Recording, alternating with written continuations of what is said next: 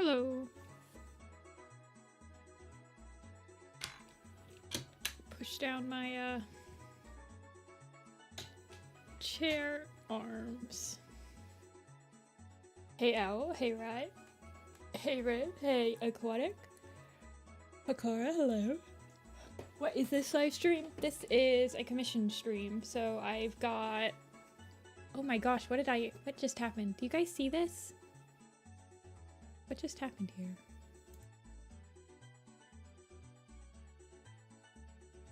It's interesting. Wait, so if I type working on right here...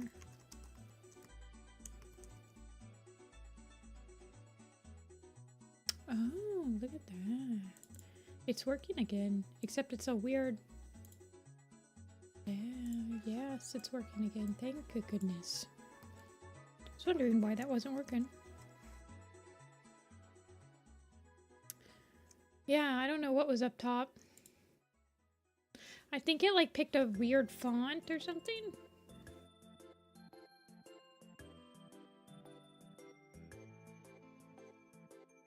Anyway, this is a commission stream, so we usually talk about like OCs,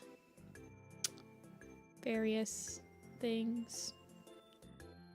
We do a lot of OC talk on this stream.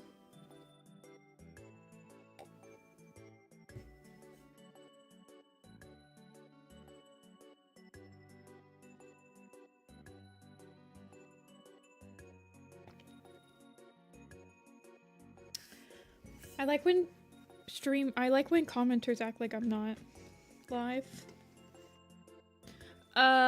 They open up on Thursday afternoon. Color. So like Thursday at around like 6 Eastern Standard Time. I did make a Cinder Pope map. I wouldn't call it the Cinder Pope map. Yeah. And so I opened them up on Thursday afternoon, and they typically don't get filled until Friday. Hold on, let me check.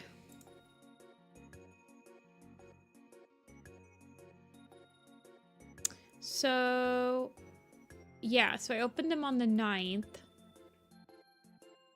And then they didn't get filled until the 10th. So usually if you look at my coffee on Thursday night, there's typically slots open.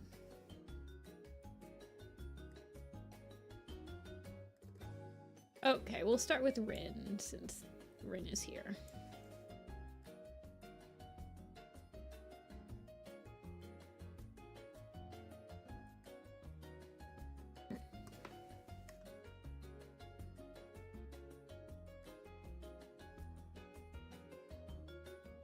Stormtide.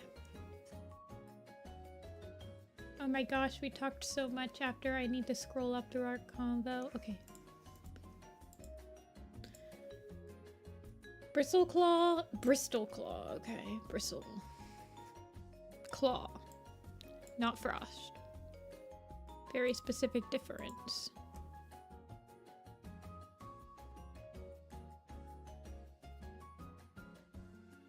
You've been extremely sick? Oh no, Cole. I hope you're feeling better.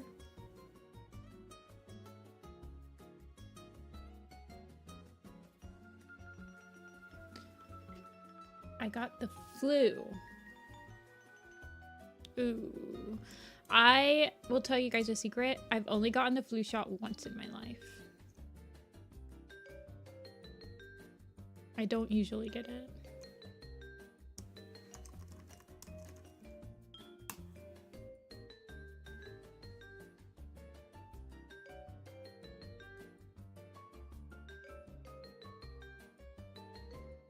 Yeah, knock on wood. I have never had the flu, but I should probably get the shot more often. I just get nervous. I know that I think flu shots are usually free, like for any insurance. But I get nervous when I have to like... I don't know.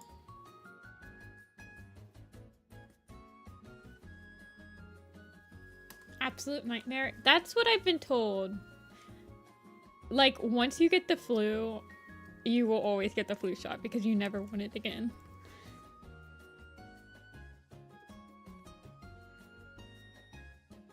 I'm just like nervous when I go to CVS or somewhere to be like getting the flu shot, and then I'm like, well, what if I have to pay for it? Even though I think technically, oh, I'm not like worried about getting shots or anything. I'm mostly just like, what if I have to pay for it? Even though I don't think you have to pay for it. See, Aquatic? I'm young. I am not drawing request today. Also, I feel like you've requested that for like the last 2 weeks, and I'm not gonna be drawing that ever.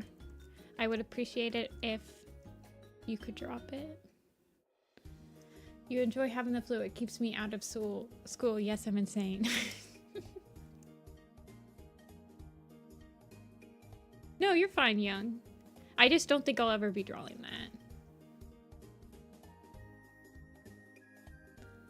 To watch other streams? Alrighty, see ya, Moss. I do remember liking getting sick. Actually, no. I never liked getting sick. That's a lie. That was an entire lie, what I just said. He's an all-around good boy, optimistic and smiling. You got it. You made a snow sculpture. I haven't gone out in the snow. I've just been looking at it outside my window. We have like 6 or 7 inches on the ground right now.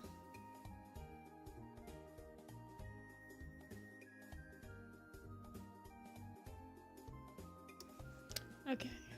I haven't actually warmed up today, so we might have to spend a couple minutes warming up.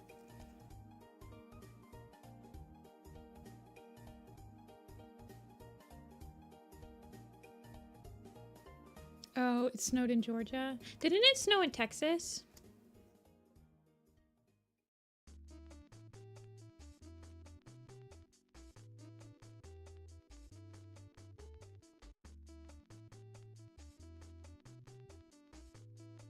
Hey, Crystal.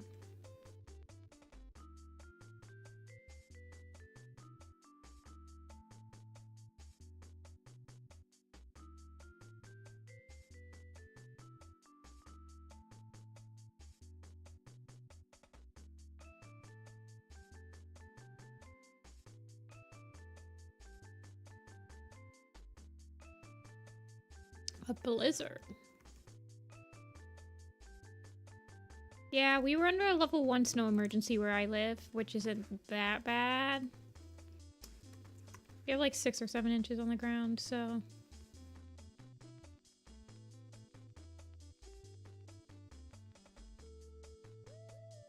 You made you get over your fear?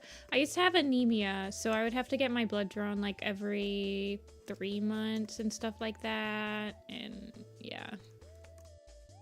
So I'm not really scared of like getting a shot. I'm more scared of how much is it gonna cost me to get this shot. I don't want to be foot with like some $200 bill all of a sudden. Because my doctor was like, oh yeah, you should get this shot. Most insurances cover it. And I'm like, you said most. That if it's not 100% guaranteed that my insurance covers it, I don't want it.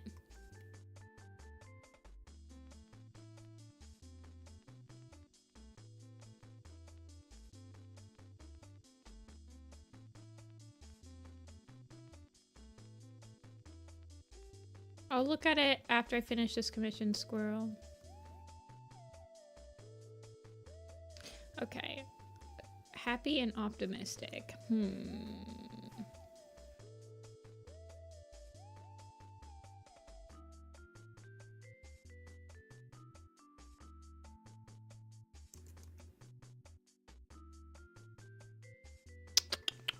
What do I want to do here?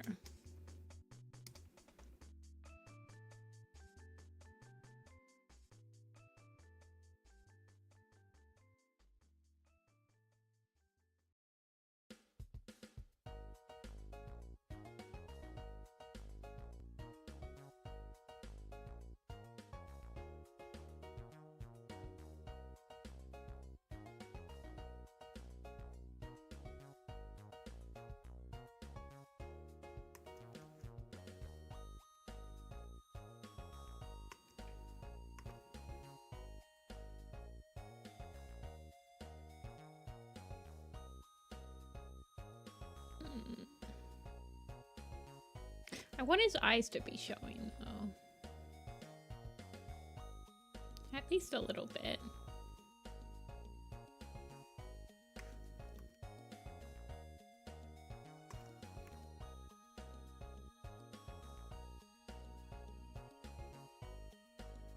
But I don't want him to look like he's, like, showing off his teeth. Like, ominously.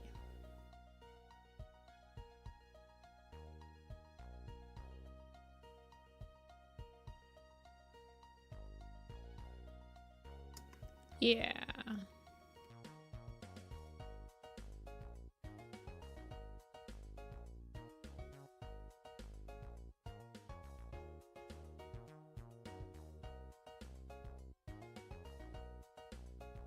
Do you think that he looks like his parents at all? I know you said he looks like the Bristleclaw that I posted, but do you think he resembles his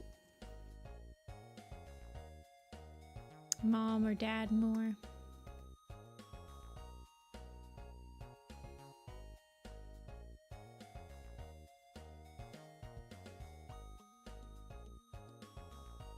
Also, I'm drawing him like an apprentice, and I literally asked you. I was like, should I draw him as a warrior or an apprentice or adult or whatever?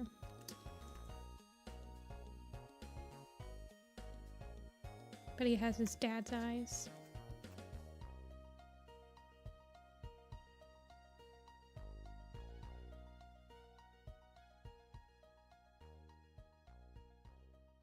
Everything you tried to eat tasted awful. Yeah, I don't like when you get like a stuffy, like anything that causes congestion. I had a sinus infection once, and oh my gosh, sinus infections are no joke.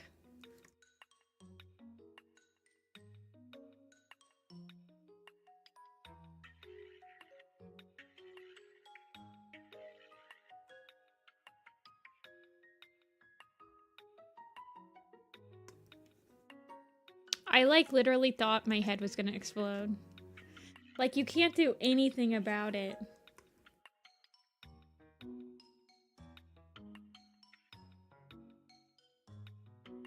I think I know. Give me a sec.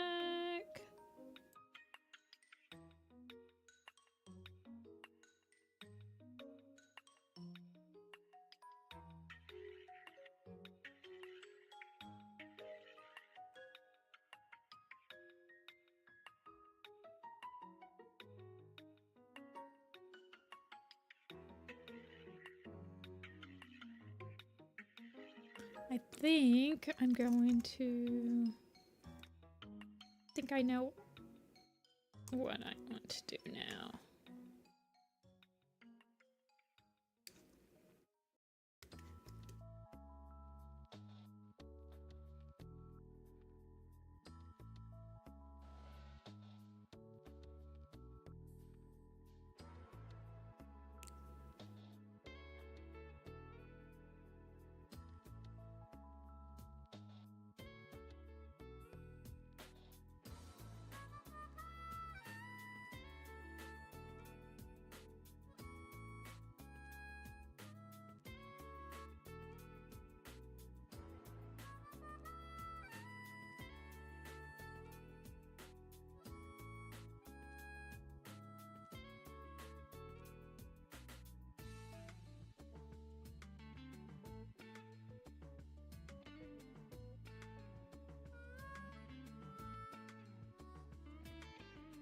Sick on my birthday. Oh, I passed out. The last time I passed out from like any like being dehydrated and all that stuff. Basically the last time I was really sick was on my birthday. I'll never forget that.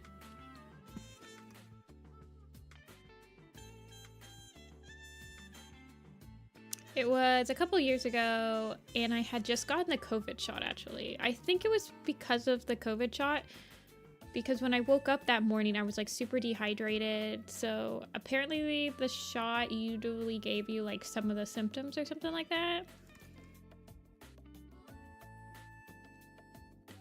Come on, reach the top of his eye. You can do it. Smile.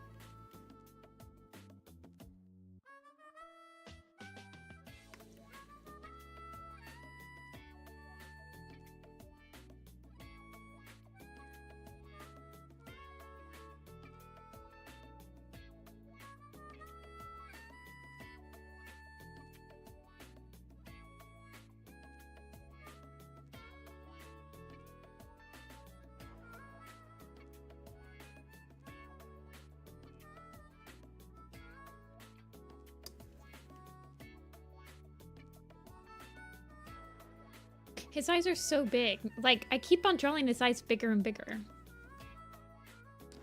And so he's looking younger and younger. Just draw them smaller, please.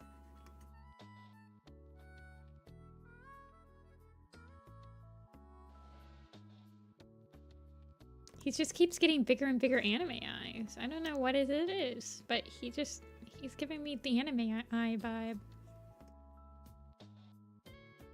Hey, Ferret.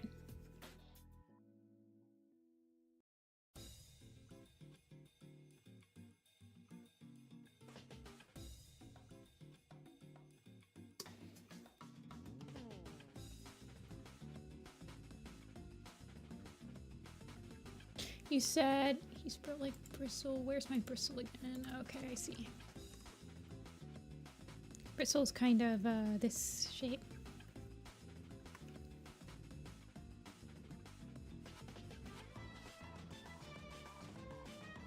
He looks like he knows he's handsome and can get away with a lot of stuff.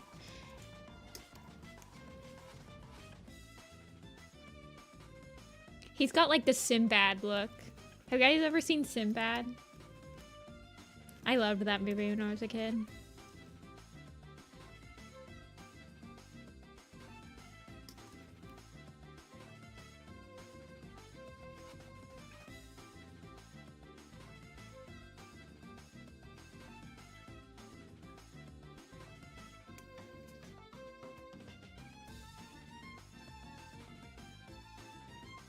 Do you want him to look like an icon, Rin, or do you want him to just be like the typical headshot cut off?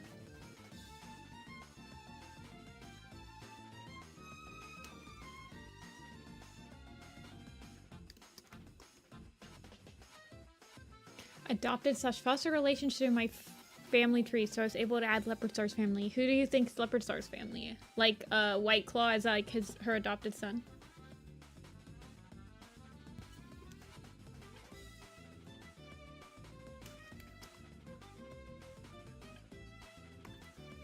Family tree talk is like so interesting to me. This is like not a headshot anymore, but oh well.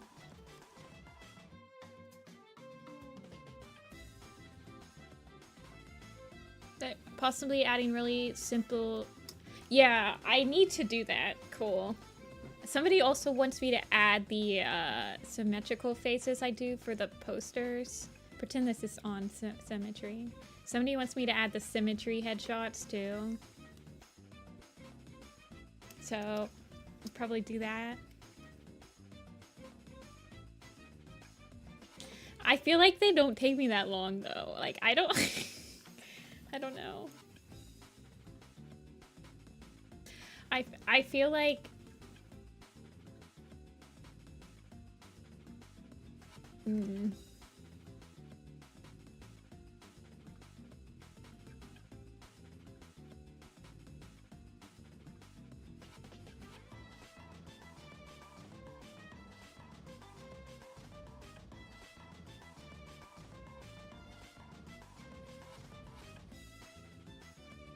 Was this an adoptable?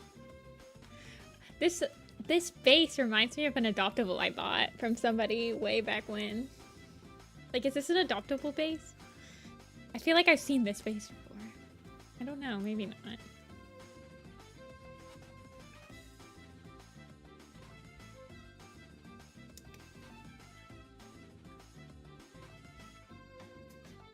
I feel like this is just a typical, like, adoptable base with, like, the side body and then, like, one paw out. Oh, okay.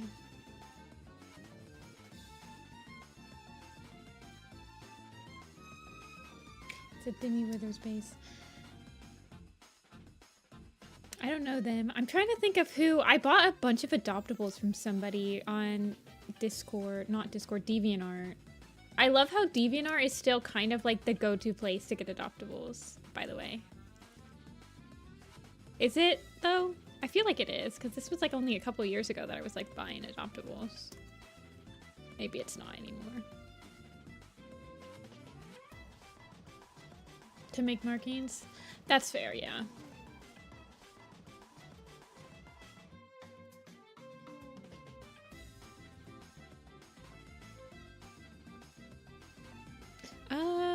Let me look at silver.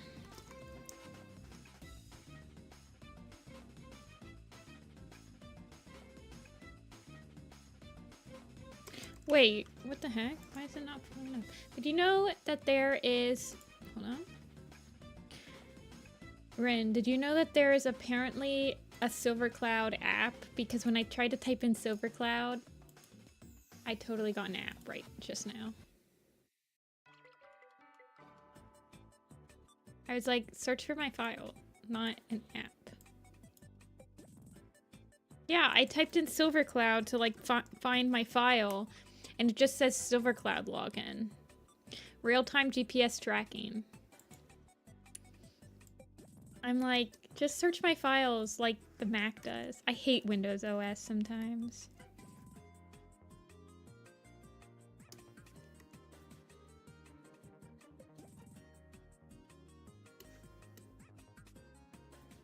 Okay, he has like 3.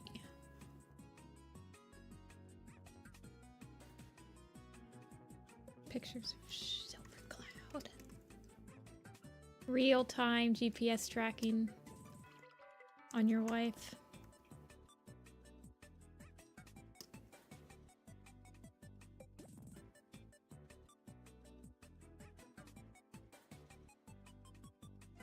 Hawk's favorite app.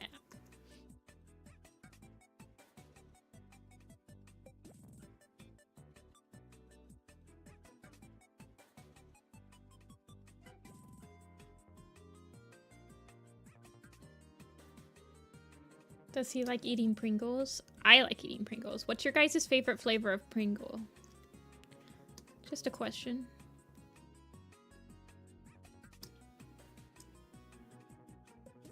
I think when I was growing up, my favorite flavor was pizza. But now I just like original. Hey, Febby. The normal one. I really liked the pizza when I was growing up. Salt and vinegar. I've never had the salt and vinegar Pringles, but I do like salt and vinegar chips, so I'm sure that they're good. Original and pizza. That's pretty much me, Ferret. I feel like I've only ever eaten the original and pizza. Yeah, I haven't had Pringles in a million years. Let's be real. They are expensive. I have Chex Mix next to me.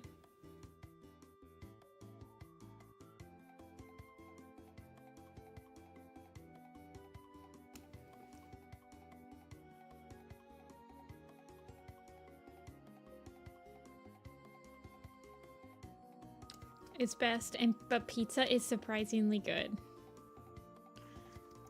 Pizza Pringles are the only pizza flavored thing I feel like I've ever had. Well, actually, aren't there these like little, what are they called? They look like this. I think they're just called pizza bites. And then they have like pizza flavoring in the middle. And these are like bread. You guys ever heard of those?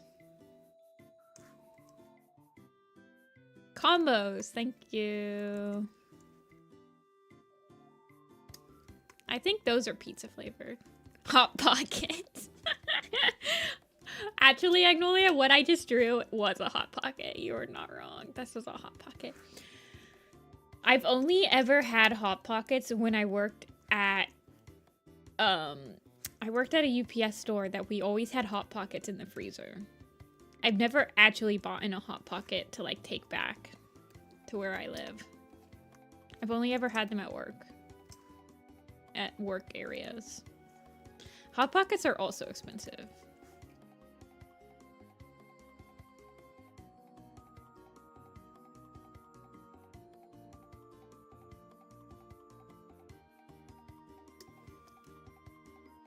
Ham and cheese Hot Pockets? That sounds disgusting. I guess not. I don't know. Whenever I think of Hot Pockets, I don't think of ham and cheese. I guess I just think of like the pizza Hot Pockets. Quick meal. My favorite quick meal is...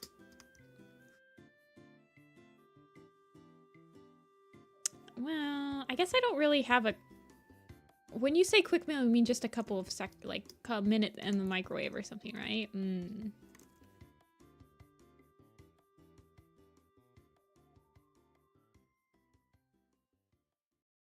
Probably like mac and cheese, those mac and cheese singles. But typically I don't... Like a quick meal for me would be like a BLT,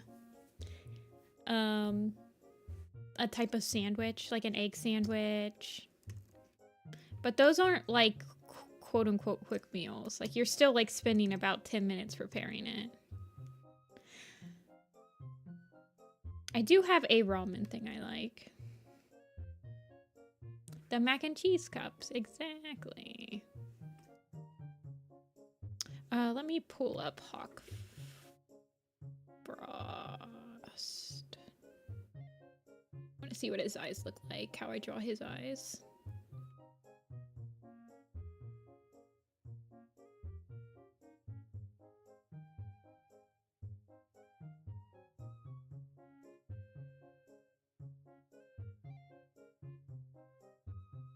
I like the mac and cheese cups.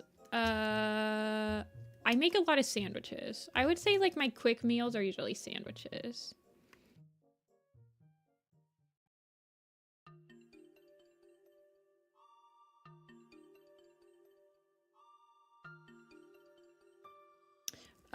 The one I'm working on right now was a $25 commission.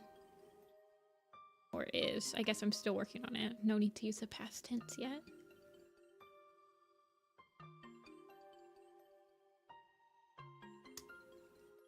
Literally, I just like, I guess a quick meal for me would just be like, oh, heating up one of my leftovers. You're right.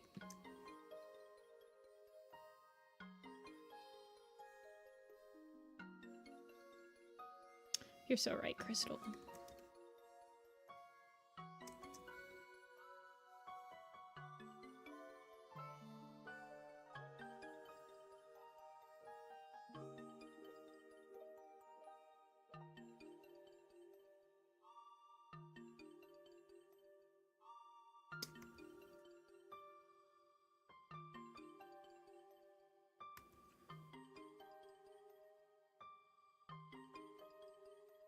For some reason, Mario Galaxy music always makes me feel so calm.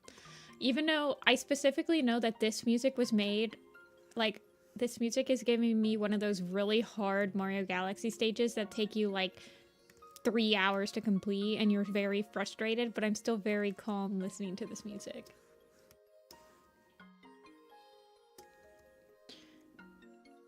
You're thinking about doing commissions for your friends and peers? That's probably a great place to start.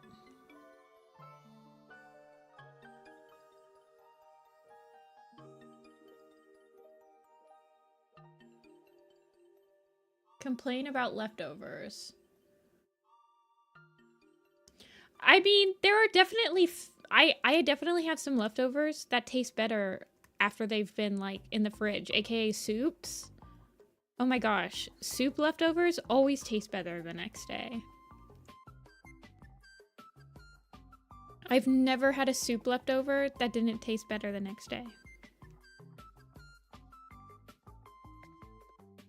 And it's like a lot of the food that I cook, I'm intending to have for leftovers. So if I make something and it doesn't taste good as a leftover, chances are I might not make it again. Because I always need to think about how it's going to taste as a leftover. It's very cost effective too.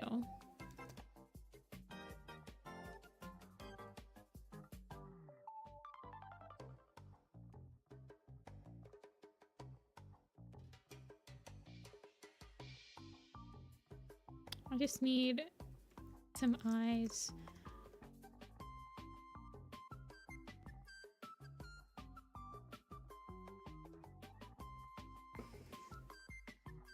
Noodles are definitely one thing that can be hard to heat up.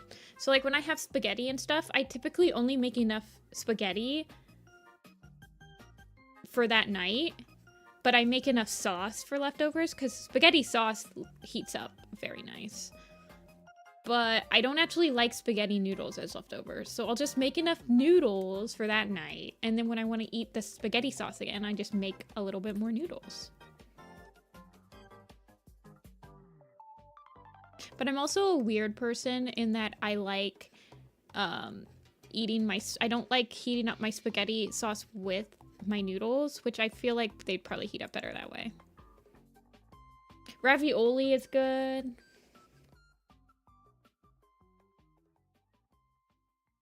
Hey Victorious, we were talking about our favorite, well, I'm gonna ask a question. What are your guys' favorite leftover foods? I'll start. I like soup as my leftover food. That's why I make a lot of soup. But I also like rice, leftover rice, even though you're not supposed to eat it. It's apparently very bad for you. Rice in the fridge can have a lot of bad bacteria for you, but I don't care. I live on the edge.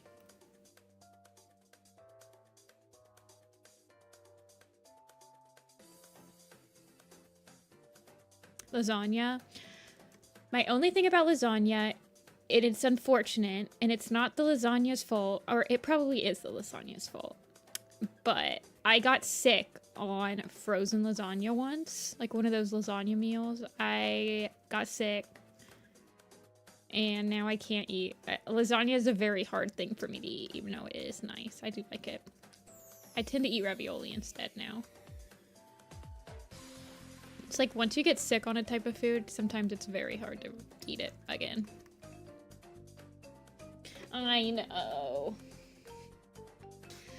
I like raviolis, leftover raviolis.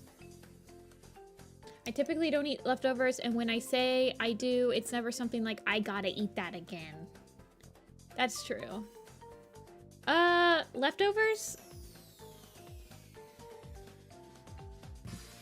I just like, because then I don't have to make another meal, and I don't have to buy another meal, and I'm not wasting food, so then it's like you go... It's hard to, like, when you're cooking for yourself,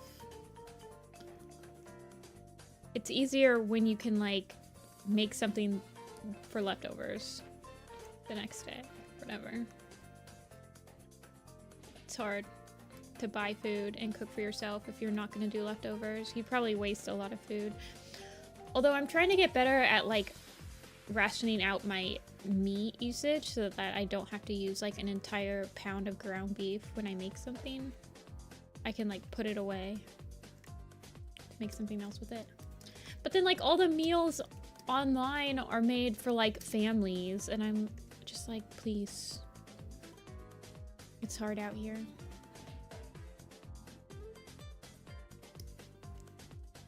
Leftover mashed potatoes. Mashed potatoes are amazing. Actually, I think that potatoes heat up well no matter what they are, unless they're like fried, like French fries or something. But like baked potato type things, or tater tots if you stick them in the pan. Mashed potatoes.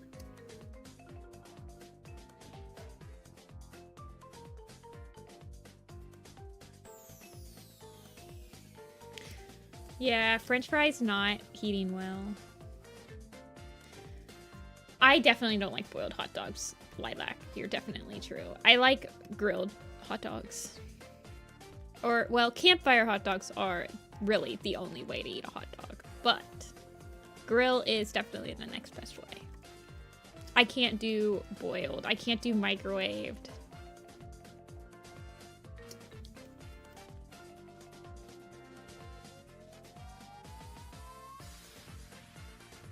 Campfire hot dogs. Yeah, you like stick them on a stick and you cook them over the fire. You're telling me that you've never had a campfire hot dog? Oh my goodness gracious. You have not lived until you've had a campfire hot dog.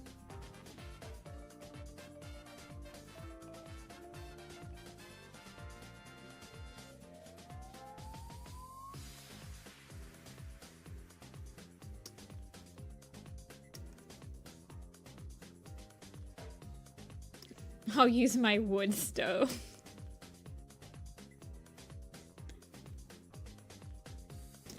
Grilled. Yeah, Lilac, I agree.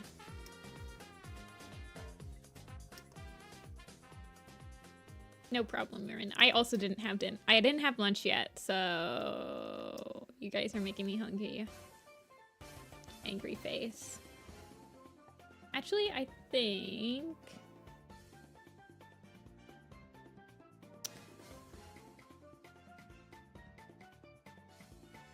looking at this... Oh, yeah, I guess he... I feel like he might look better with, like, a smooth neck.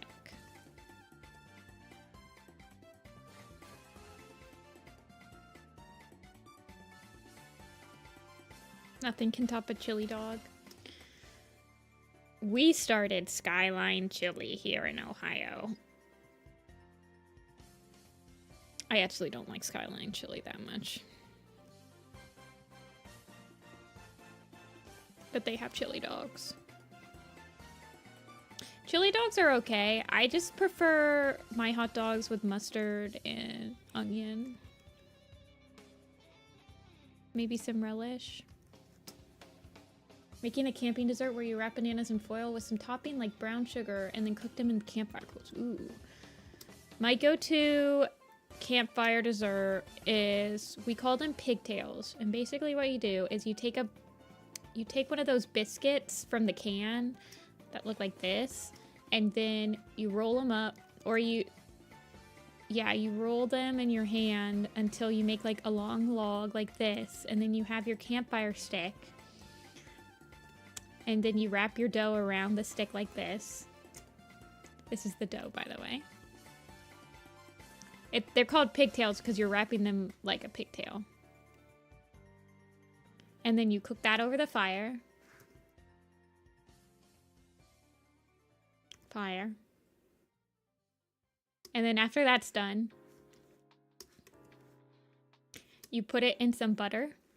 You've melted your butter over the campfire.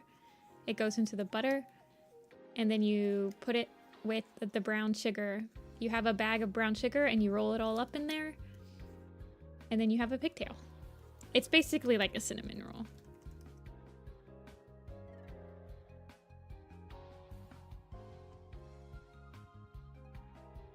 But it's a pigtail. Pigtail cinnamon roll.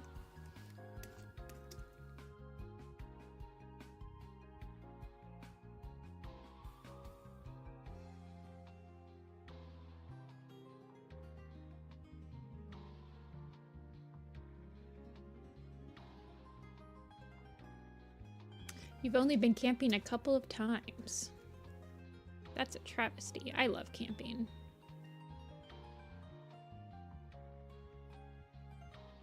I'm going camping at the Grand Canyon in April. That'll be exciting. I've never been to the Grand Canyon. And then I think I'm going camping in West Virginia later in the summer.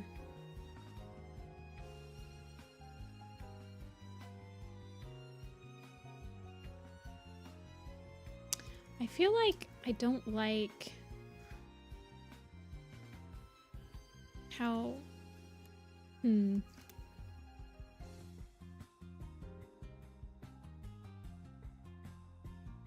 Let me flip it and see.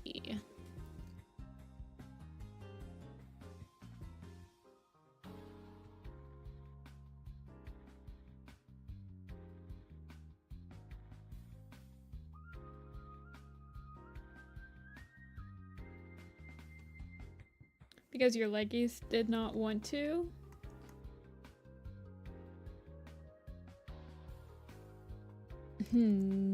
That's a shame. Camping's pretty chill. It's nice when you have people that you actually like going camping with, for sure.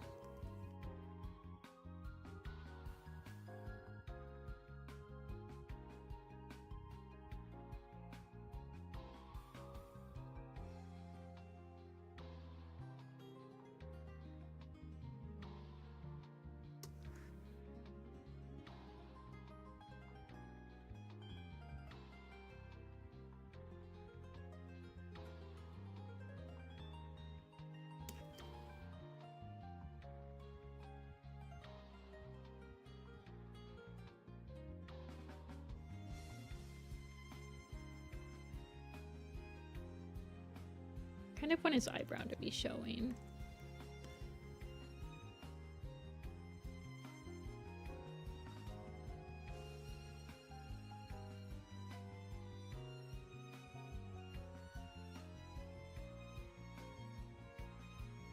Making s'mores.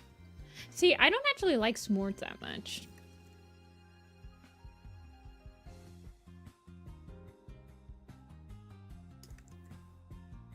Yeah, what's up, Kichi?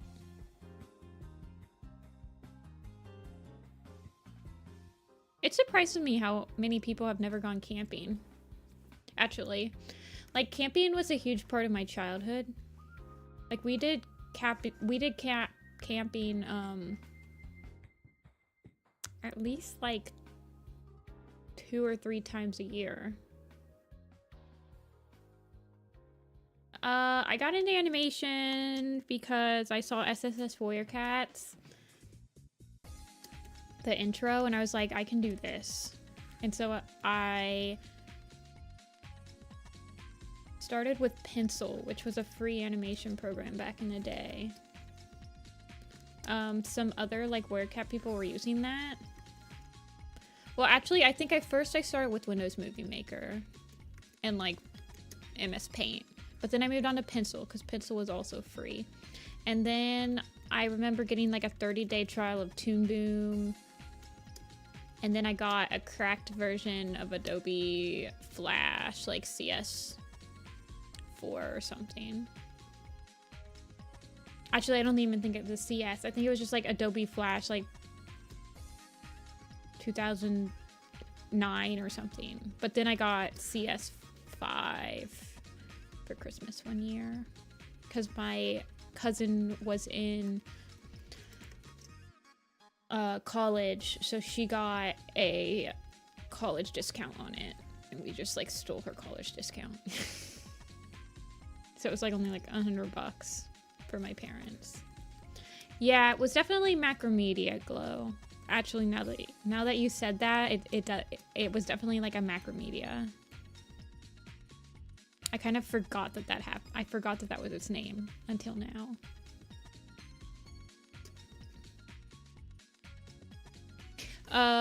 I was using my mom's old work laptop to draw. Smartphones were not a thing. iPads were not a thing. If you wanted to draw on the computer, you had to use a computer. I got my first drawing tablet in 2009.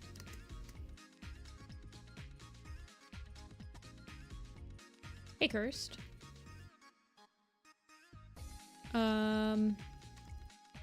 I got my first my own computer probably when I was in like 10th grade. That computer I used to make a lot of my old animations up until like 2013-ish, and then I got my new computer where I made like all my map parts and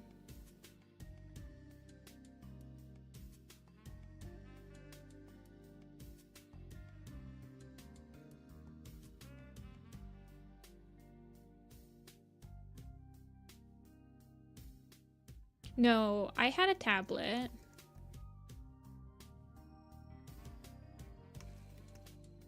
I never drew with my mouse. Well, I did, but when I drew with my mouse, I would scan in pictures that I had already drawn on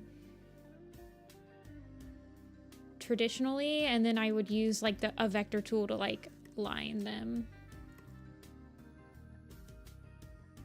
So I wasn't actually making lines. It's hard to explain.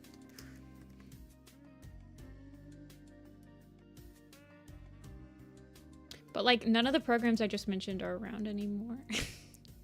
They're either like going by different names or they don't serve the same purpose.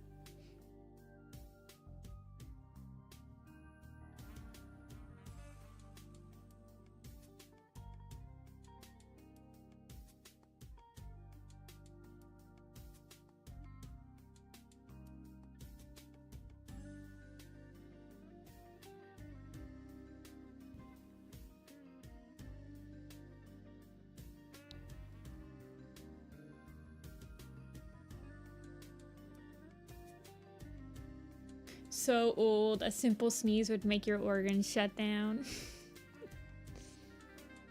You say that, but yeah, probably.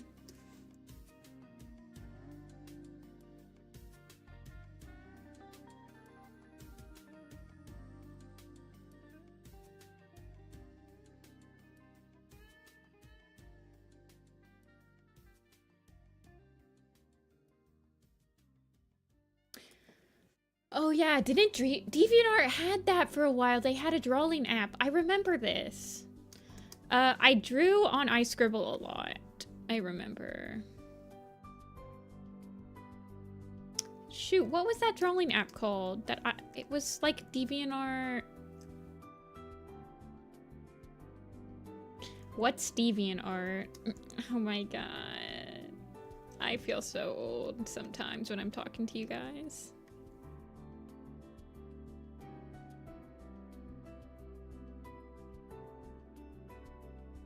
DeviantArt is still around.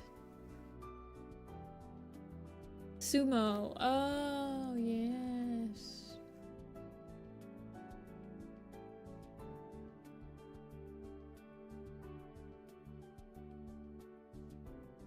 DeviantArt. I miss DeviantArt. DeviantArt's still alive. I know, but I like thinking about it. Aren't they like super AI art now? Like you can't opt out of... I need to do something about my old art on there. I think I did.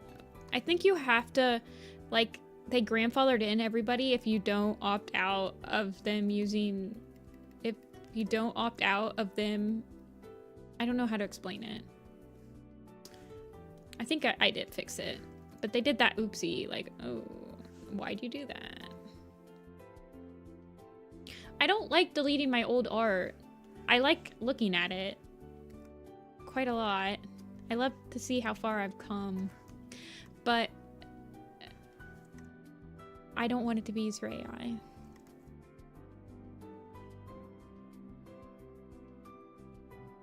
But I literally don't have any of those files anymore because some of the DeviantArt posts on my thing were from like 2 computers ago, and that computer blue screened, so I don't have like any of those files. It's the only computer I've ever had that like actually like quit. Like I had to take it to somebody to get files off of it. Like I didn't willingly part with that machine, like type of thing. That was so traumatic. I remember that day. Felt like the whole world was ending. I was like right in the middle of doing the 4th Apprentice animation, and I thought I had lost all this progress I made.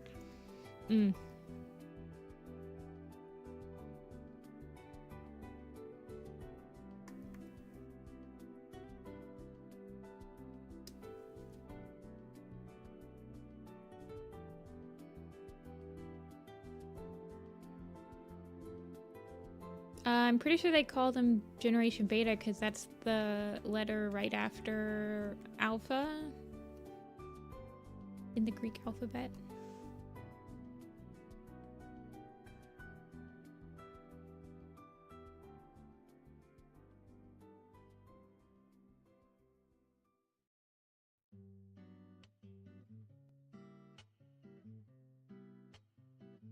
It's like how they do hurricanes.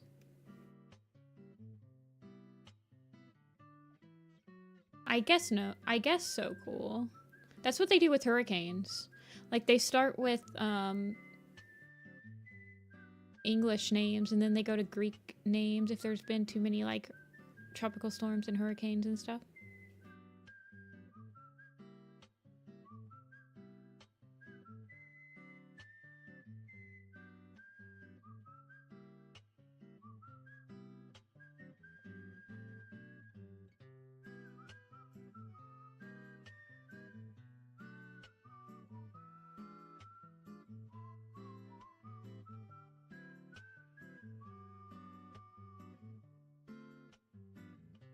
Names can also happen with tornadoes. I actually didn't realize that. We named tornadoes. That's interesting.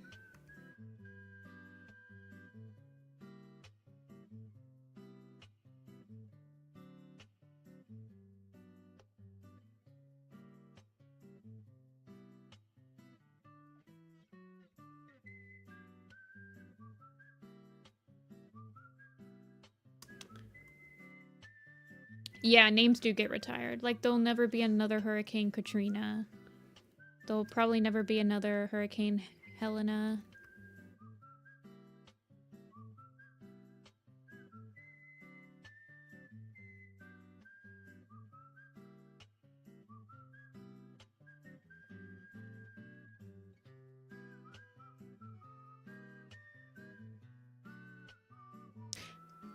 Yeah. Oh, that's interesting.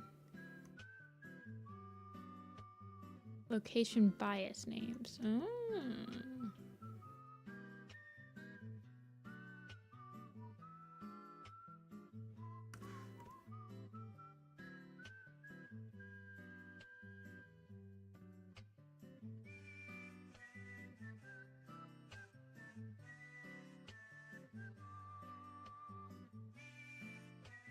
It is pretty.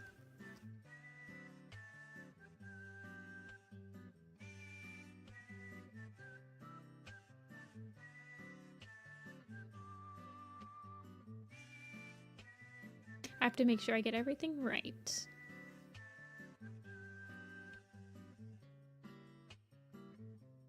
And perfect.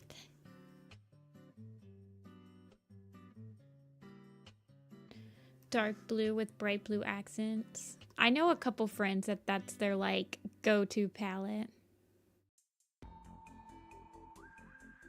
It's definitely a good one.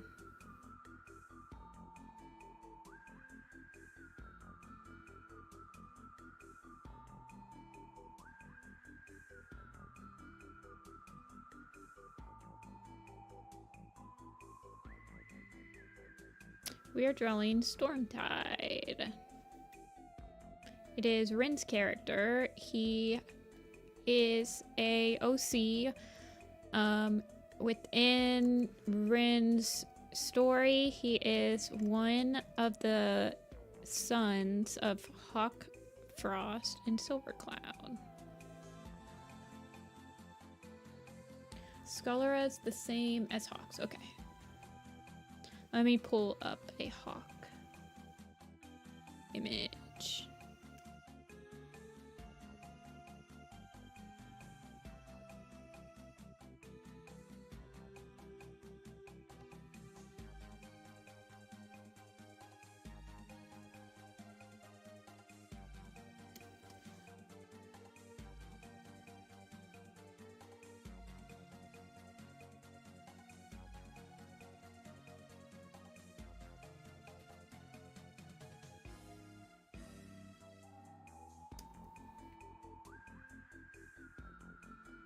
Red, black, white, and gold. Shadow the Hedgehog palette. I definitely had a couple of friends. Slash, like a couple of people I knew that like the black and red palette. Black, red, and white was like their go-to palette.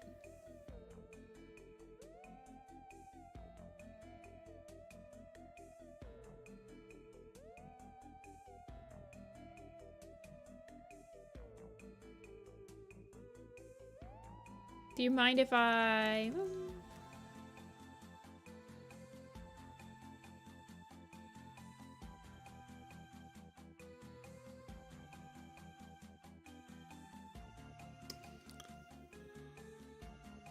Isn't, oh goodness gracious, what's Incineroar? Isn't Incineroar's also the shiny and the non-shiny?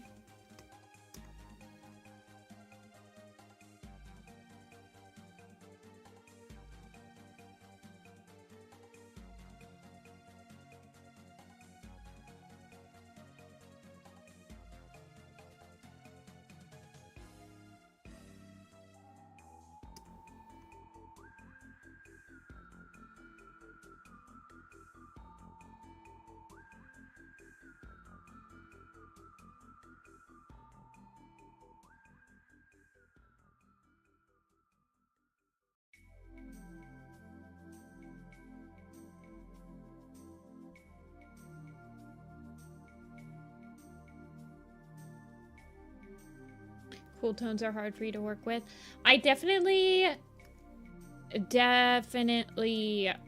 gravitate more towards warm tones.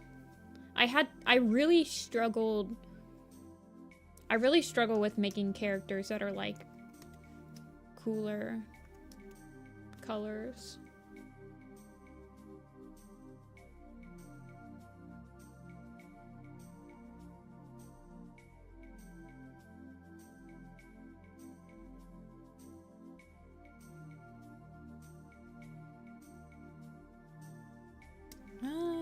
think I'm going to...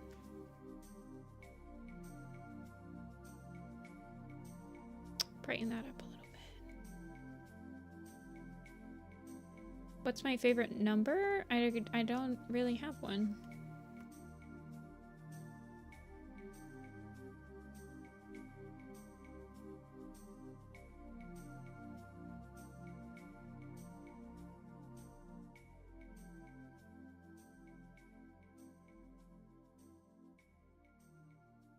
I don't play Fortnite, programmer. I never have. I feel like that game would give me a headache. Hey, Dia? Power okay today?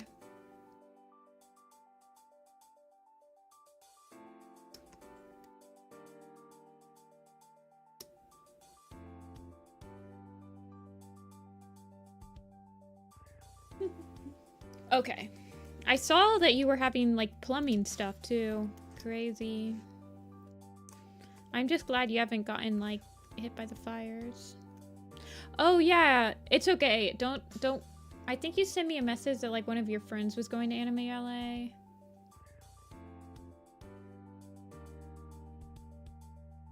Is that still a thing? Or did they just go yesterday? I didn't know if Anime LA was going to be canceled, honestly. Yeah. It's okay. I'm just, like, forcing my friend to open an online shop for me. My friend had a Firestar doesn't like waffles sticker that I really wanted to get. It's in Long Beach. Oh, okay, hold on. Let me show you guys what this sticker looks like. This is the sticker I wanted to get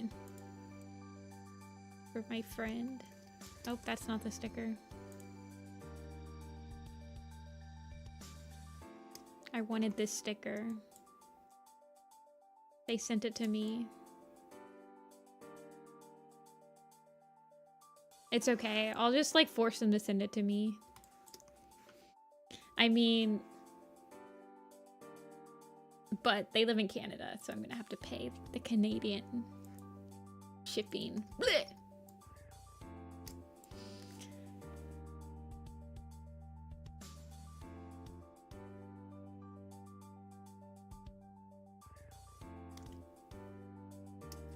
Firestar doesn't like waffles, but every single frame is animated by a different or drawn by a different person.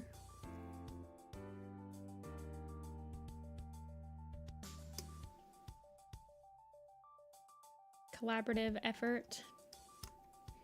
Community collaborative. What the heck? Why is this not working? Oh, is that because it is this color? Yes. It is, okay. The blue, white... Oh! Oh, okay, I'm gonna be real with you. I didn't know what scholar meant. I didn't know what part of the eye that was.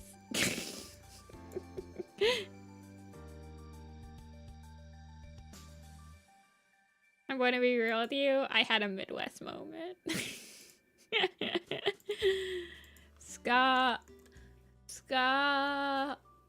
Sclera. If I can't pronounce it, and let me look it up. Sclera is the white. Okay. I got you now.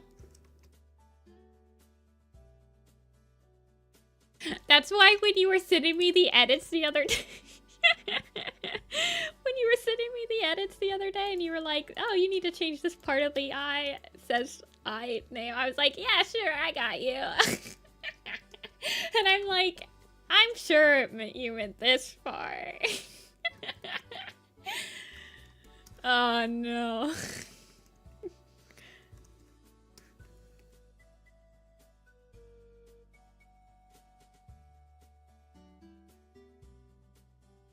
Look, okay, my sister's the medical doctor.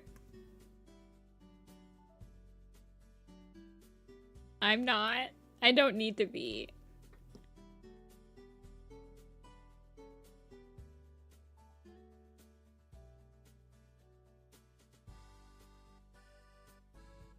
I'm just the warrior cat guy. Exactly. Exactly. Okay, I got this.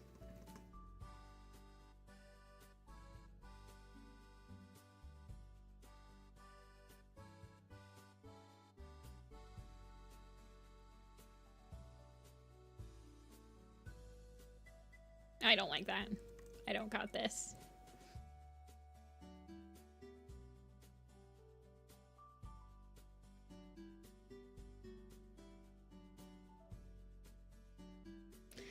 I don't even know.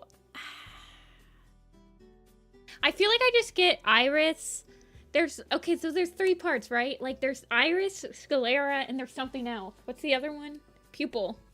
The pupil, the iris, and the sclera, and I'm like, I can't keep them all separate. I got a C in biology, you guys.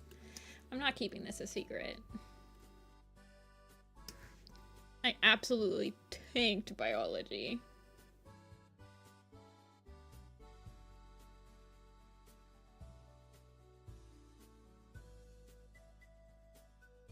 The whites of the eyes. Okay, how's this look? Does this look better?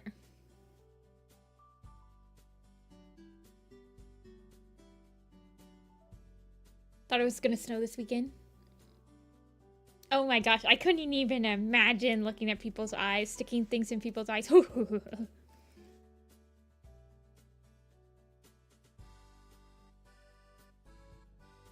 Eyes are weird.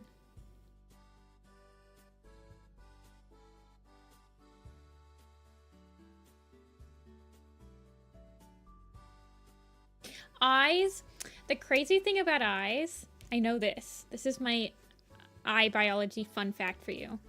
So your eyes are not registered as like part of your body to your immune system. So your eyes are not covered by your immune system. So if you get an infection in your eye, your immune system is not going to take care of it. That seems like a biological oversight, in my opinion.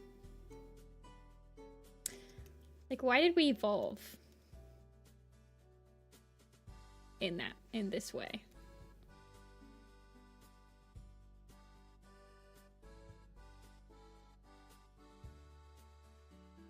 That's what your tears are for. Yeah. So you can't, like, you don't want to put antibiotics in your eye or something. Or you have to have special antibiotics or something. I don't know. I feel like this is an oversight.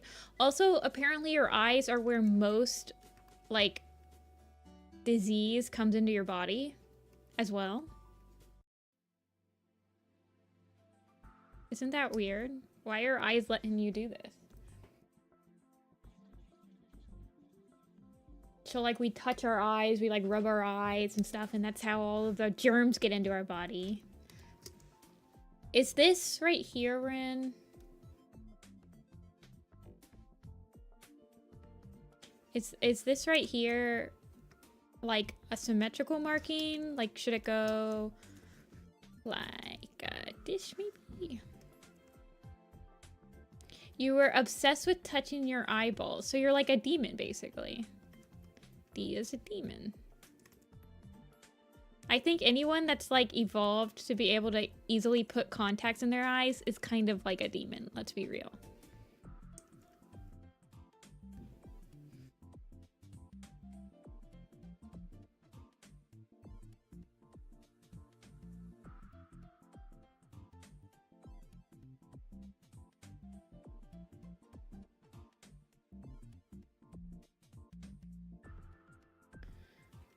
I hate that. I hate that. Touching your eyeballs is so weird. It's very weird.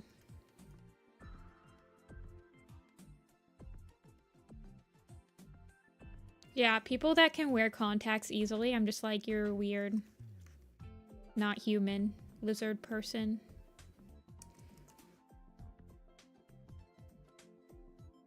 Lizard people.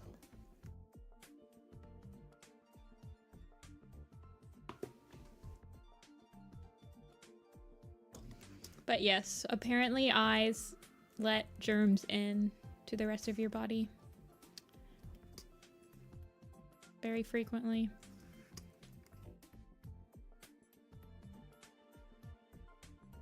My sister is a doctor, and she has one thing that she gets, like, what does she call them? She calls them like sympathy pains or something. Like she can't handle the injury, and it's feet. For her, it's feet. She can't stand, like... I'm trying to think. What do you think about this, Rin? I'm trying to figure out how to match this marking shape.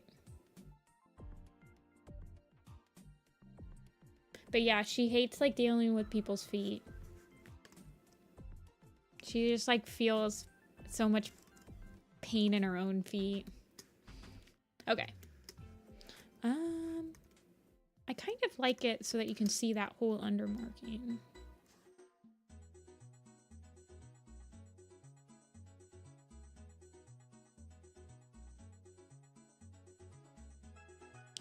She doesn't like when she has to, like, I don't know, do stuff. She works in New York City, so they get, like, a lot of homeless people because she works at the ER sometimes, and she'll have to check out their feet, and they always have, like, kind of not good feet. And she always complains to me about it. It's like, I can't. I feel so bad for them.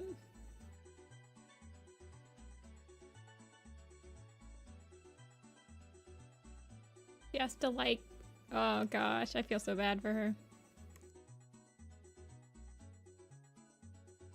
It was eye-opening. Yeah, apparently. Wrists? Interesting. Hands is definitely a huge thing for me. I don't like...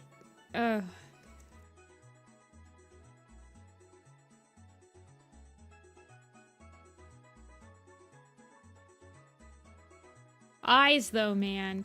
Eyes might be my thing. Like, I can't. I just feel like I get pains for everything. Vet for years.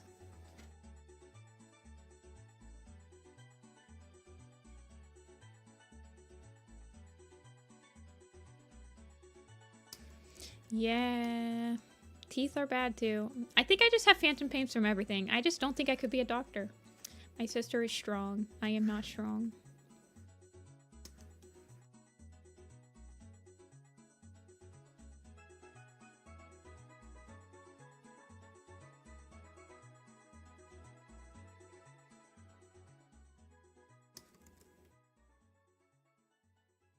Then Michael starts taking bites out of that while he's still alive.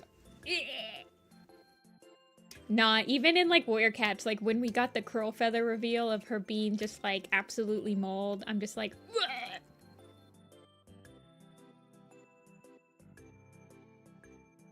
Although, descriptions of stuff doesn't affect me as much as, like, actual imagery. I could read some pretty... I don't know, when it's in Warrior Cats, though, it always feels like it's very unexpected. Like, Dia, you know, I watch those, like, scary, interesting things. I watch some pretty, like, morbid YouTube channels and stuff, and that doesn't really bother me. But when it's in Warrior Cats, I'm like, I'm not ready for it. I was, like, not expecting it. Like, when I sit down to watch, like, cave exploring gone wrong, I'm like, okay, I know. There's this one video I'm still haunted by. Oh, no. I haven't watched all of their videos at this point. Oh, I stopped watching the Horrible Fates ones because I couldn't anymore. Mostly I just watch their, like, diving ones now. The Horrible Fates one is just a little bit too much for me. I was watching Mr. Ballin this morning. He's okay. I feel like he does describe stuff, but I don't know. He's very, like, kind when he's describing it, I guess. I don't know.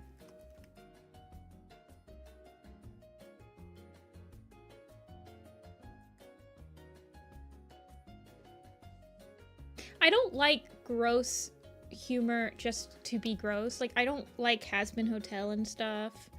It just feels like gratuitous. Darth Plagueis the one.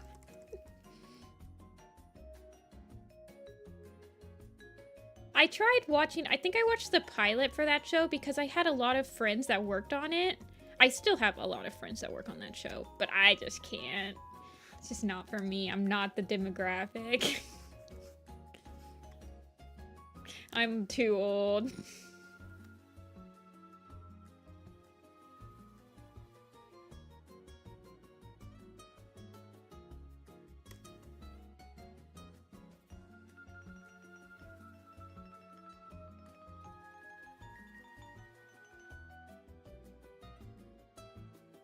I'm younger than the creator. I believe I am.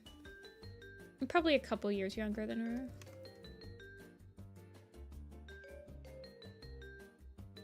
That's fine, though. I feel like her humor never left... I don't know how to explain it. Like, she never left high school with her humor, which is fine, especially if you're making cartoons for high schoolers. I would say you'd want to be in touch with the people that you're making stuff for. Whereas if I make cartoons, I feel like I would be making cartoons for like middle schoolers.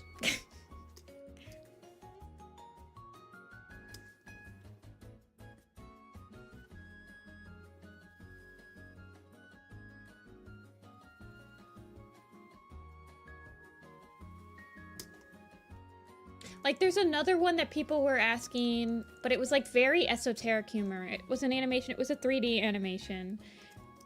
And I tried watching like one episode of it, and I was just like, what is this? It felt like TikTok humor.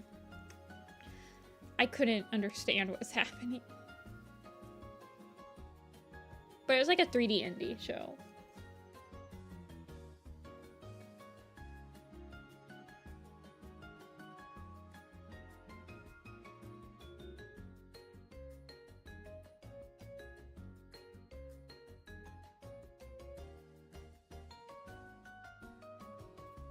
What do you think, Rin?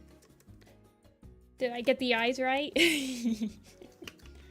Based on South Park? Well, I never really watched South Park either, so...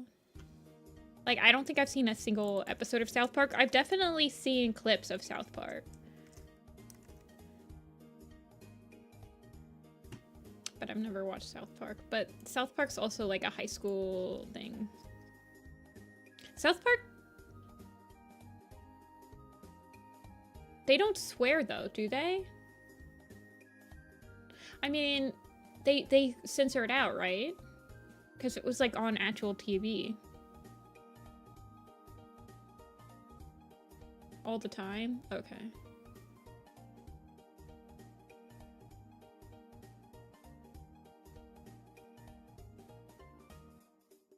Yeah, I guess I don't really like the humor is based on excessive swearing type of thing. It definitely feels like it's like college and high school kind of, or like middle and high school. Like, I just learned how to swear, and so it's really funny when I add them in. I guess I like more... I mean, I'm not one to talk. I literally like The Office. Which is like the most normie humor ever. And it's not very highbrow. I'm like, I like The Office and Parks and Rec. So, to each their own. I do try to watch the Has Been Hotel or like any of that stuff that studio comes out, but I usually just watch it on mute. And I just like watch it on the corner, or like I just want to like watch the animation.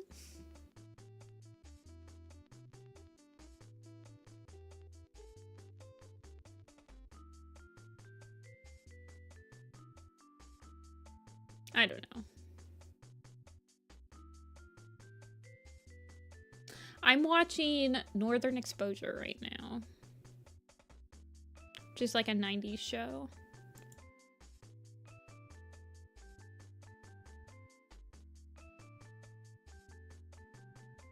I watch a lot of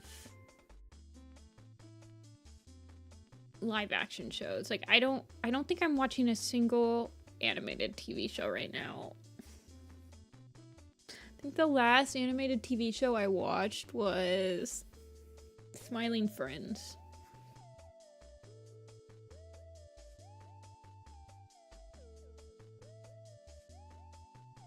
Which is hilarious because Smiling Friends' humor is super esoteric too.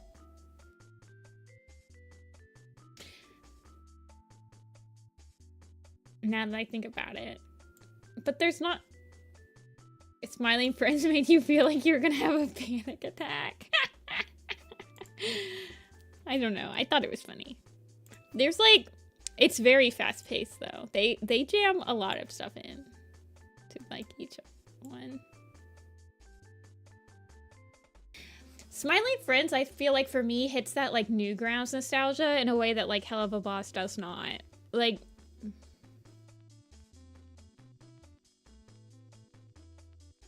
I don't know. I also like that Smiling Friends typically ends on like a very happy note. Like it's not like a nihilistic show that just like I don't know. It's like really weird, but it usually ends on a happy note, and I like that.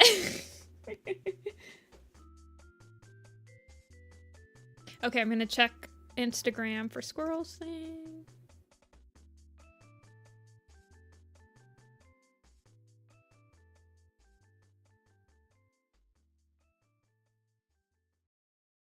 Aww.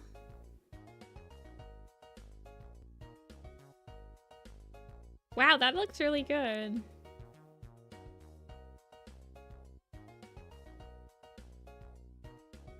That's a nice snow cat. I don't know how to get rid of the Warrior Cat Hub official. I don't know how to use Instagram, but we have a snow cat that's squirrel made.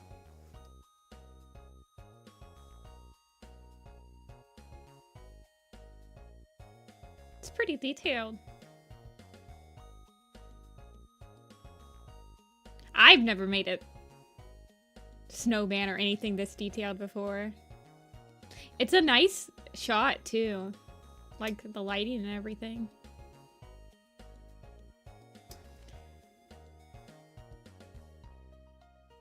The cool part is my sister did most of the sculpting. I just took credit. That sounds like what my sister would say. The cool part is I did nothing. But I got all the credit.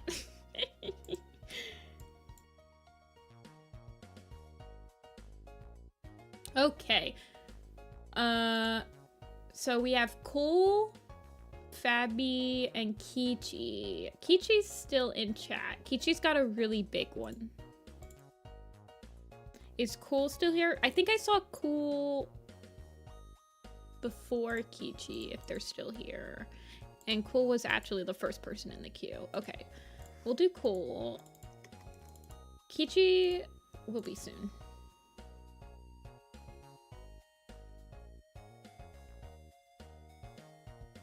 Awesome.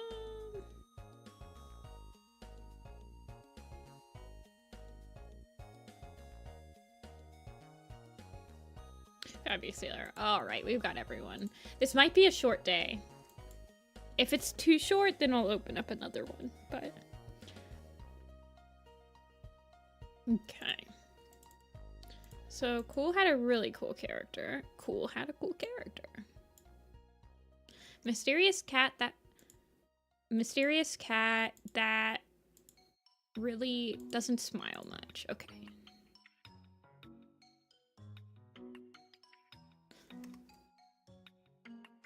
Isn't this the French flag, by the way?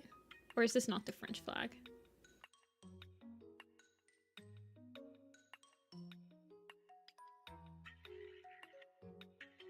It is. Okay. I was wondering. I know, I like this design. I'm gonna lighten it up a little bit just to help me with my eyes first.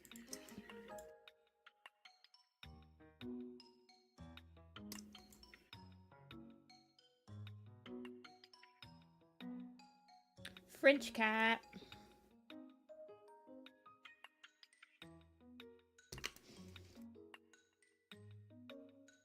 Okay.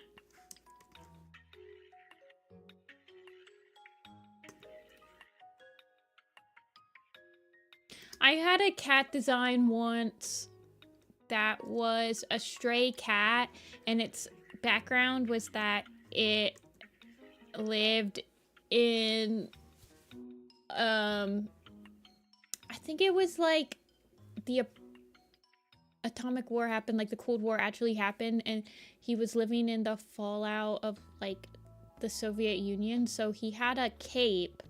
Here, I'm gonna draw my OC really quick. He had a little cape like this, but the cape was actually like a Soviet Union flag.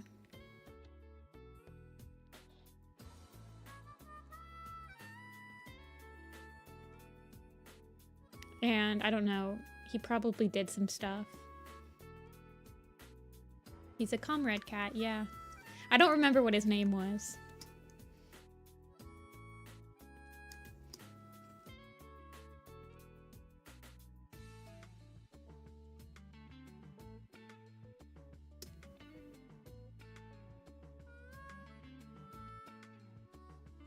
I don't think it was a Russian blue. Hold on, I'll show you guys. I think I have a picture of it on my DeviantArt.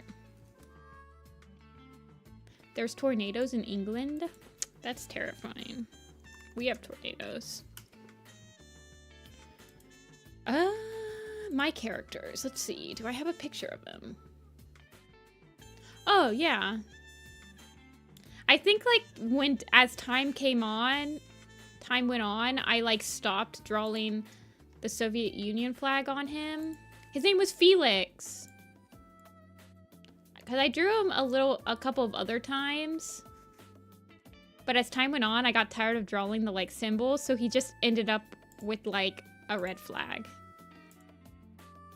He was in this map part. Hold on. This one. Macedonia.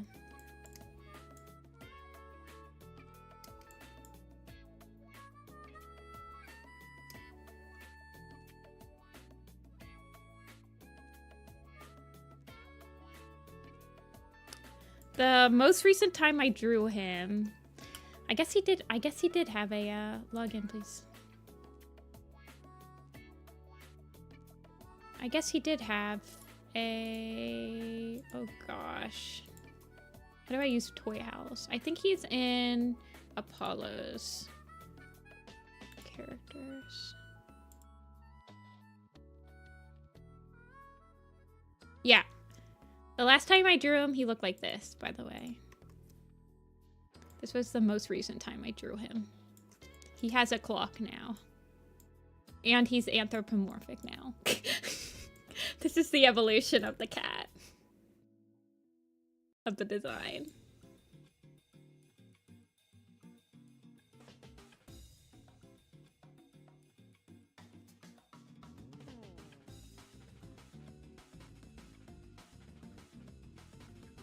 I guess he got stuck in with Apollo. He also doesn't look like he has a cape anymore. Look, it looks like I split him. He doesn't have, he just has a regular old...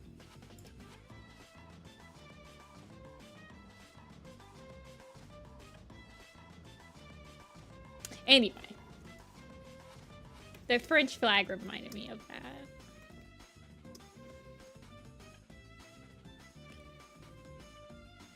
The widest tornado ever was 2.6 miles. That's insane. That's an insanely wide tornado.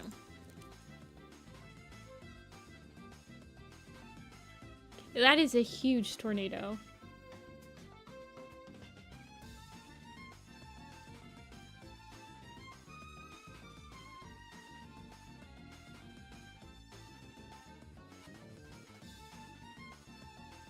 Okay.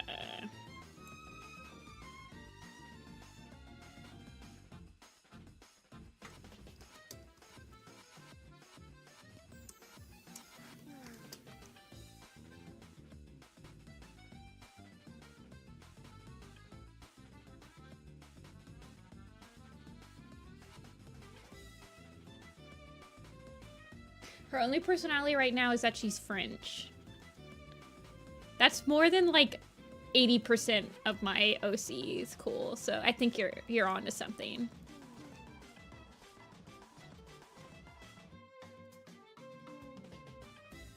Most of the time I just draw a design and I'm like, all right, go live your life fully. Oh wait, you're not real, so I can't. I have to actually come up with something.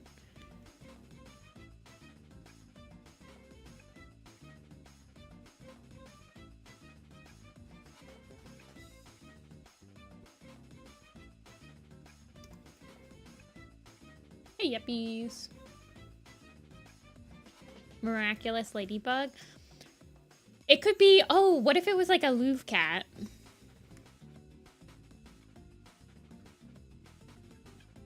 What if it was, well, not the Louvre, but like a cat that was, I don't know. Maybe it's like a mouser at a museum.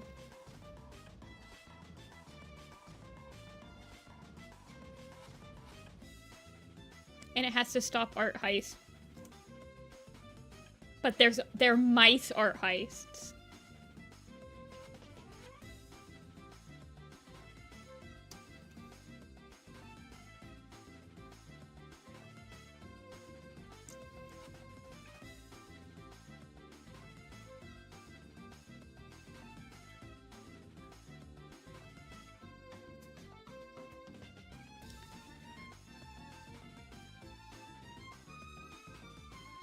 The issue I have with making backstories is that, I mean, I usually have to make more characters.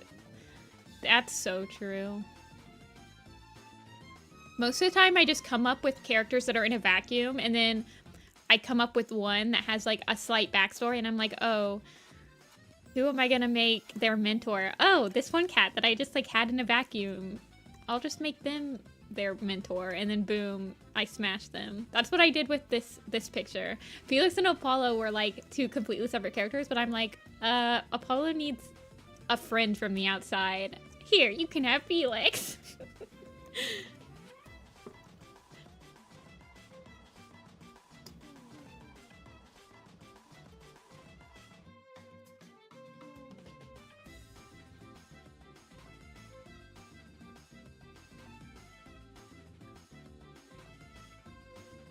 Our friend.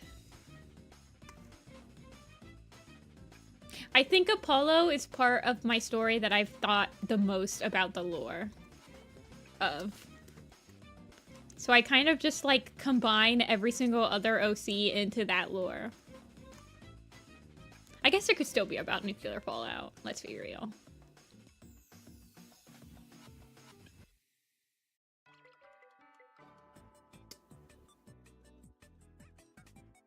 Oh, is that like the camp one, Dia? I watched the boards for that because you applied, I think you applied to work at Animated with those boards, so I was like watching them. Yeah, Camp 51.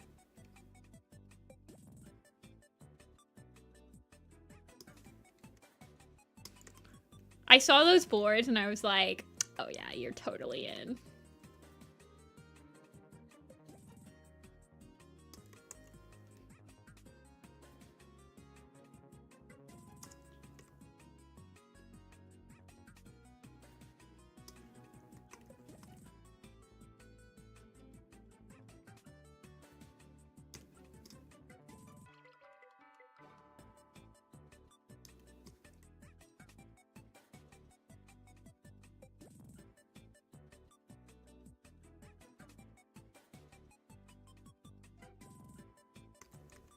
I didn't have much of a say on who got in, though. I was just going through the background department applications and getting them ready for me.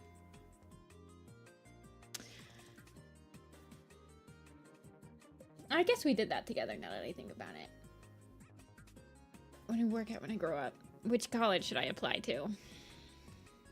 I don't think warrior cats go to college. I'm gonna be real with you on that one.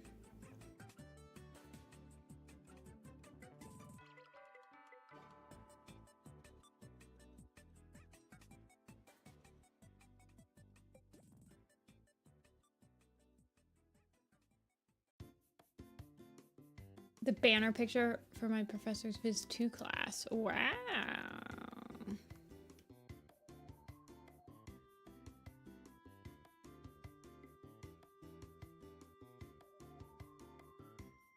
I like the idea a lot.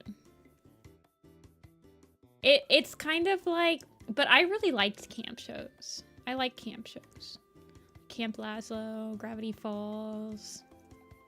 Gravity Falls isn't really a camp show, but it definitely has like the same aura.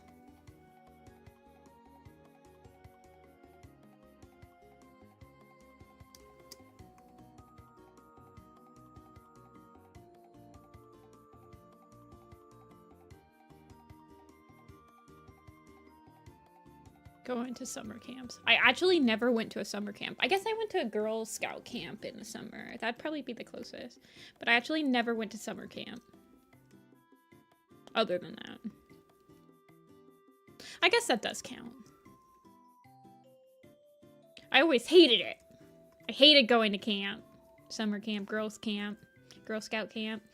I think it was because I never got to go to a Girl Scout camp that I wanted to go to. It was always like what the other Girl Scouts in my troop wanted to go to. So we went to like a swim camp. And I was like, I hate swimming. And then I got really sad and angry and depressed because I didn't pass the swimming test to be able to swim in the deep end. And I was like the only freaking person in that class that didn't get to swim in the deep end. So then I was like isolated and sad and it's all coming back to me.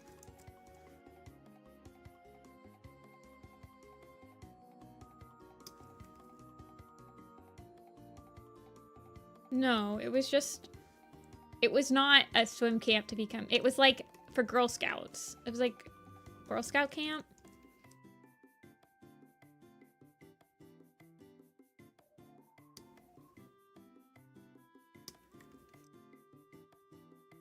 Oh, Christian camp. Okay.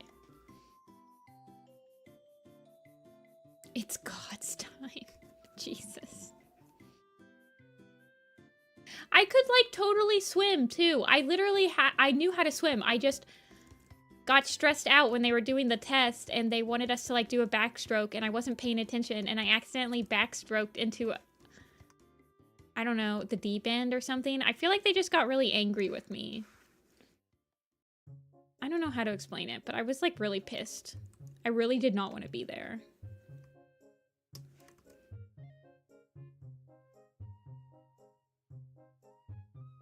I don't even remember when this was.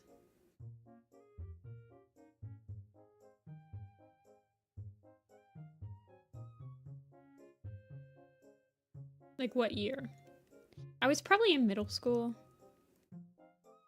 No, honestly, I was probably like in high school. Not high school, in elementary school. I was probably like in 5th grade or something. Then we went on a 5th grade camp. Like every 5th grader in our school district did like the 5th grade camp trip, where it was your whole grade.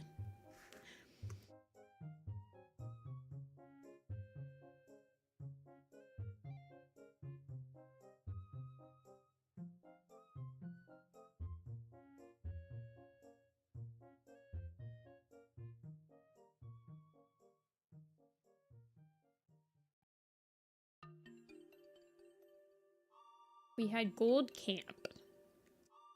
Yeah.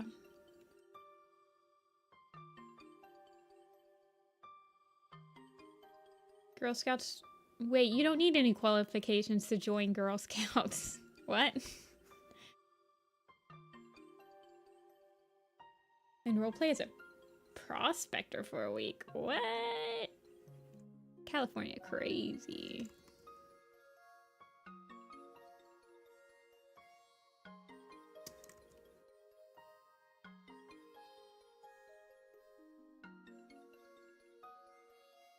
I definitely went to school. Okay, why can I not draw? Calm down there.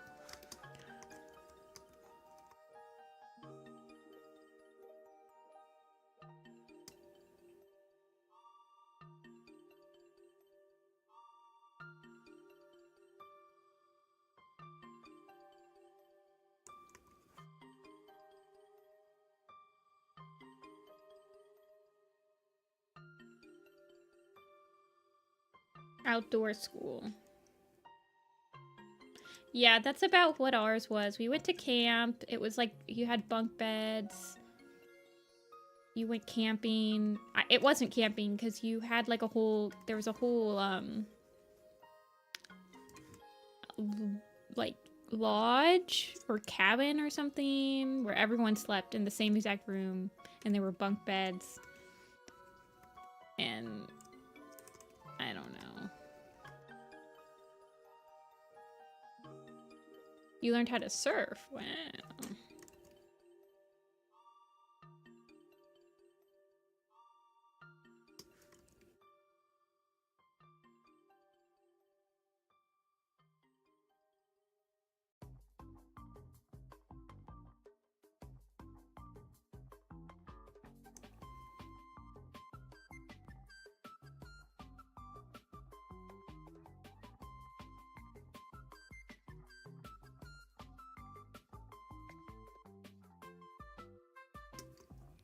They didn't have showers.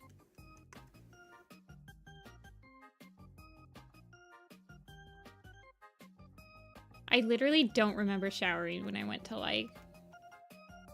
I don't think that when I went to camp... I honestly can't remember. It's been so long. It's literally like you guys are asking me to remember stuff that happened. Like... Jeez, like almost 20 years ago at this point. I can't remember it. Yeah.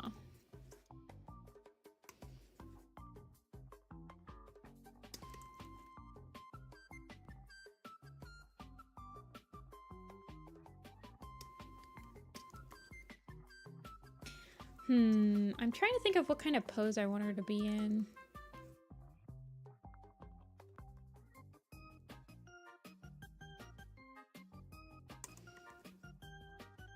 I never feel old until you guys tell me I'm old on stream, though. So, like, am I really that old? I don't think I'm that old.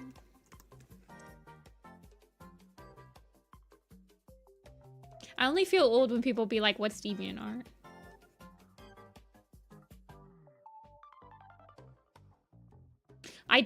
There are definitely people in chat that have told me that they roleplayed Warrior Cats at summer camp. I didn't realize that summer camp was mandatory for some schools. See, I don't think I'm liking this. I kind of want...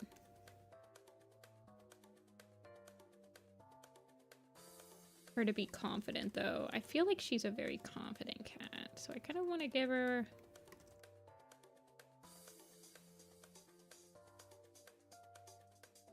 You've roleplayed Homestuck.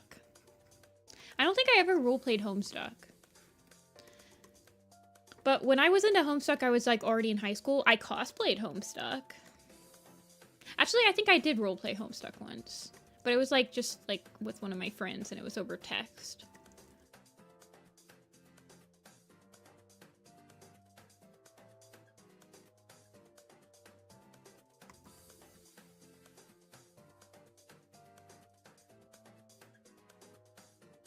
Yeah, I cosplayed Homestuck a couple times. I was Jade and Terezi. And my sister was Aradia.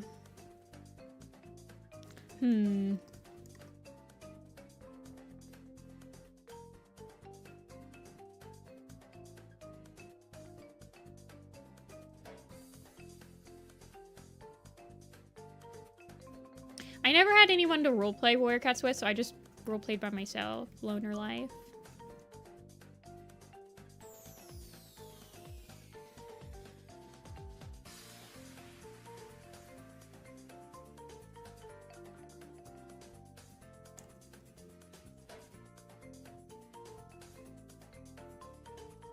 I would, make moss nests. That's pretty much what I did when I roleplayed Warrior Cats. I would roleplay Warrior Cats with my stuffed animals.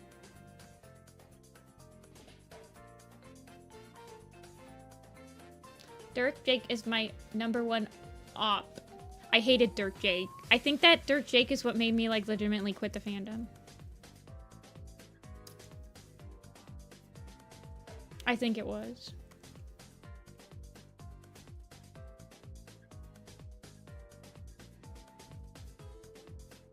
Because everyone would always talk about it, and I was like, I hate this. And then I was like, I'm not here anymore. He was like my least favorite character. I remember when he got introduced. Jake's my favorite character. And before Jake was introduced, my favorite character was... I don't know. I liked John, and I liked... This is gonna be hilarious. Are you ready for this, Dia? I think I liked Aridin. Is that the guy? Is that the guy with these horns? And he had glasses, and he was like super hipster. And he was like this. I think I liked him.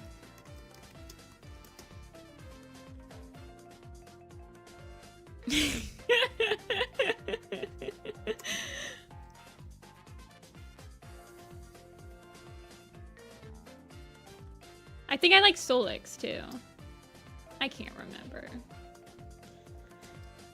I liked Carcat too. Everyone likes Carcat though. I liked Jake and John. Wait, who's June? Is June the other girl that's like this?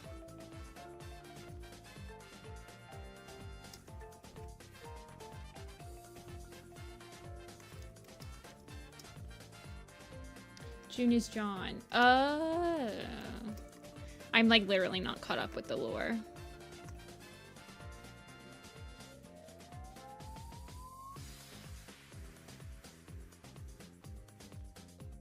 Oh, fascinating. Wait, is Homestuck still going?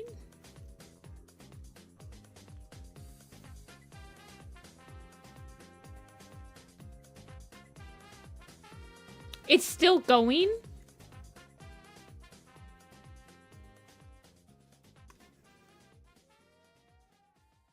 Wait, what? Oh my god.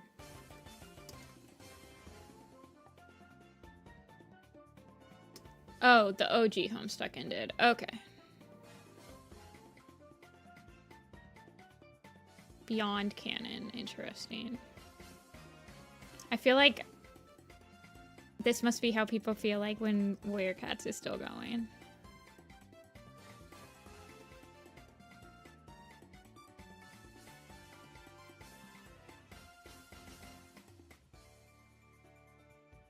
I never even finished the original Homestuck. Yeah, but Jake was my favorite. I loved him. Actually, I think I liked... Well, I cosplayed Terezi and I cosplayed Jade, so I must have liked them. But like when Jake was introduced, it was like, I don't want to play with you guys anymore.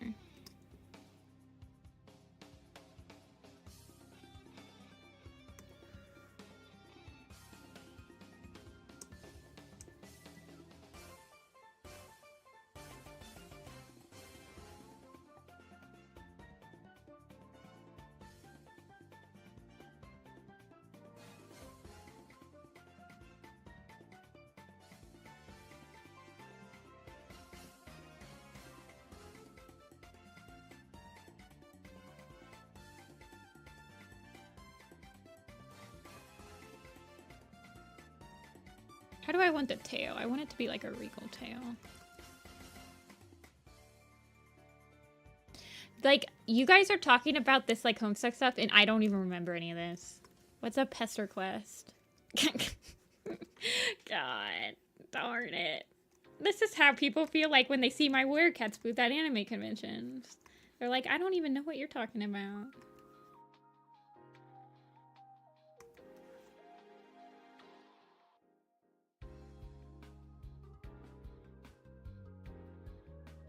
Okay, I stopped reading Homestuck in like 2012, probably 2013. It was when the giant like gigapause happened because the Kickstarter money from the Homestuck game got embezzled from the company that they hired to create the game to make like King's Quest or something. That's when I stopped. Hi, Velo.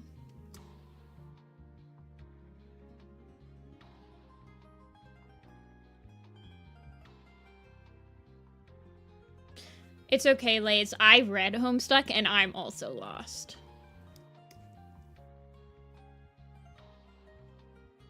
Velo, who is your favorite character in Homestuck? It's okay if you don't remember their names. You can just, like, describe them. If you say their names, I might not remember as well. Rose or Kanea? Oh, I remember them. The Kanea one was the one that had the weird horn, like this. And she was a vampire. Rose has my middle name.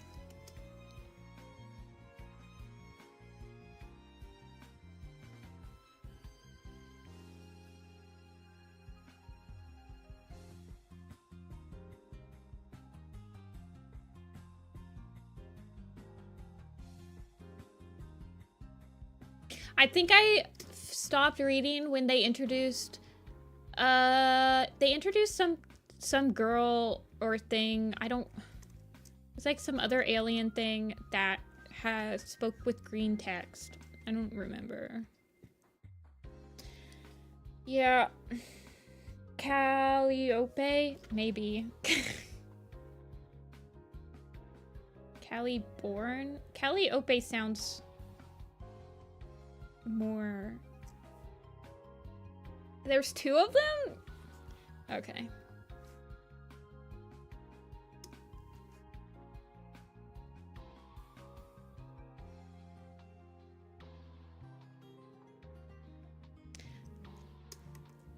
Shared a body. Okay. Whatever. Yeah, you know, I can't. I was literally in the Homestuck fandom for like 2 or 3 years. And I feel like I forgot all of it. Of course, that's kind of like how I am with everything except for Warrior Cats. I just like forget everything that happens.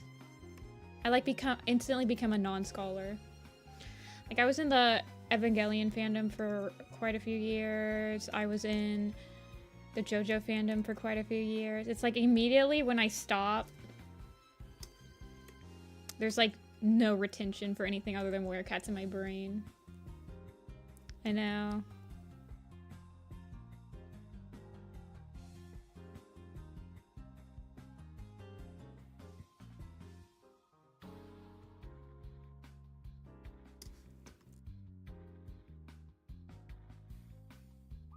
I guess for Homestuck,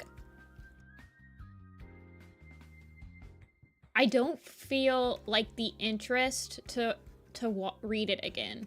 Like for Warrior Cats, I guess Warrior Cats is just like that for me. It's like the perfect fandom for me. I like drawing the stuff from it. I like drawing cats. I like drawing the woods.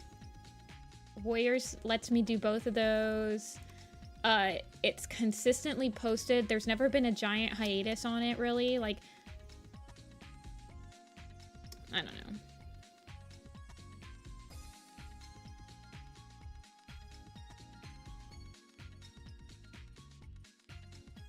I'm like, I feel at home when I'm in the Warriors fandom. Like, anytime that I enter another fandom, I'm like, I feel like an outsider. But then I come back to the Warriors fandom and I'm like, I'm home.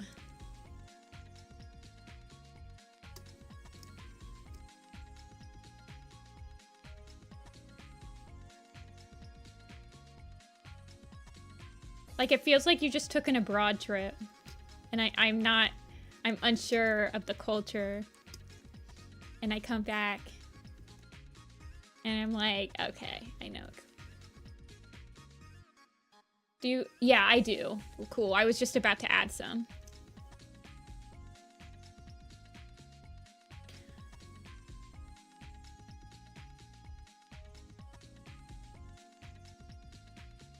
Yeah. No, you're fine. Cool. Sometimes I do forget stuff like that, so I appreciate you making sure.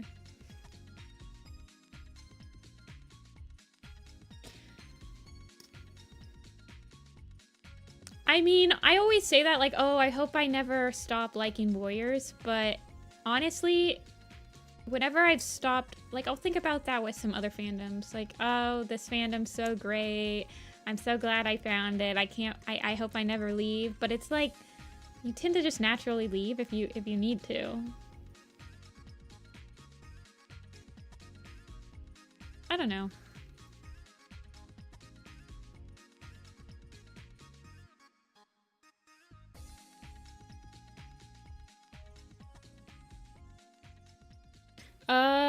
I would say I've been in the Warriors fandom.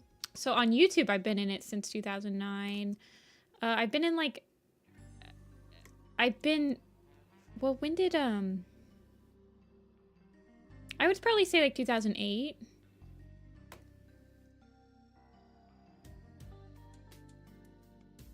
But yeah, I started actually drawing and creating stuff for the fandom in like 2009. I was like on pro boards, roleplay websites and stuff in 2008. Well, hold on one second. Let me check when the site came out.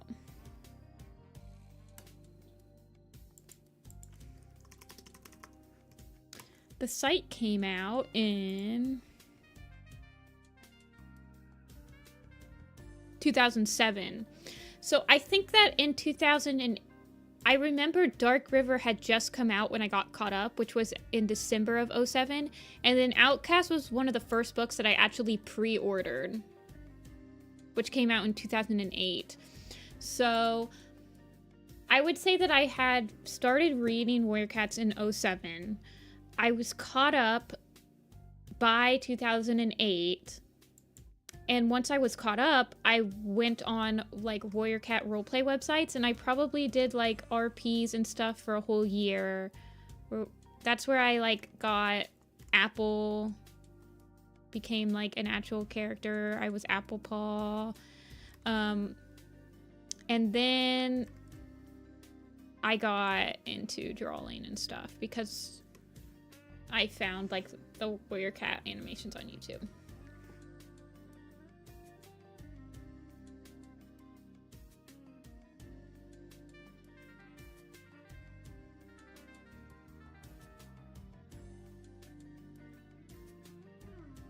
You are a newbie. It's so surprising to me.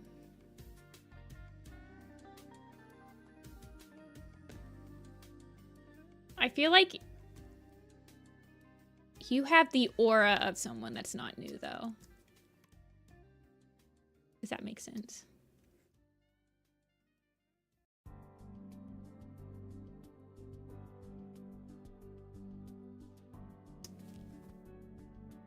It's the spreadsheet, isn't it?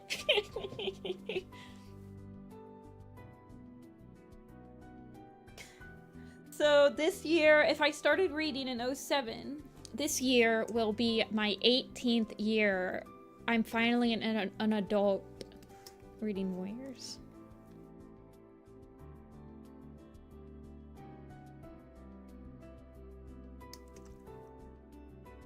My 18th year.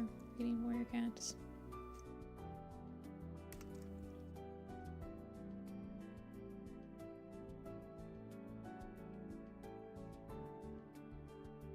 I started reading Warrior Cats really late. Honestly. Like, I was in 7th grade when I started reading them. Longer than a large chunk of the Warriors fan base. Yeah, I have been. I've probably been reading Warriors longer than some of you guys in chat have been alive. Crazy to think about.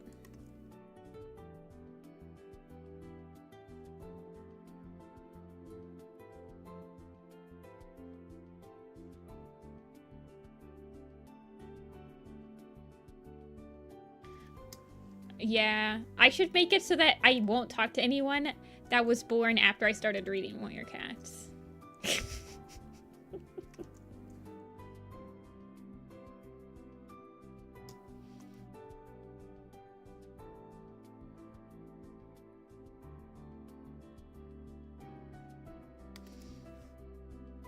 How does it feel to be older than the series? I didn't think about that, but you're right. There's some people that have... That's crazy to think about.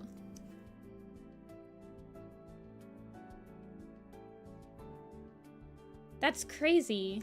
That there are people in the Warrior Cat fandom now that were born after the series started.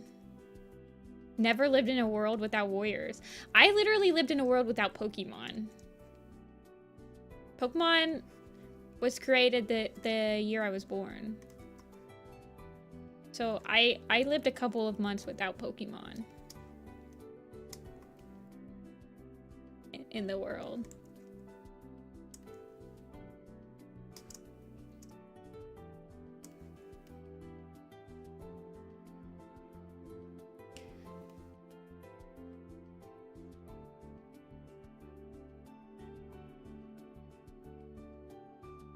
Actually,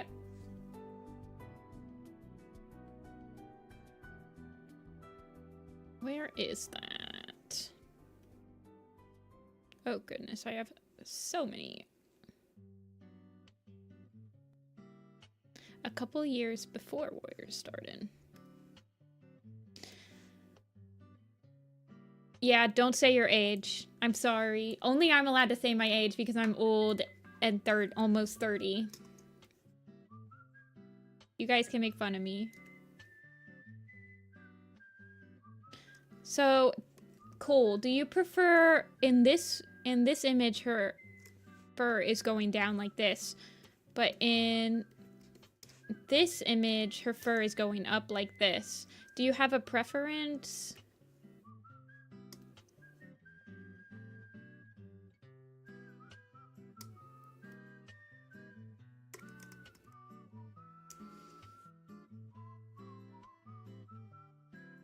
How does it feel to be older than Google? I think I'm older than Google.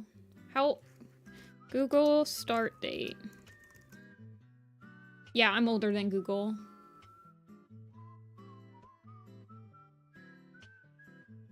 Because Google started in 97. I was born in 95. I was born in Google was born in 97. You're younger than Google.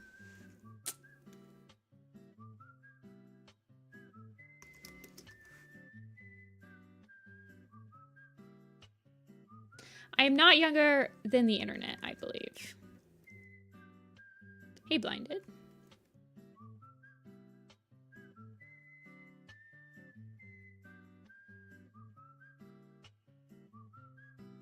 I was born before Y2K.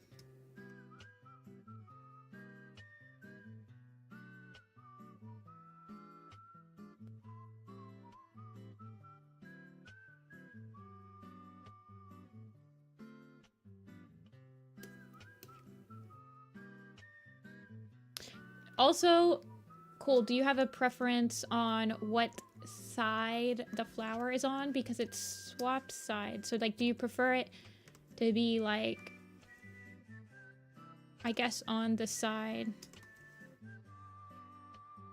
that, is facing away from her?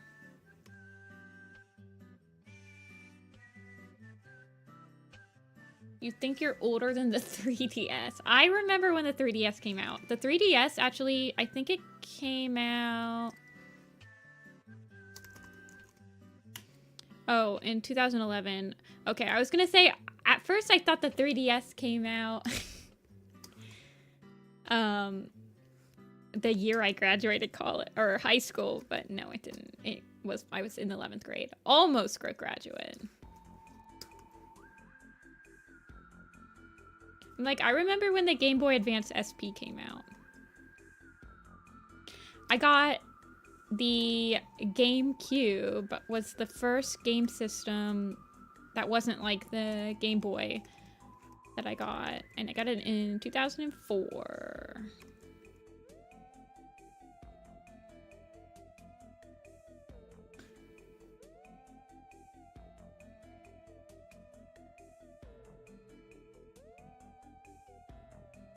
Yeah, I played the PlayStation when I was a kid. But I didn't get my own, like, GameCube and Game Boy until I think when I was, like, in 2nd grade, I would play my friend's Game Boy, like, Tetris and stuff. And then I got a Game Boy SP with Pokemon Sapphire. And I was probably in, like, 3rd or 4th grade when that happened.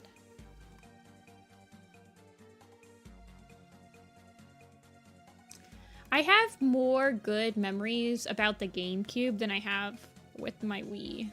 I mean, I played my Wii a lot. I'm not gonna be. But I feel like a lot of my, like, really good memories are from my GameCube.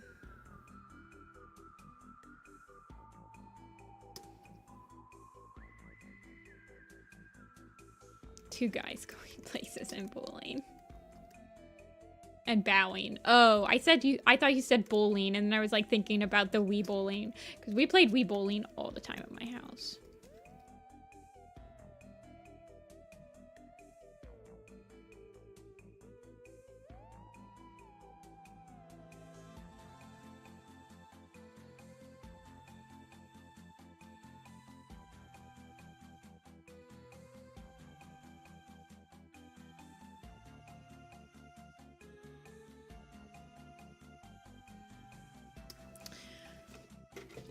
Skyward Sword, I remember trying to beat that game on Master Mode. Or whatever it was called, Expert Mode. I almost did it. I think I just got tired at the end. I remember trying to beat Girahim, the guy with the Karen haircut, and it took me like 2 days to try to beat his like first fight.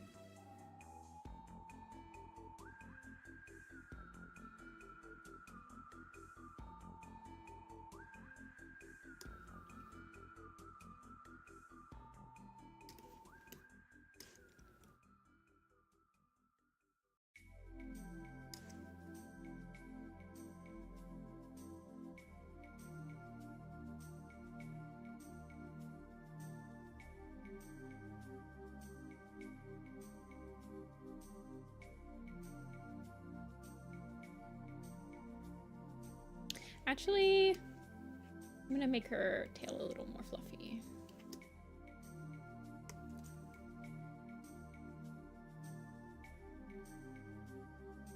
Bakugan.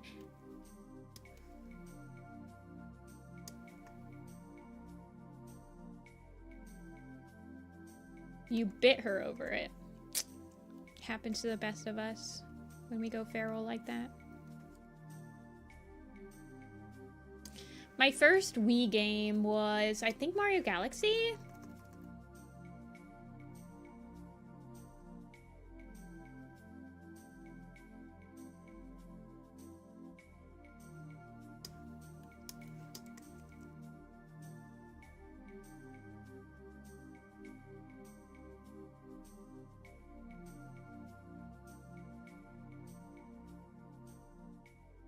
Well, other than, like, Wii Sports.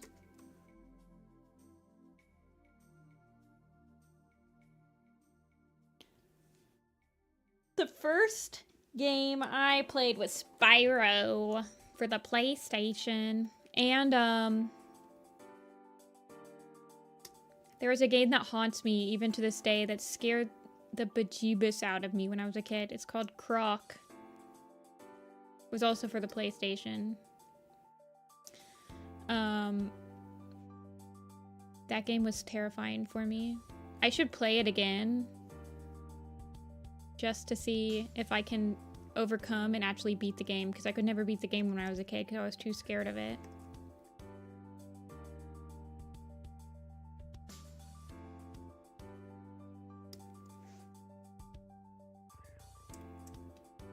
I got the Spyro Reignited trilogy.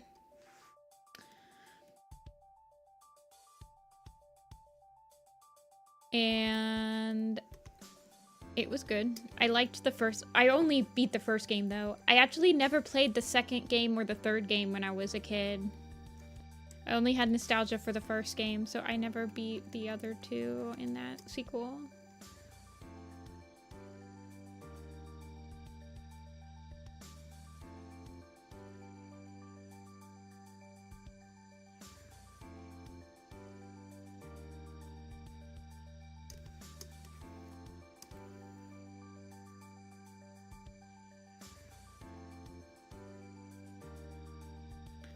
The Desert Silent Realm.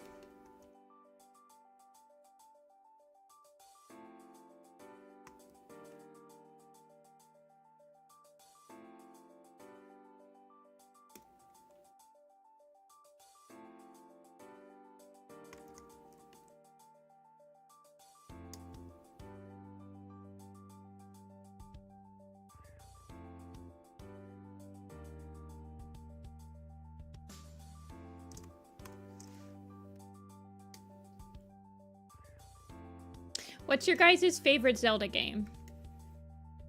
If you've played Zelda.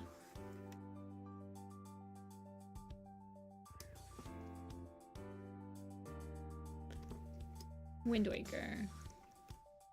Wind Waker's probably up there for me.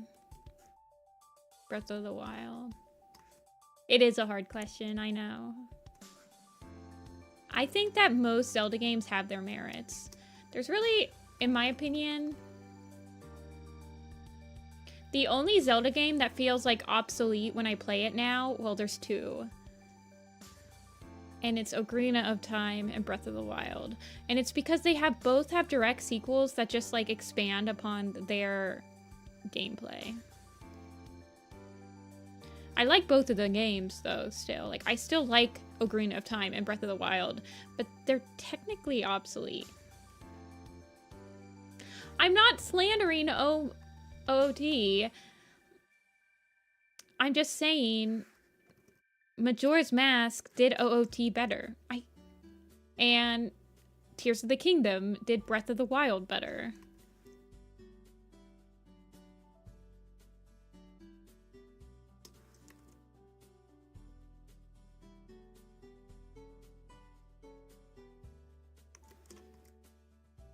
Also, Ocarina of Time for me, I think it's because I don't have nostalgia for it. And this should be true. This should be 100% true in any game, in any gaming like series. The first game should always be the weakest. Like, it should always be weaker than all the other iterations that are making it better afterward. So Ocarina of Time crawled so that Majora's Mask, Wind Waker, Twilight Princess could all run. They had to start somewhere. I actually never finished Tears of the Kingdom. I'll be real with you.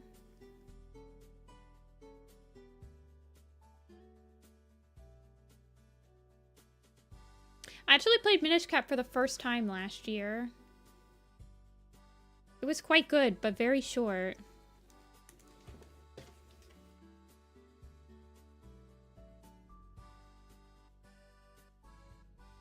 You're a Tears of the Kingdom hater for how they handled the Zonai. Honestly, okay, so Tears of the Kingdom spoilers if people haven't played the game, I guess, even though it's been out for like 2 or 3 years now. I got to the point where it's revealed what happened with Zelda, etc. I think that at the point in the game that I'm at, that I stopped playing, and this was like quite a few, like, about a year ago now. I was about to, like, beat Ganondorf, basically. I was just, like, cleaning up some extra quests and everything.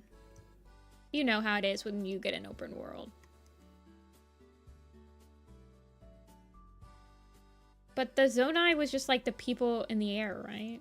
It doesn't make any sense with any other lore. That's to be sure. Well, it kind of makes sense with, like, the Minish Cap lore. That there were, like, beings from the sky that did all that stuff. But it doesn't make sense with, like, Skyward Sword lore. You 100%... I mean, I don't really think about the overlapping plot of Zelda games because I don't care. I want them to be good for what they are in the actual game.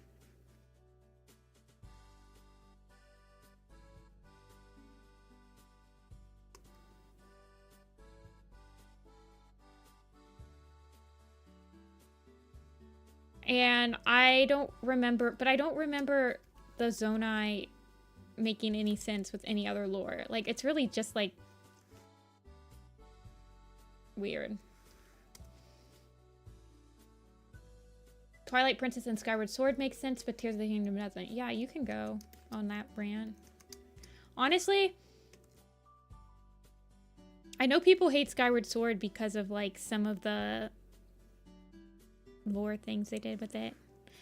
I don't really... I've never been very invested in trying to figure out the Zelda timelines. For me, the games have always been more based on gameplay. I like Skyward Sword. I like Skyward Sword. It's probably like...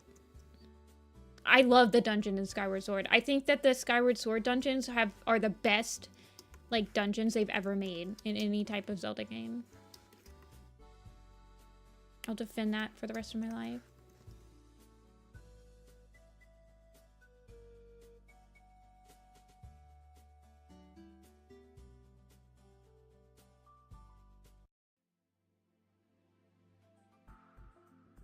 I think that the Skyward Sword dungeons are the best dungeon crafting they've ever done.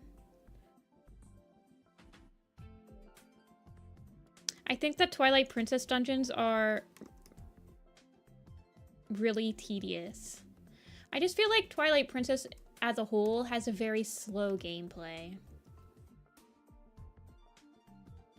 There's not very many Twilight Princess dungeons that I genuinely like to replay. I think Arbiter's Ground is probably the only one, but even that one's very slow. But I just like the spinner. I like Twilight Princess, don't get me wrong. I'm not, like, harping on the game. But Wind Waker and Skyward Sword have better dungeons, in my opinion.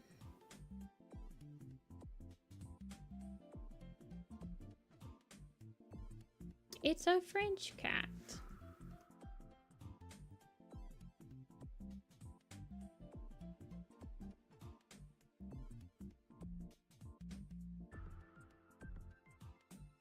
I don't know. I really like Skyward Sword and Twilight and Wind Waker. Twilight Princess scared me when I was a kid. I don't know. There's that scene where it's like talking about how they sealed away the Triforce and stuff.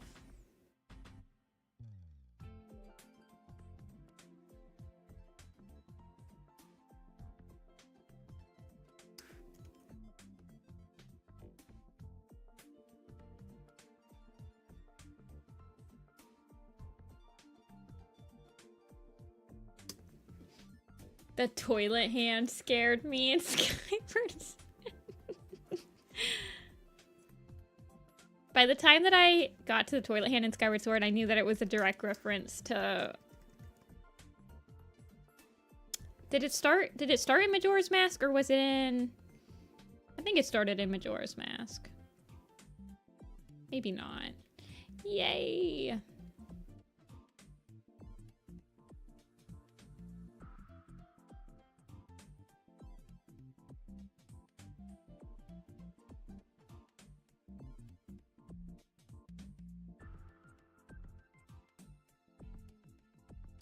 Oh, thanks, Caitlin. It is tedious for me. Don't get me wrong. It does help to do line art when you guys are also keeping me company, though. I appreciate it greatly.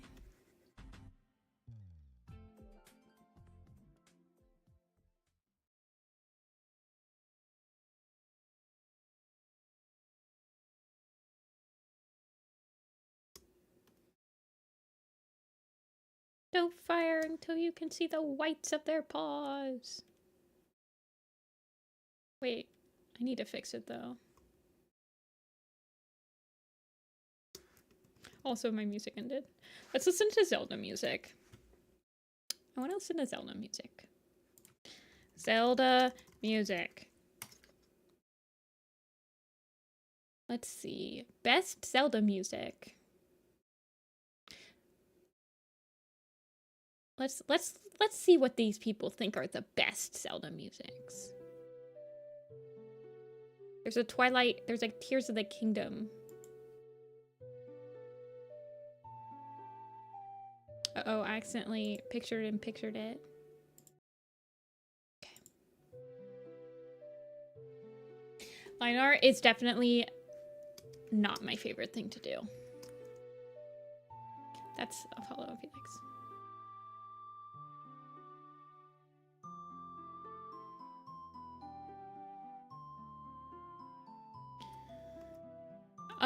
My favorite thing is probably, I don't know. I like everything though when I'm drawing. Line art is definitely the most tedious though for me.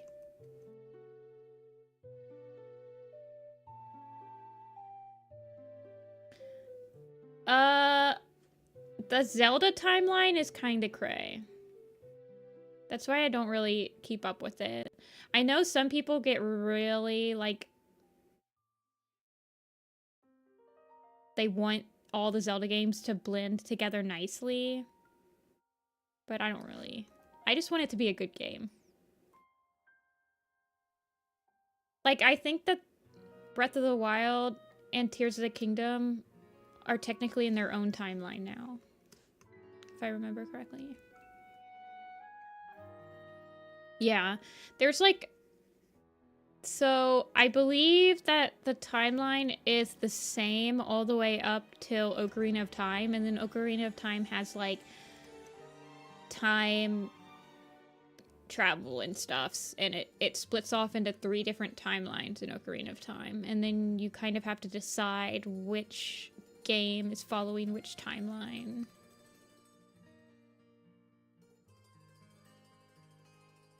But all of them are standalone games. You don't have to start with one single Zelda to enjoy a Zelda game. They're all separate games. Even like Majora's Mask and Ocarina of Time and Breath of the Wild and Tears of the Kingdom, they're all separate games. There's not one you have to start with.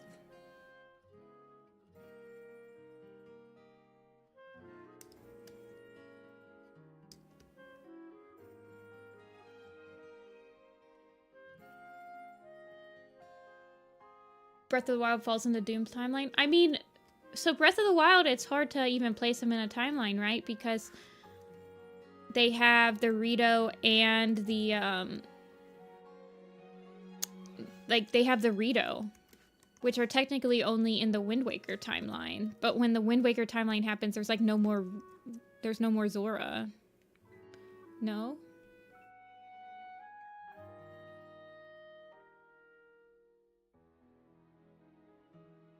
And there's, like, I don't know. Yeah, Link's Awakening and Link to the Past, and then A Link Between Worlds. They're not all the same Link, but... But you don't need to know that Link's Awakening and Link to the Past are the same Link to enjoy the games.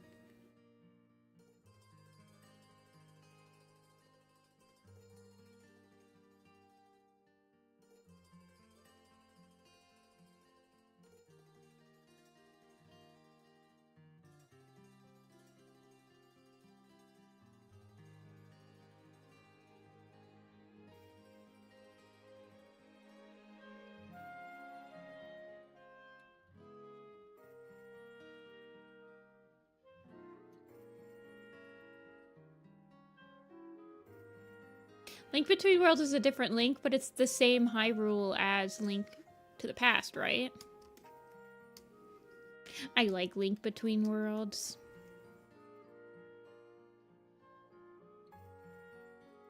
That's a good game. That game also has good dungeons.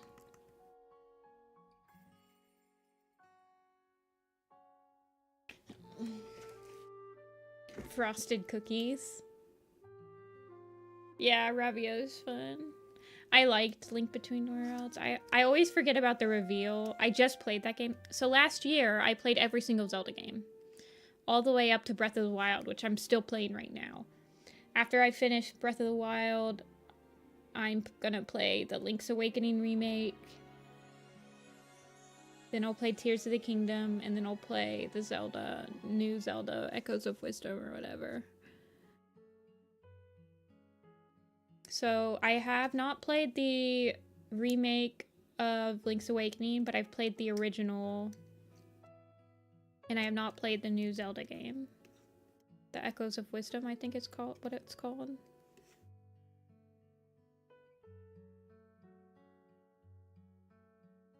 Actually, I think that she would look... She has, more of this shape. The only game that I was not good enough to beat when I was playing all the games, that I could not beat Ganon, was Zelda 2. I was playing it on my Switch, too, and I was playing, like, the cheaty mode. Where it, like, gives you OP parts and everything, and I still couldn't beat that game. It's so hard. I'm not good.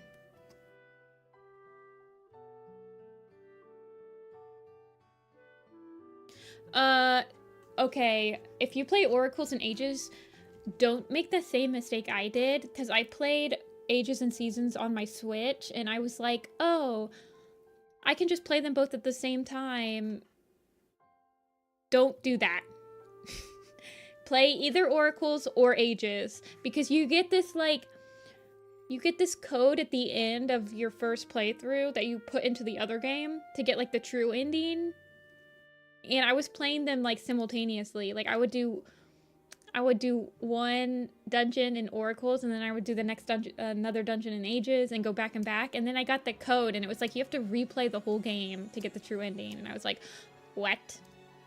So I actually have not played.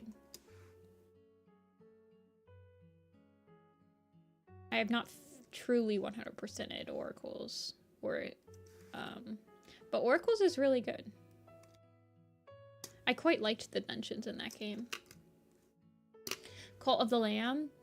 I think it is. I think it's, well, Binding of Isaac is, like, also very much inspired by the top-down Zeldas.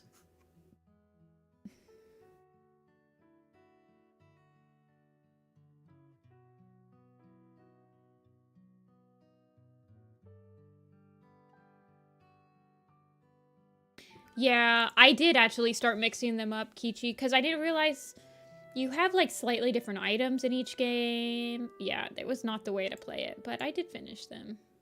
And they were good. I think I prefer Ages more than Seasons, though.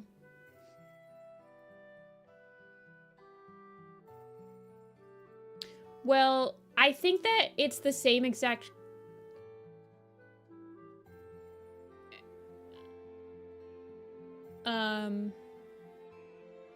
Like, you have the Game Boy Advance game that's, like, a combination of both.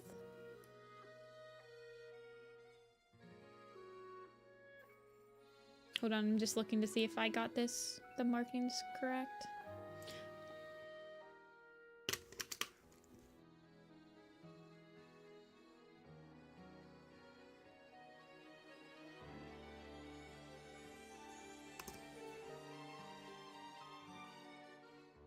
My thing about Zelda playlists, like this one, definitely is favoring the 3D Zeldas, and I haven't been able to find a good Zelda playlist that gives you a nice mix of, like, the top-down Zeldas as well.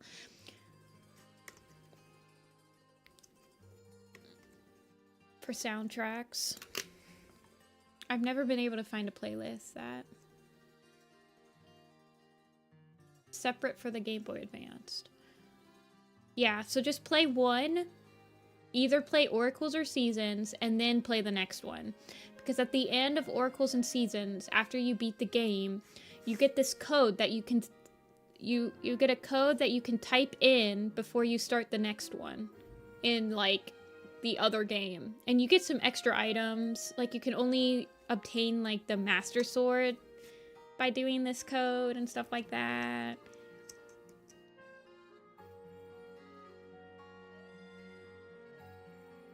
You gotta rest now.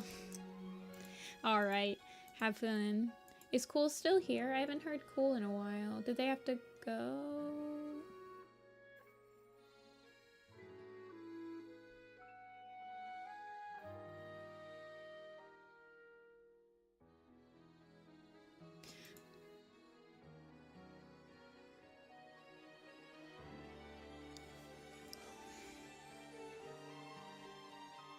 I can talk about video games all day long. It's bad. I'm a video game junkie. She looks good. Okay, I'm gonna send her over on coffee, and if you see anything when you see the HD version, let me know and I will fix it.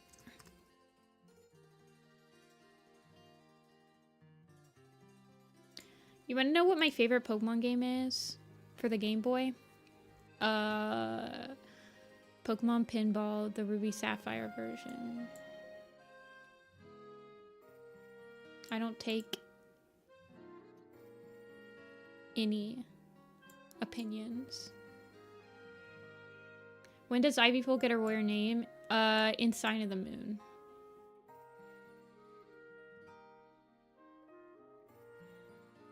I just read that book.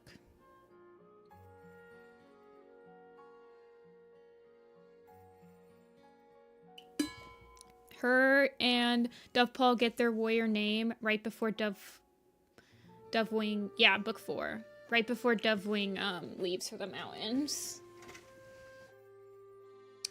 Okay.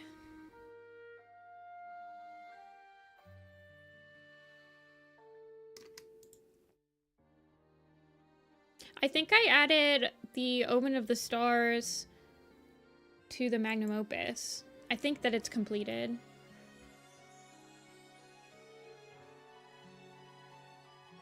But I just read it, so if you were wanting a specific recap.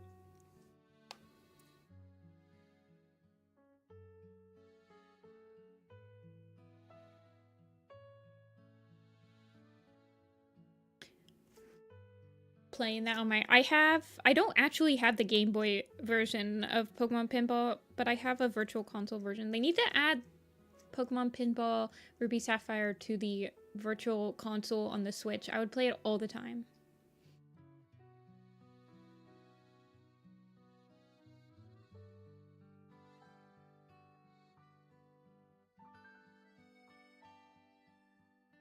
Did I say OOT? I always get that mixed up. OOT Zelda and OOTS for Warriors. I usually just like say OOT for Omen of the Stars. When does she get found out that she's training in the Dark Forest? It is pre. I believe that's in Night Whispers. Yeah. It's in Night Whispers because Night Whispers is also when I believe Ivypool tells Dove that Tigerheart's also training in the Dark Forest. She gets found out before Night Whispers. I believe it's in Night Whispers. Let me double check. Okay, Fabby's still here and Kichi's still here. Okay, Fabby's just got a headshot, so we'll do that and then we'll spin the next stuff in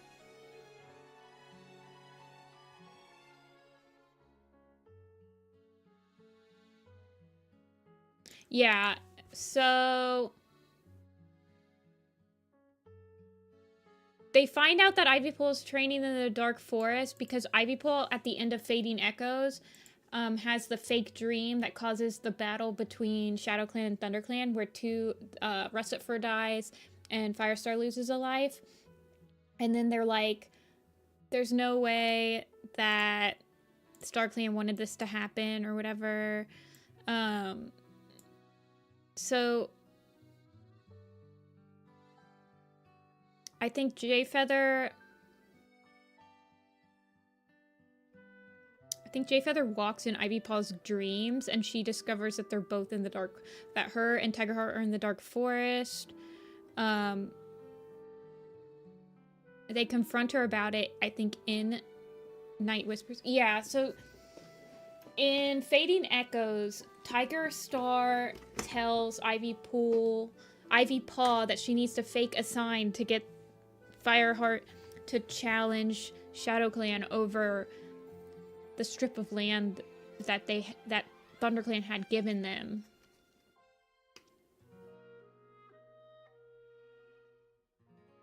And Tiger Star like implies that it's for ThunderClan safety or whatever. You just need to get them to have this like territory dispute.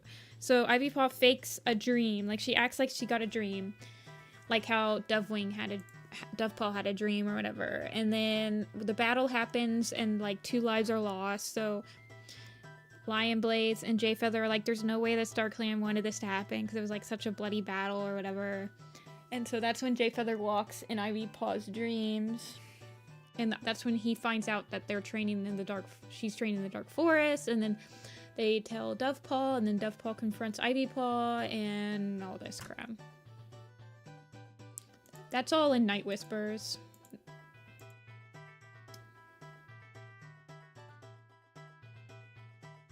Alrighty, Fabi's next.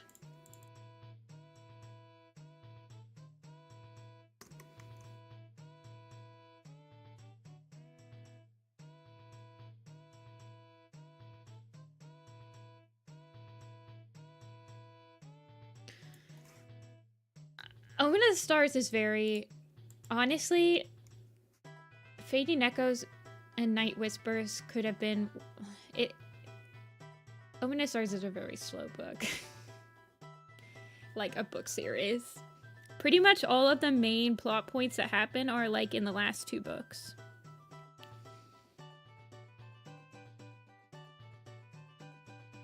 I think the last 2 books of Omen of the Stars are the ones that most people make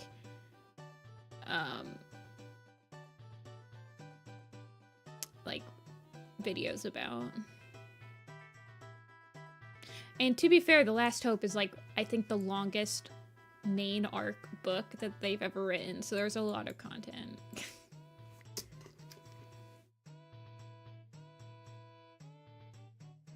No, she doesn't say that.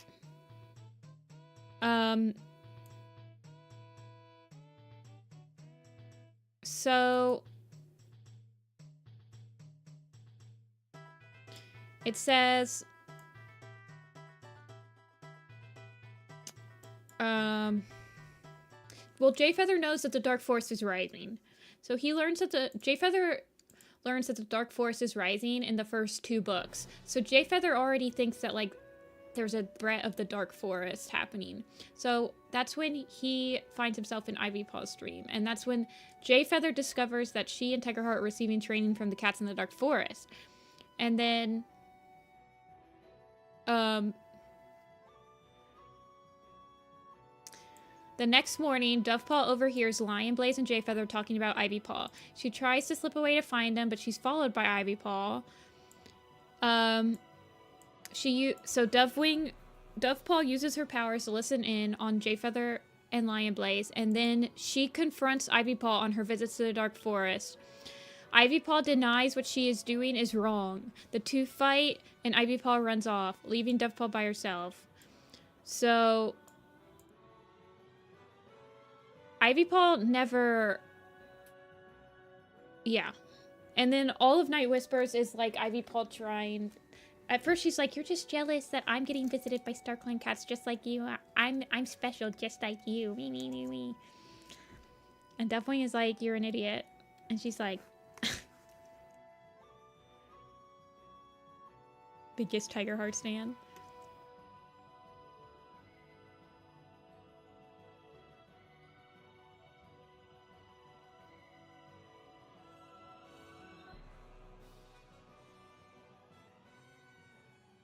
Yeah, she starts spying for them in Night Whispers.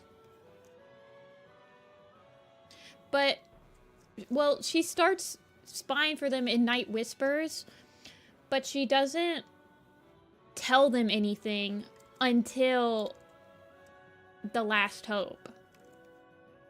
Does that make sense? Like, she doesn't actually admit who's training in the Dark Forest to them until, like, the end of the Last Hope, right before the battle starts happening. And they're like, you need to tell us who's training in the Dark Forest. So even though she's a quote-unquote spy, she's not actually relaying any information.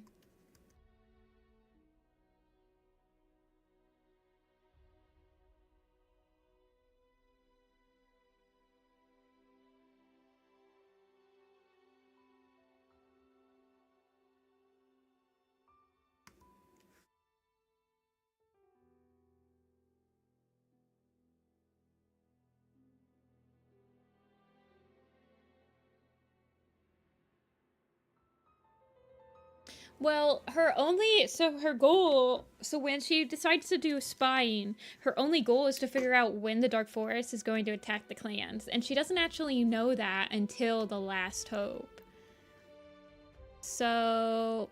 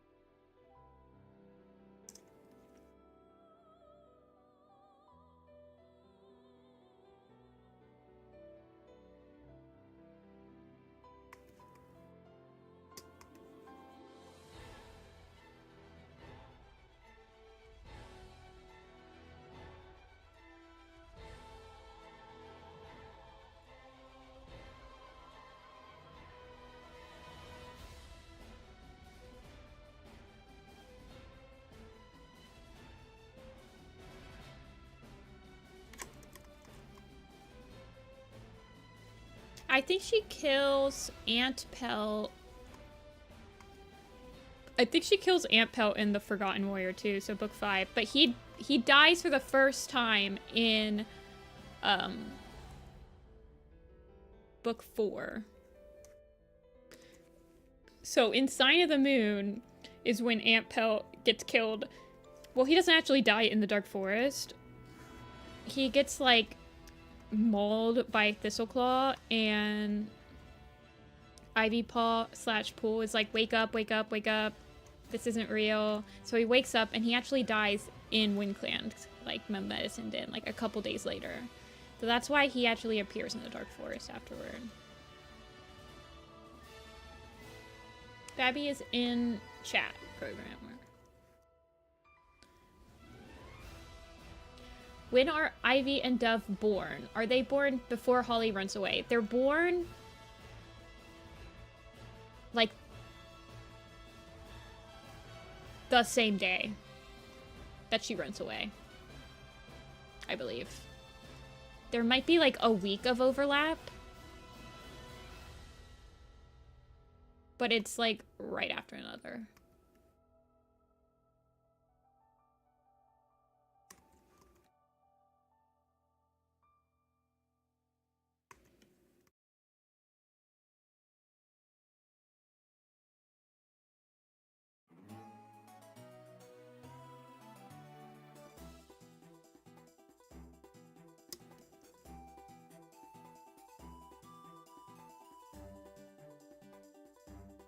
Yeah, they're born at the end of sunrise. Hold on, let me look at the magnum opus.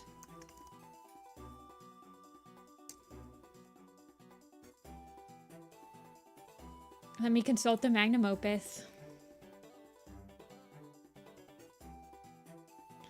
I have them being born Yeah, I have them being born the same exact week that Hollyleaf leaves. So they might... I think it's kind of vague.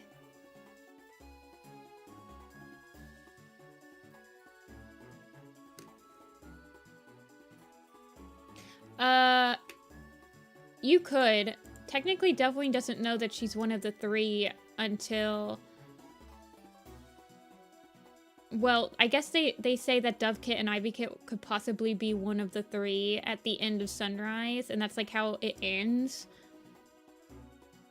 But they don't have confirmation of Dovepaw's powers until she's 6 months old. But you might be able to truncate it.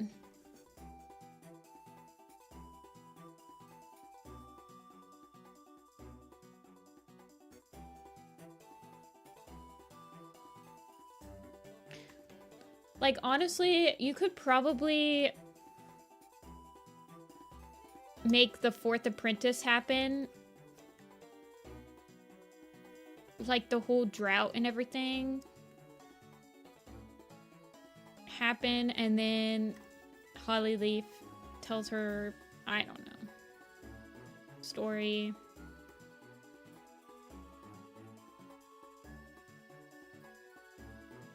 Like, you could make... So, when Hollyleaf leaves, she's already... So, Lion Blaze and Hollyleaf have been warriors for about 4 months. So, you could... You might be able to move Dovekit and Ivykit up to be, like, the age of Rosekit and Toadkit. Or, like, swap Rosekit and Toadkits with Dovekit and Ivykit. And then you could make Lion Blaze and Hollyleaf, like, Dovekit and Ivykit's mentors. And then when Hollyleaf leaves, you could switch it over to Cinderheart.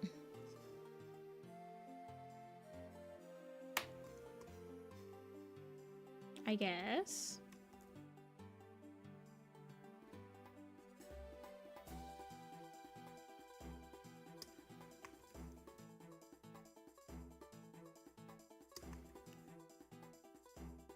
I like Cherry Thorn. Because then, or you could make Hollyleaf Dovepaw's mentor. And then you could make Dovepaw, like, give Dovepaw to Lion Blaze afterward. Because then you could have Hollyleaf Cinderheart content. And Hollyleaf could be the one that goes on the beaver quest.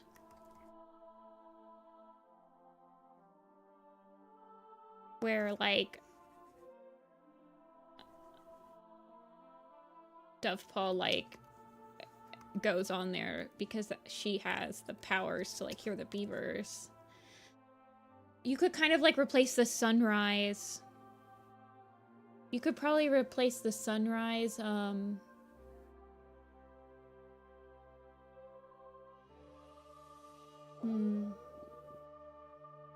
Now I'm just thinking way too hard about it. Because they go on a little quest thing in Sunrise. Like, you could even, like, nix the whole beaver thing. And instead, it's like they're trying to find Soul, and Dovewing hears Soul in, like, the two-leg place or whatever. Like, hears him. And the reason that they go that way is because Dovewing can, like, hear very far distances.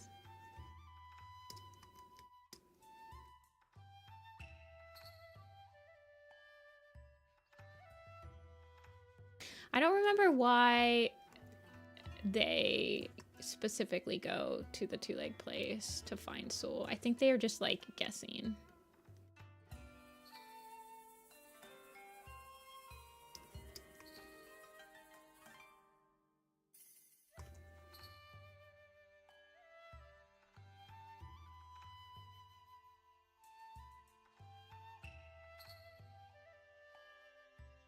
Actually, I think you gave me a couple of different refs here. I like how it looks in this one.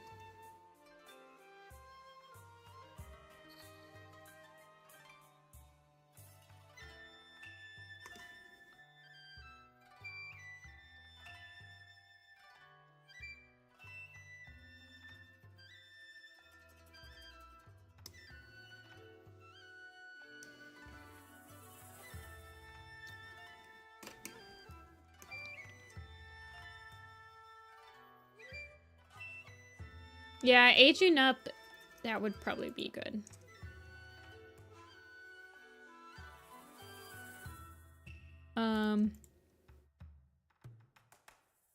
If you switched her age with,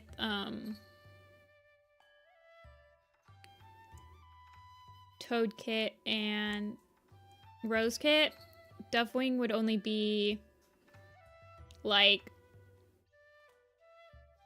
2 or 3 months younger than Tiger.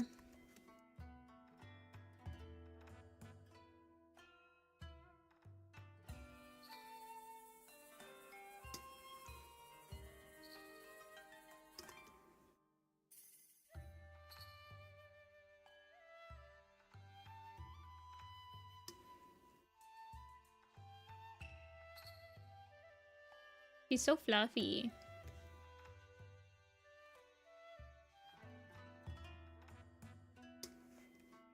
I love fluffy cats.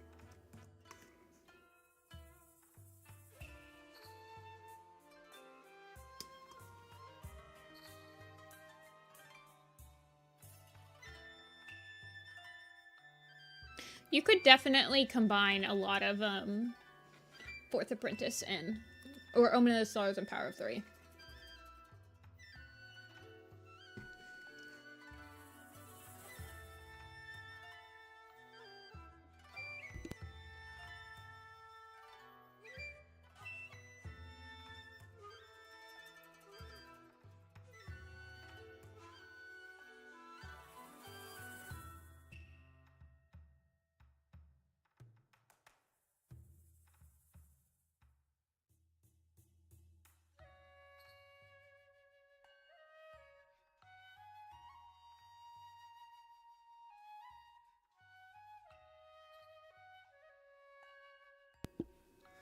About combining the arcs together.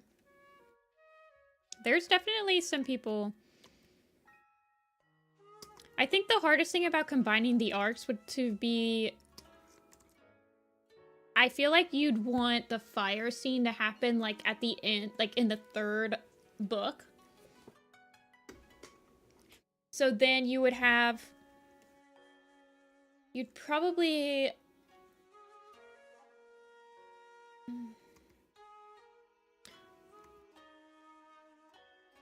Yeah, it'd be hard.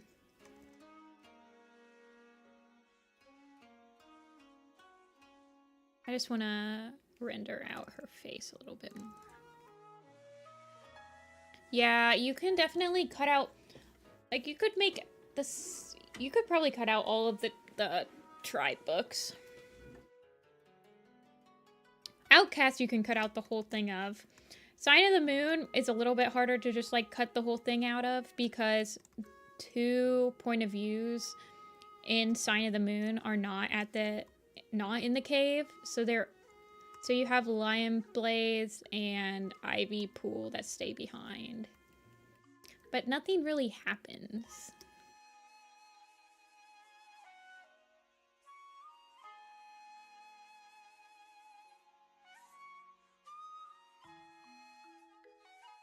I feel like you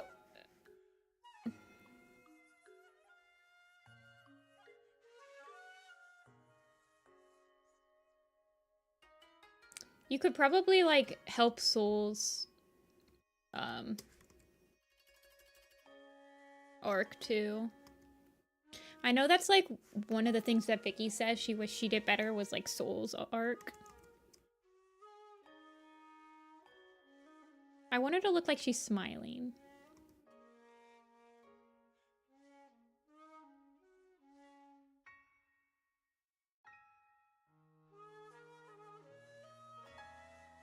I feel like I'm missing that. Like, she looks like she's smiling in this one. Sort of.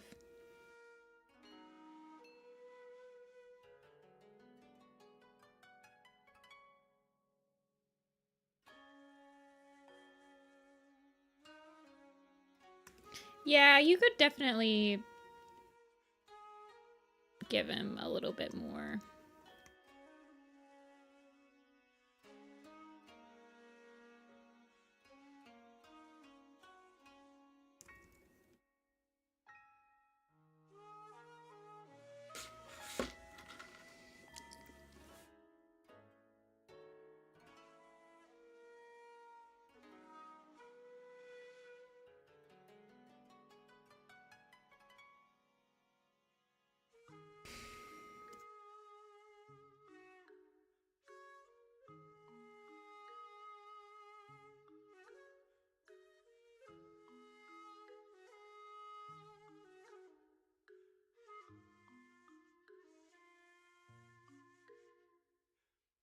I'm going quiet.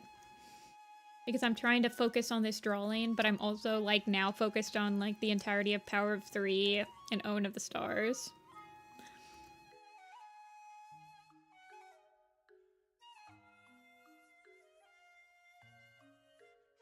I think I want her to have the bushy eyebrows, too, that you've given me.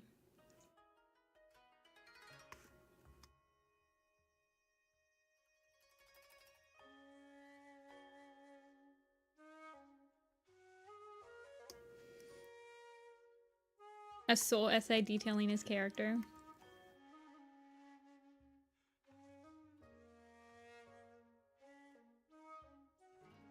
I feel like Soul...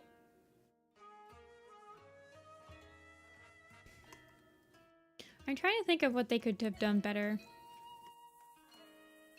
Like, I'm pretty sure he's just vindictive and wants the Were clans to, like, cease existing.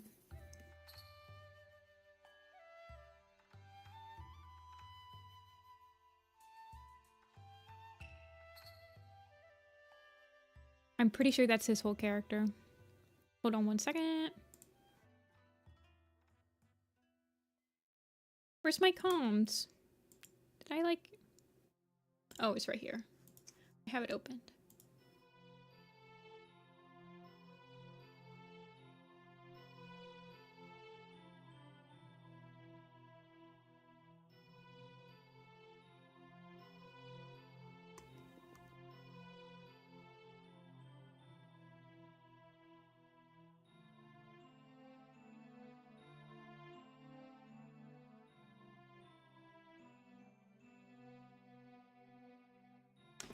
I'm trying to think of how you could, like, fit Soul into the Dark Forest, like, uprising somehow, you know? Like, that's, I think, what I'm, like, really, thinking about right now. I feel like you could probably fit him in.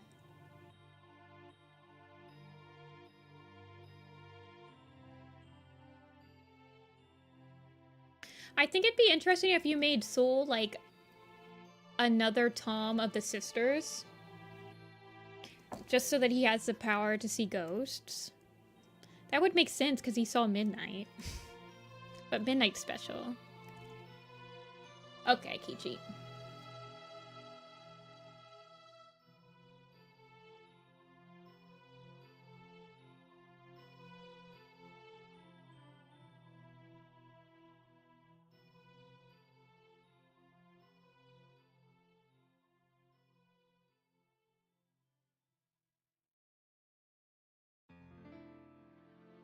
Because then if he saw Ghost, that could be interesting. I mean, technically that could make the final battle be even more intense because he could bring Ghost back to fight. Somehow. Like, you could actually get Scourge.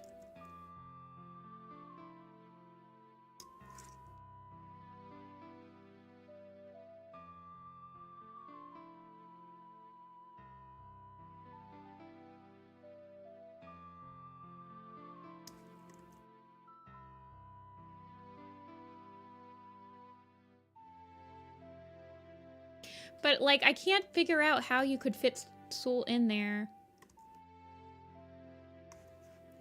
I mean, he could, like, take the place of well, since you have Hawkstar not, like, manipulating Ivy Pool, you could have Soul manipulating her.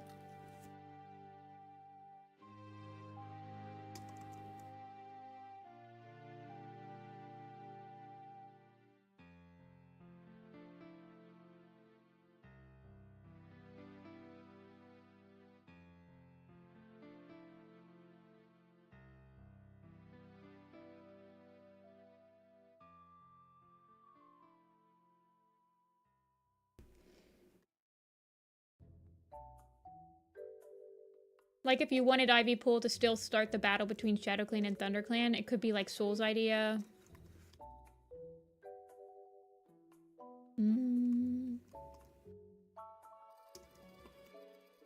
Tiger Star be your mentor? I mean, yeah, you could do that. I mean, yeah, that'd be easy.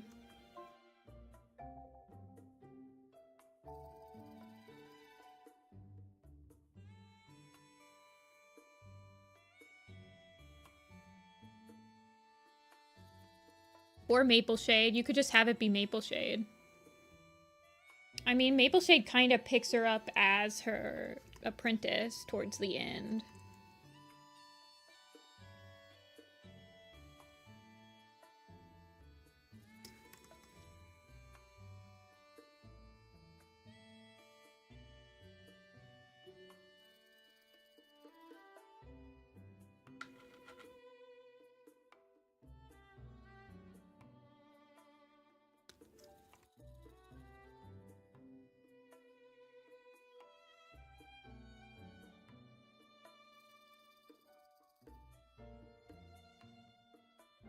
Wait, how many kits does Nightleaf have, Fabby?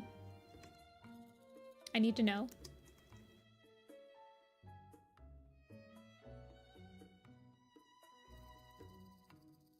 Yeah, I always found it fascinating because Lionblaze and Brambleclaw both dealt with the Dark Forest before, so when they start seeing Ivy Paw use these like Dark Forest moves, both of them have to know, right? Like, Lionblaze is like, where'd you learn that move? And she's like, oh, I just thought about it. LOL. And he's like, yeah, that's the exact excuse I used when I learned it from the Dark Forest. 9. Yes, it was like an amazing number. Like a snowbird number.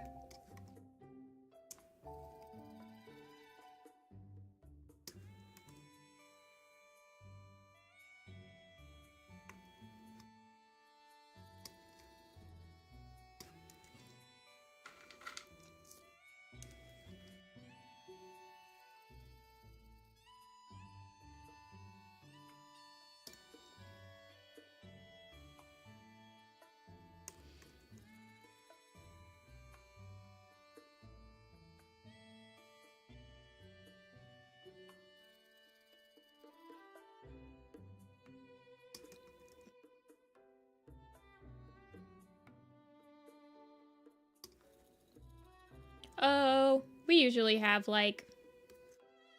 Oh, it's about the same as it usually is. Programmer. Numbers fluctuate. We usually have a pretty chill stream on these days.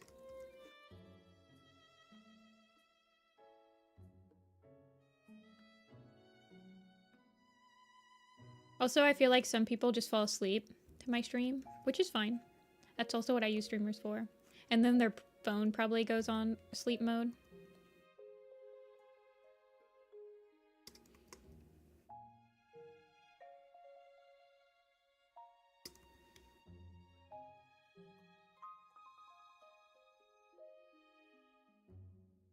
As one does.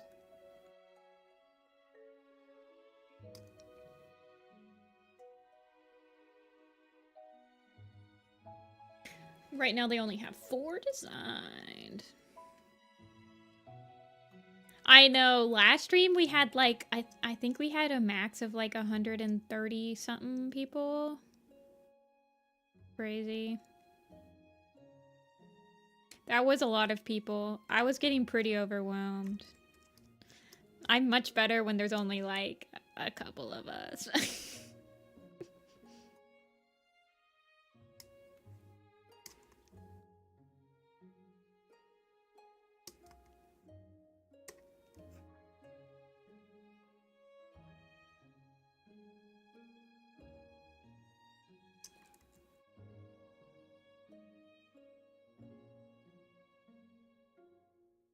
If you ever sent the finished French kitty...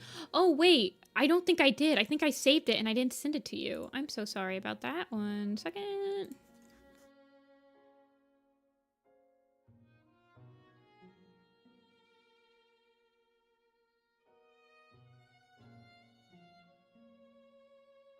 I feel like I literally went to coffee to do it and then I got distracted. Hold on. There we go.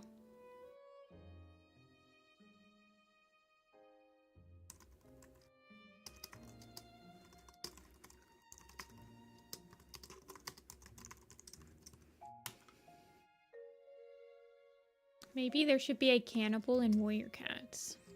I don't know what... I'll humor you for a second. What would be the plot device for it, though? Like, why would that ever be necessary? What could they do that would make that interesting? I guess.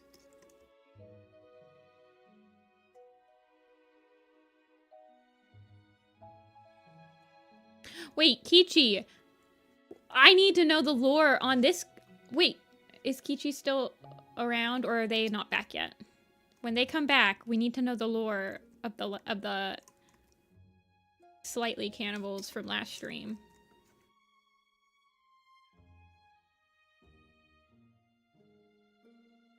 I don't know. I guess I don't find cannibalism to be, like, necessary at all to properly portray a villain in Warrior Cats.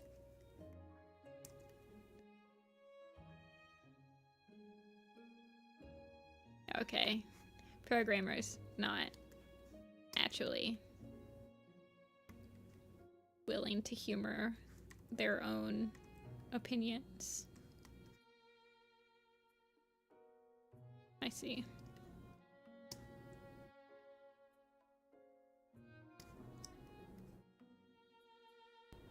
I find it fascinating, some of the people that come on my streams.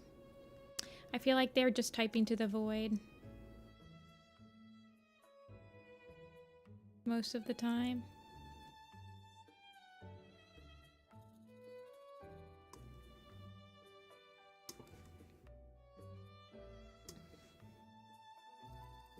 I don't think cannibalism is necessary in, like, 100% of media. Oh, I don't know what that means, though, Rin. So, at this point, I'm too scared to ask.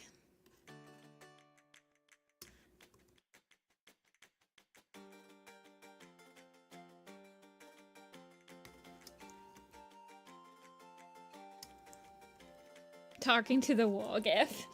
That's how I feel.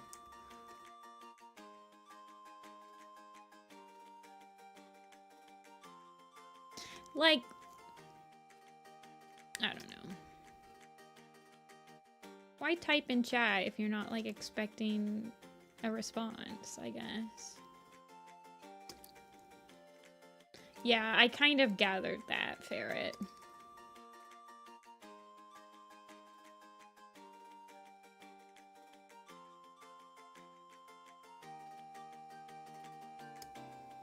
I feel like most memes nowadays are like that.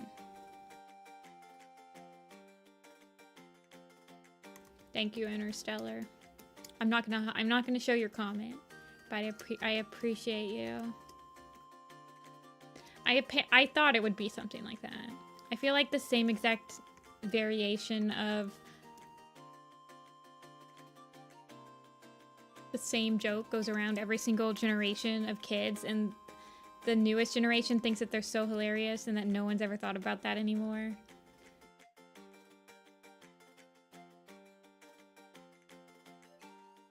And I'm like, alright, we've had that for 20-something years. So at this point, I don't even pretend.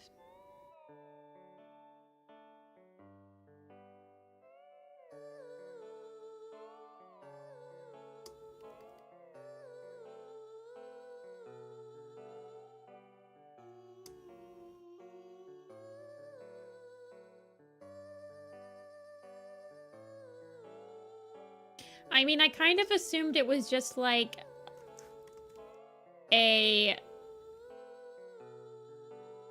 this like alpha generation or whatever the generation is right now, it's version of like Ligma jokes. Which were just just last generation's variations on funny names. Haha, funny fake names I make people say jokes.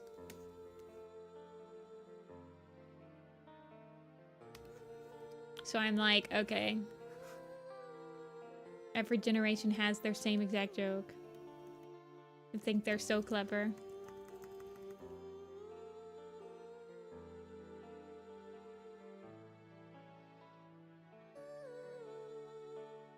Yeah, ICUP jokes. That was like my elementary school, though. Also, I did say the whole thing because I'm not a coward.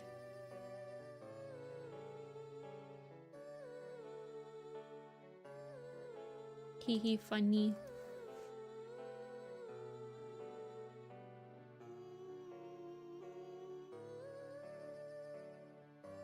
Oh yeah, there is a curl next to the eyebrow.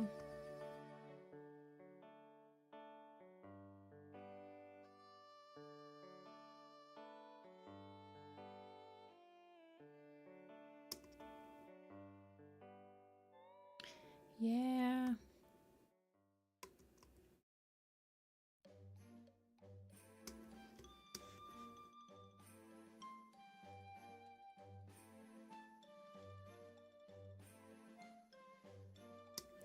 Oh my gosh, Abby, you should become a groomer.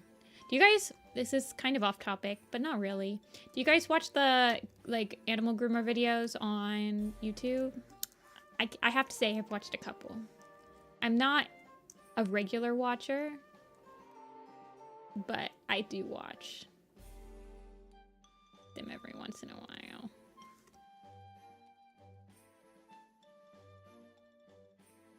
Yeah. I'll watch it if it's like a animal that reminds me of somebody else's pet. I'm like, oh look, it's my sister's cat. Watches.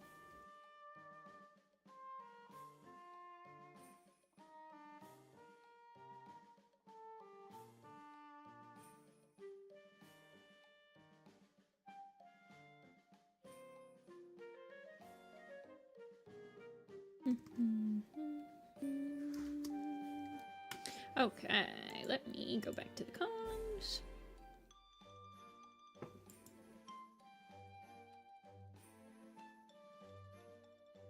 It's always so funny. Honestly, sometimes I'm not like a huge ASMR person.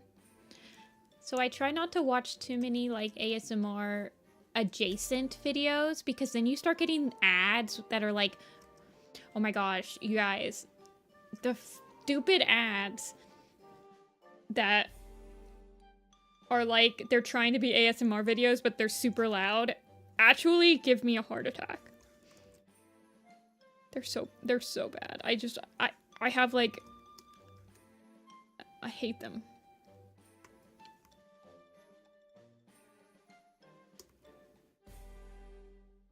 Like, I get them for like knitting stuff. Like, they'll hit me with like a knitting ASMR video, a kit, and I'm just like, stop. Stop, stop, stop, stop, stop, stop, stop, stop. It can't end fast enough. It's like nails on a chalkboard. Them like squishing the plastic packaging. And it's always so loud. So loud.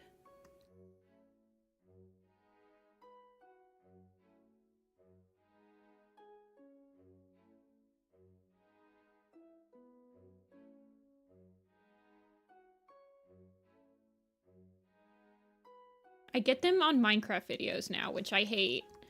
Because I don't play Minecraft anymore because I will literally waste the entire day playing Minecraft. It's so bad. So I just watch people play Minecraft and then I get these like Minecraft knit kits, ASMR videos where the person is just like squishing the plastic and it's like super loud compared to everything else around it and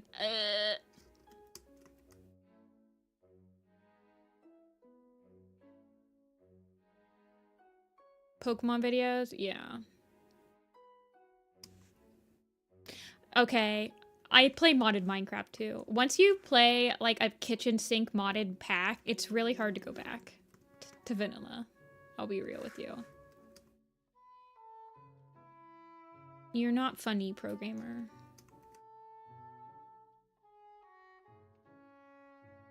You know what Minecraft is. Wobbles, yeah.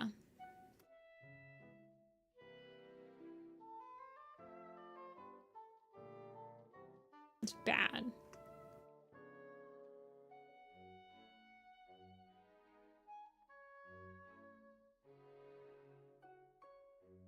I have Minecraft on the PC.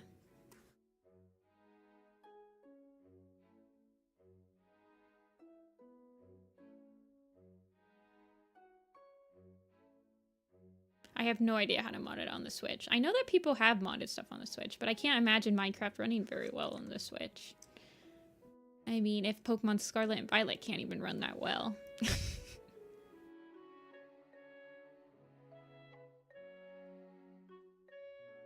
Are you okay with the eyes looking like this? Or do you want me to kind of make them more, like you have them? Oh, Cobblemon.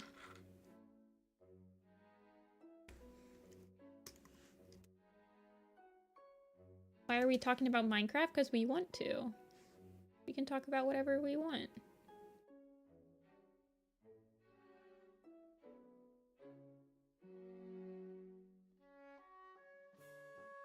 Okay.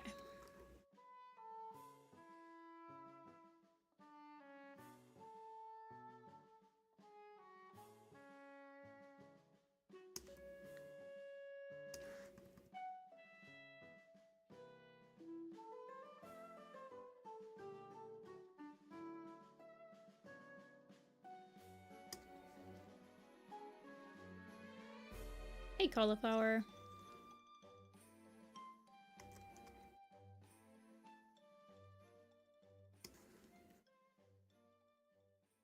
Cherrythorn? I say this in the nicest way possible because he's like one of my favorite characters. But Cherrythorn reminds me of Smudge.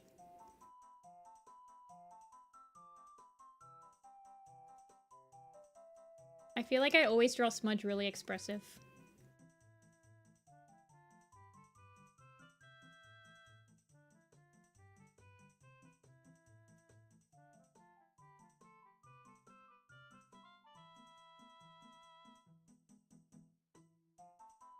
Where we would draw each other's words at you, I'd be here for it. 100% invested.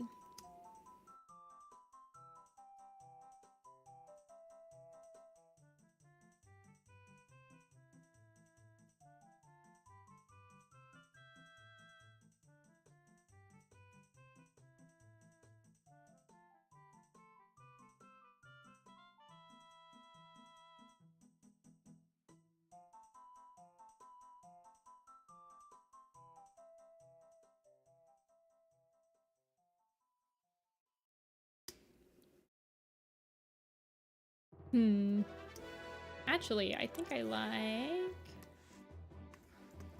want to move this up.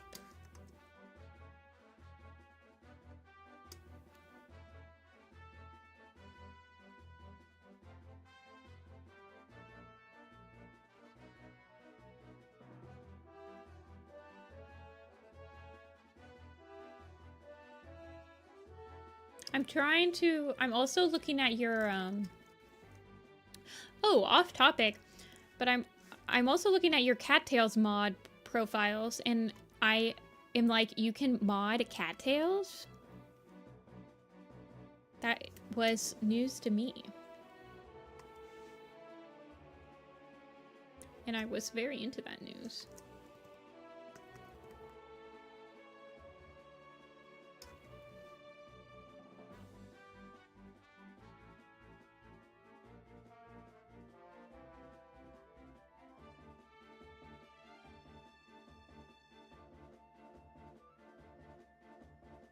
I don't have a Discord server at the moment, cauliflower.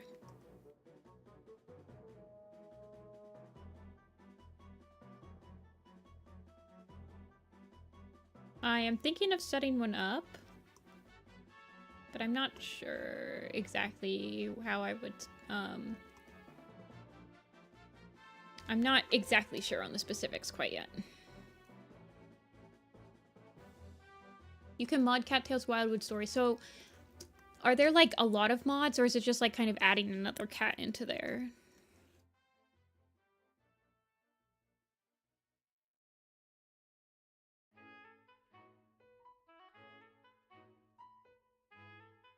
Well, it's not just setting it up, cauliflower. for me, I'm like trying to decide. I guess it is setting it up, yeah. But it's also like deciding on the rules and deciding what kind of like vibe I want to be there. Like how public do I want it? Stuff like that, I guess. I don't know. I get nervous thinking about hosting a Discord server. I feel like I don't know yet. I'm a nervous person.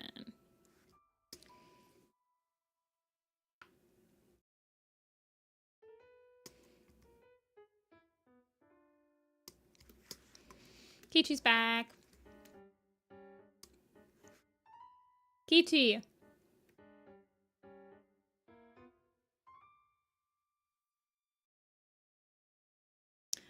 You need to tell us the lore of these people.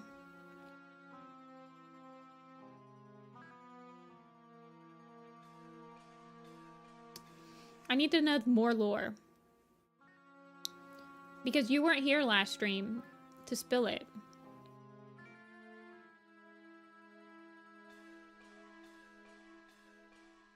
So I need to know why he turned into a cannibal. I was thinking about that earlier. I never learned.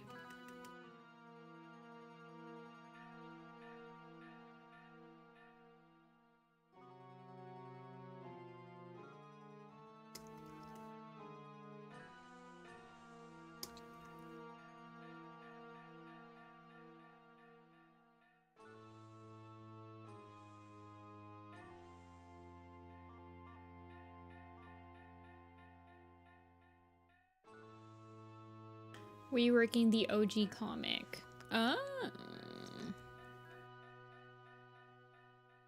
Wait, so you've already got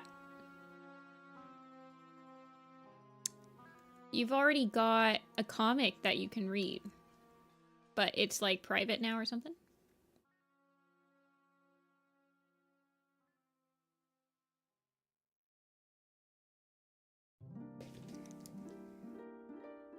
I'm the OG fan of Red Wing.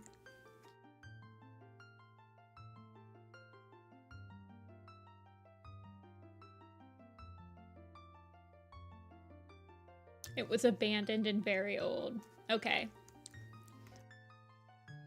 I will let it fade for you.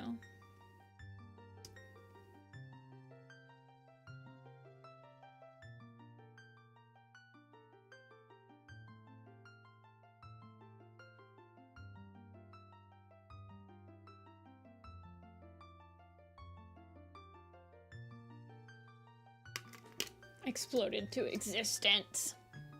Actually, I looked at that golden paw after that stream on Thursday, and I was not very satisfied with him, so he will probably be changed, but I'll wait until he gets his warrior's name.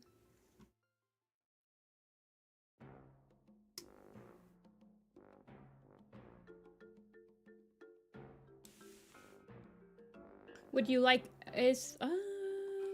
so you gave me these two.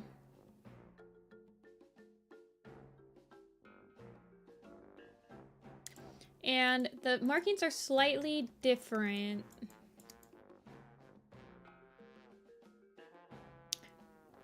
Do you want me to add these extra bits of marking on the face?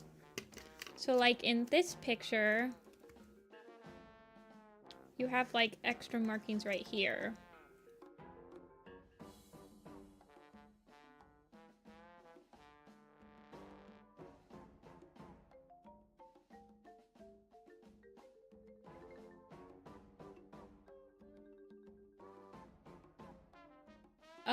I stream on Tuesdays, Thursdays, and Sundays, Cauliflower. So this stream, my Sunday streams are commission streams. And so I'm just drawing other people's characters, but on Tuesdays and Thursdays is the Warrior Cat streams. So that's when we draw and like talk about Warrior Cats. So right now on the Tuesdays and Thursday streams, I'm doing a Broken Code poster. So we're mostly talking about Broken Code right now.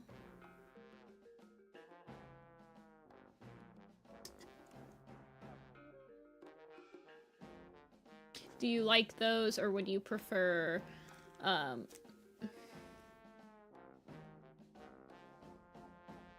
they were hard to get right, okay.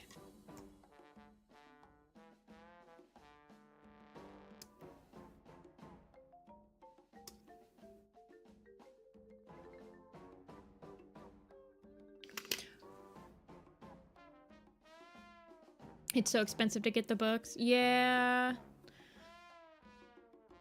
You can usually reserve them at libraries, and I see Werecat books on sale at like half-price bookstores a lot. Like that's where I get a lot of my books, is at a half-price bookstore.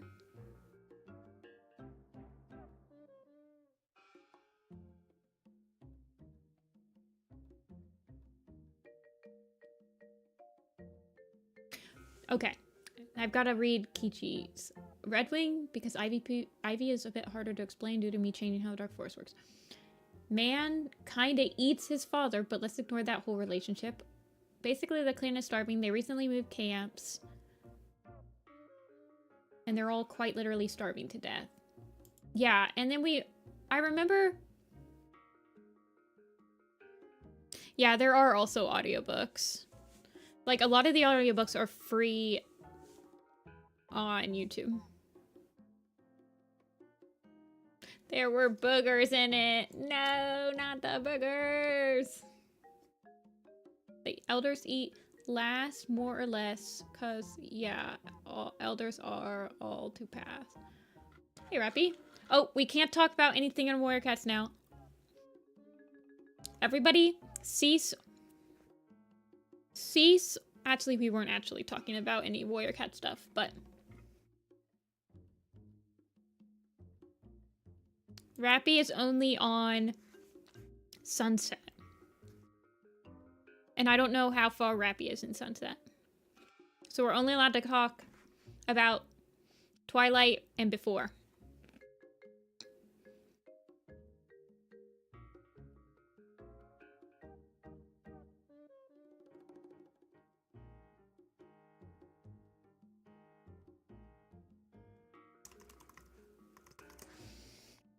The audiobooks take like 24 hours. You could like listen to them sped up.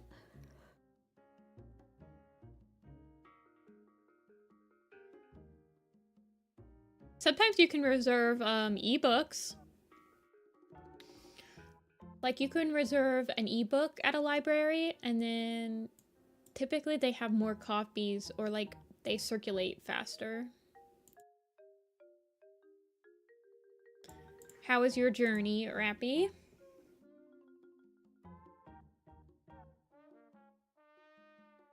I'm gonna send this to you and Fabby, and then you can tell me, where are you? Where are you?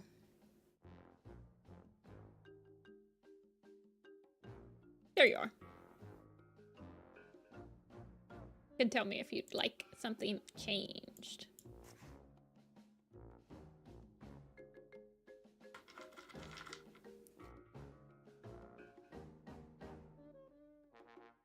Okay, let me grab.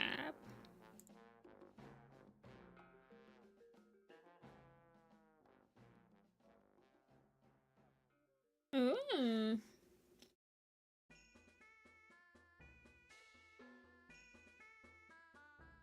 Okay.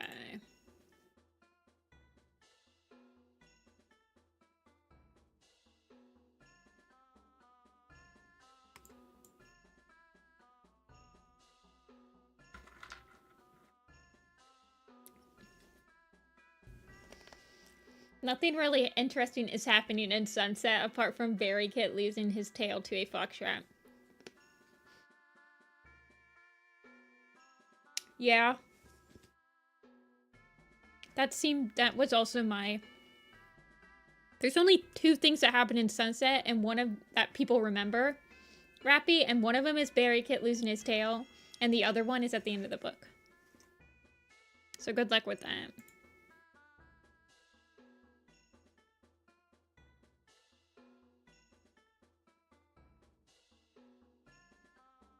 Okay.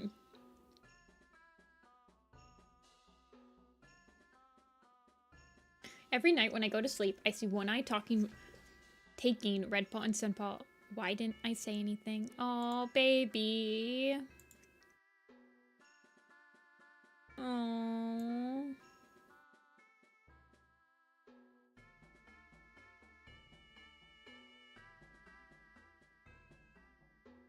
Natural bobtail? Turtle tail, I guess. We don't know if it was natural, but I mean, it's not said that it wasn't.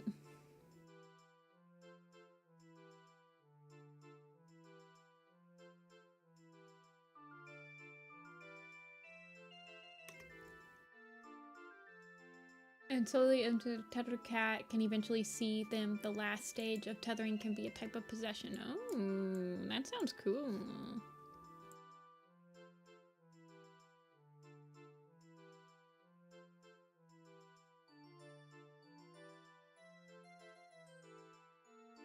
Surely this won't end badly.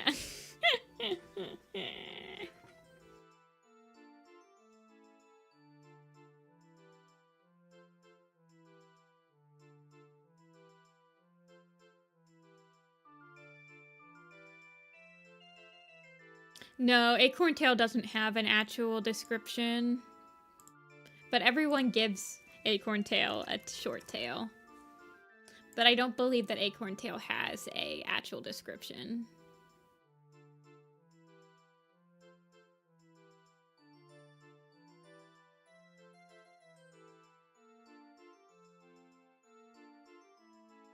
Alright, I'm gonna be right back. I'm gonna do some stretches and refill my coffee, and then we will work on Golden and Moth.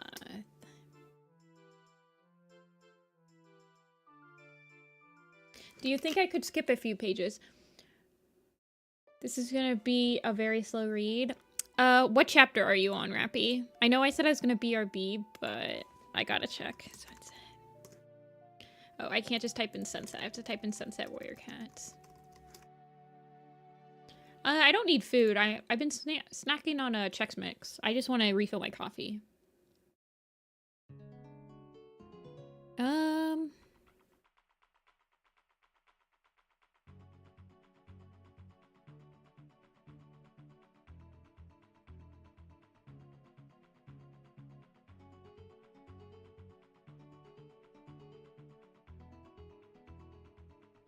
When does that happen?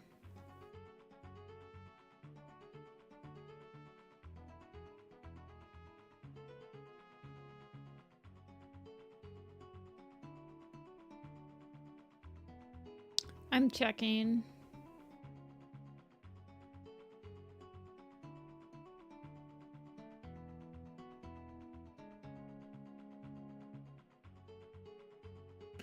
Barry, no. When does Barry? 169. Page 169 is chapter 12.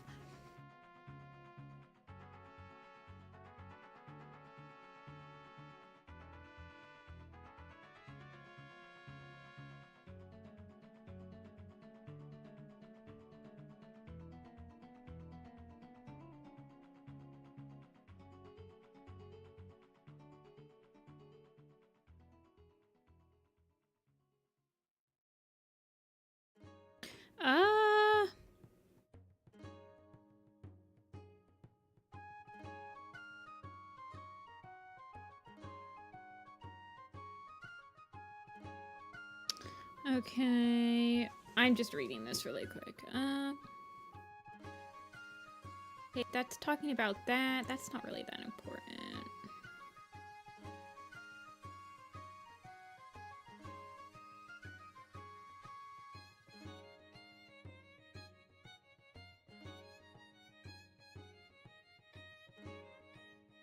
I feel like you might be able to speed read.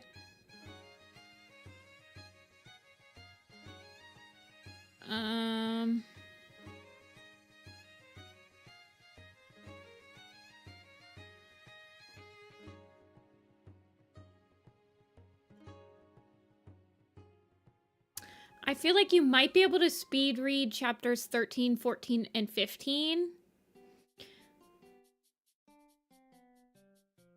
And then once you get to like chapter 17-ish.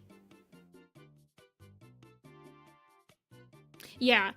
So chapter 17 forward is most of the plot. So I feel like you could probably speed read chapters 13, 14, 15, and 16. And then you should slow down more at chapter 17.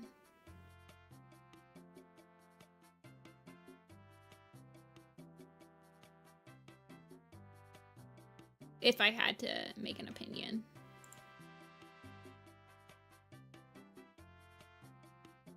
Okay, I'll be right back. I'm gonna go refill my coffee.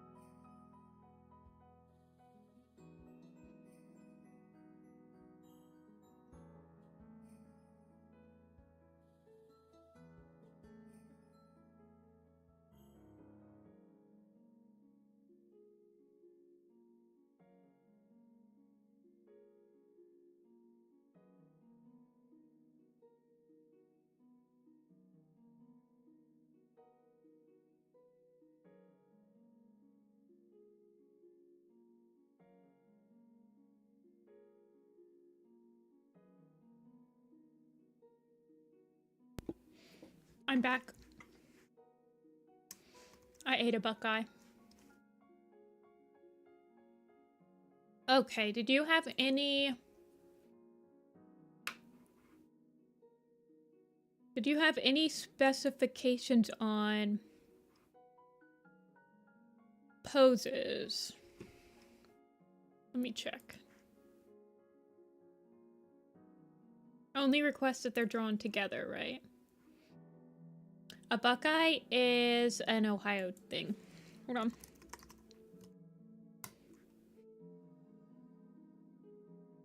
They are a peanut butter ball that's dipped in chocolate to resemble Buckeye nuts from a Buckeye tree.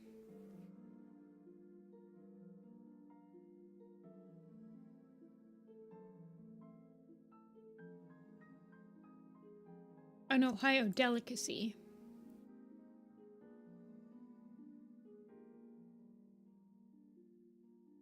They're basically like a Reese cup, in my opinion.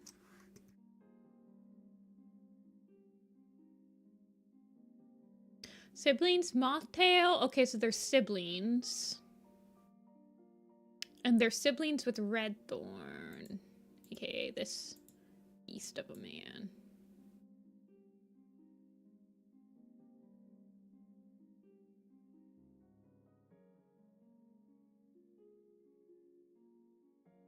Edge of Ohio, Kentucky, and West Virginia. Oh, so like wheeling.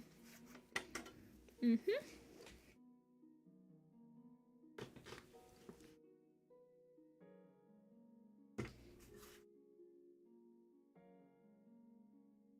Yeah. I live, more towards Columbus. I live about like 30 or 40 minutes outside Columbus. But I'm just down 70 from you.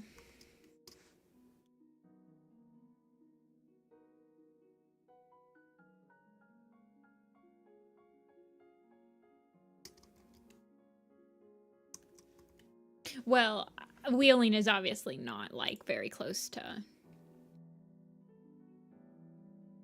Been through wheeling? Yeah.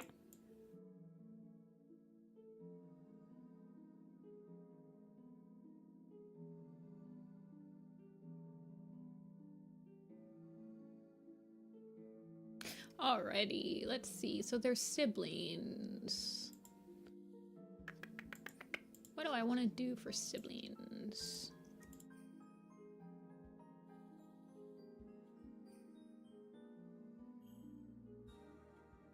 Where are you? There you guys are.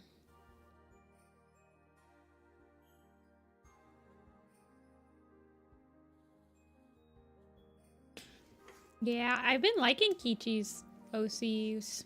I was sad that you couldn't come last stream and like explain the lore.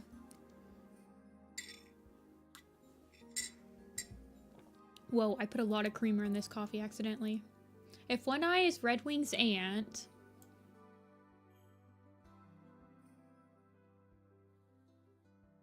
and tried to kill Red Wing, and successfully killed Sunkit, and drowned...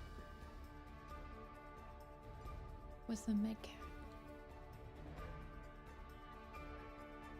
Batfang before becoming leader is bad. Shredded Star did in fact not have a deputy, so Batfang kinda takes over after him.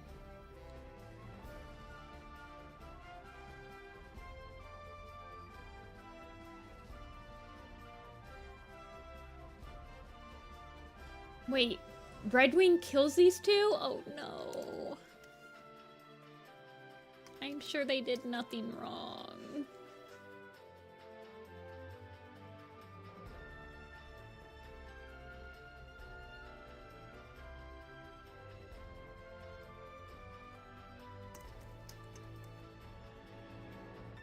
I know, I think I accidentally put way too much creamer in this. Because I usually...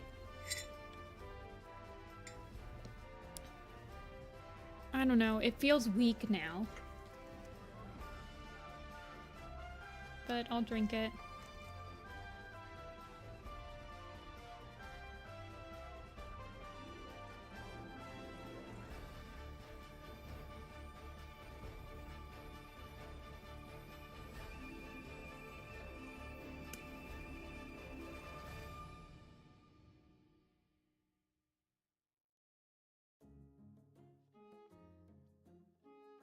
Golden Dove is such a cute warrior name.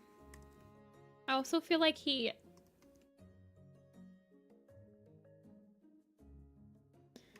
probably very kind and sympathetic.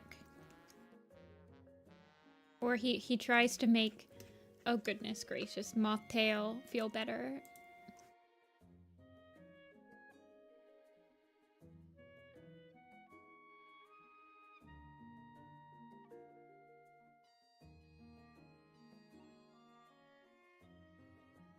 He kind of reminds me of how I rewrote Lion Blades in The Fourth Apprentice to have, like, dad jokes and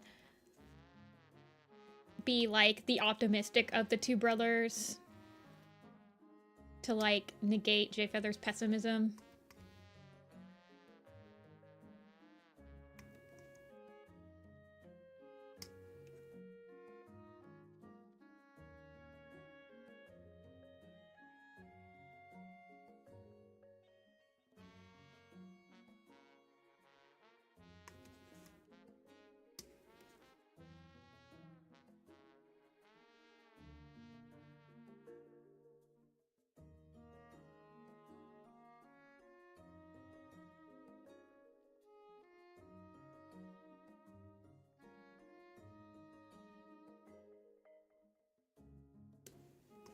Bad fire.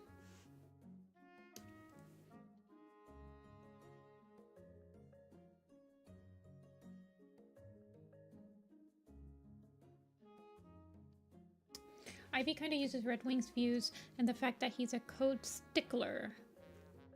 Oh, yes, I remember this about Red Wing, that he, like, is very rigid to the code.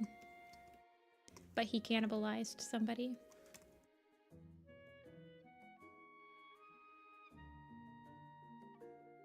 I guess cannibalism is not part of the code. Kind of a vague.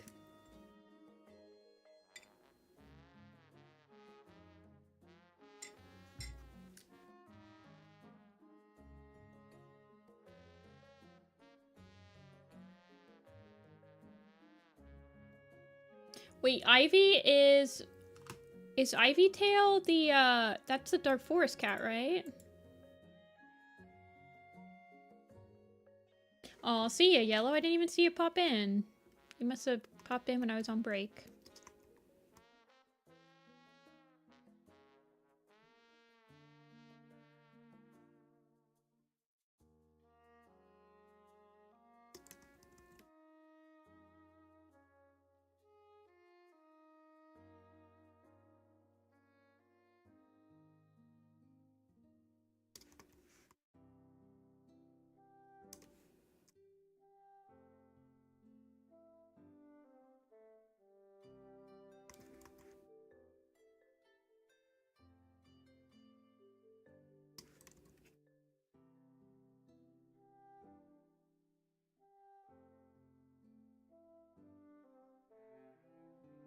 Golden Dove becomes Dog Chow.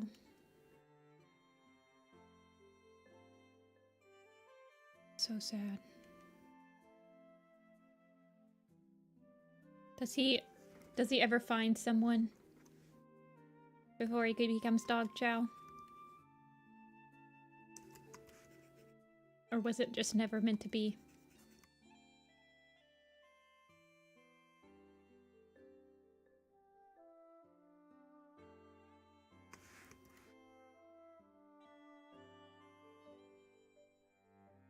He must not carry on the bloodline.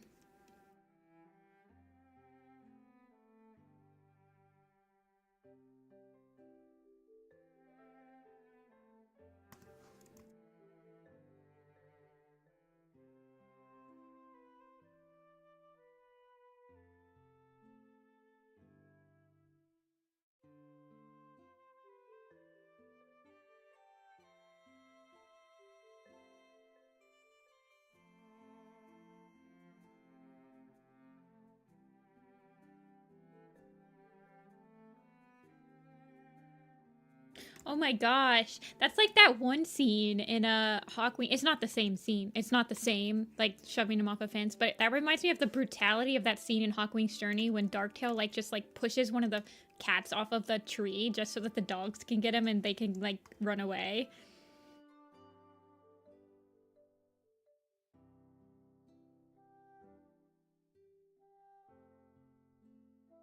I always thought that scene was insane.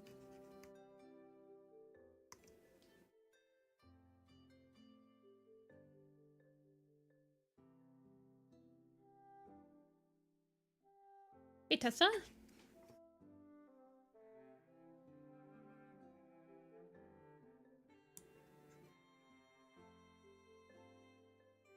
I am drawing Kichi's OCs right now.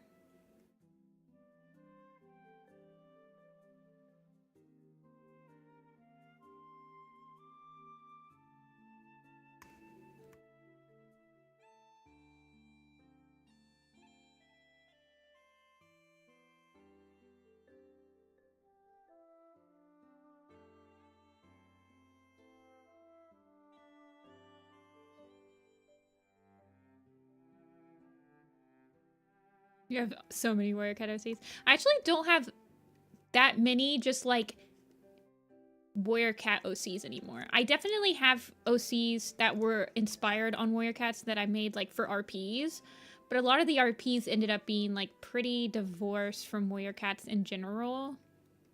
Like it was pretty much just a group of cats that we were RPing.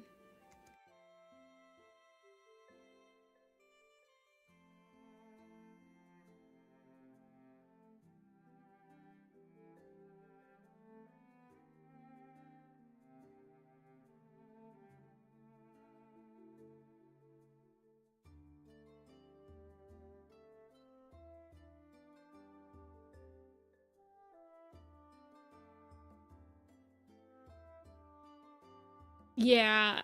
Wait. Moth... Robin Melody.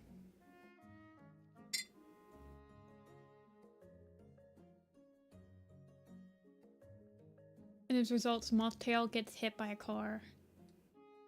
Oh, she's the one that gets hit by a car.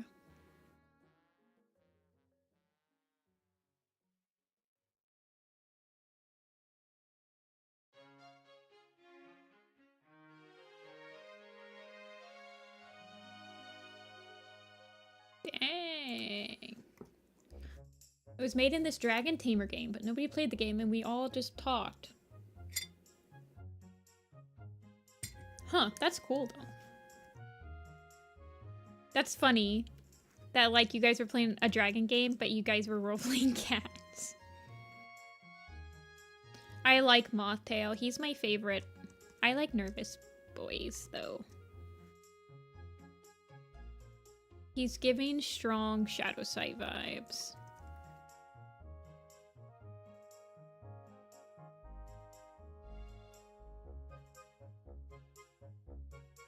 Little Fern. Ugh, I love like tiny and little as like prefixes. It's just, they're so like not intimidating. I love that.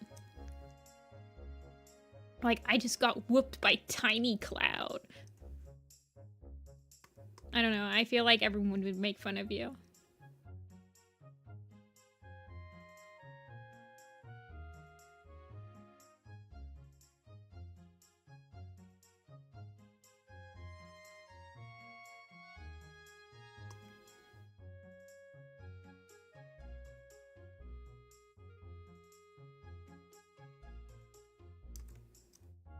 Tiny star, but with a tiny little star on the head. That's true.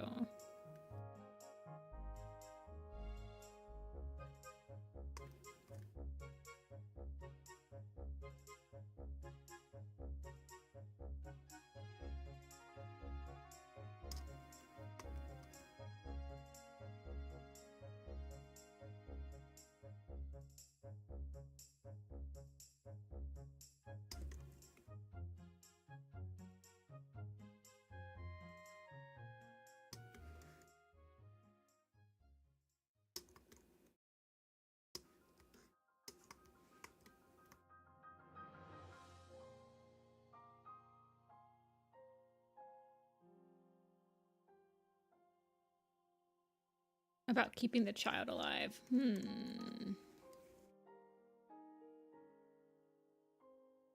Have I ever listened to Epic the Musical? I don't think I have. I don't listen to a lot of, like, the only musical soundtrack that I've listened to, like, all the way through without having actually seen the musical, I think it's Hamilton. But I've also seen it now, so.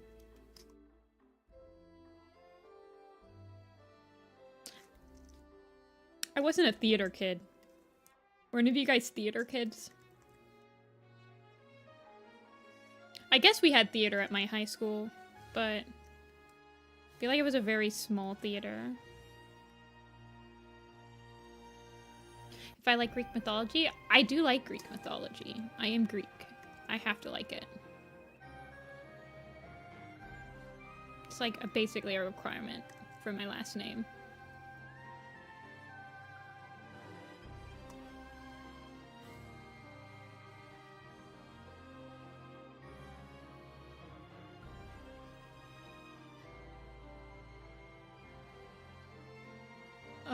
Oh, so it's Odyssey. Okay. Yeah, I need to reread the Odyssey, actually. Thank you for reminding me. I've been wanting to reread it.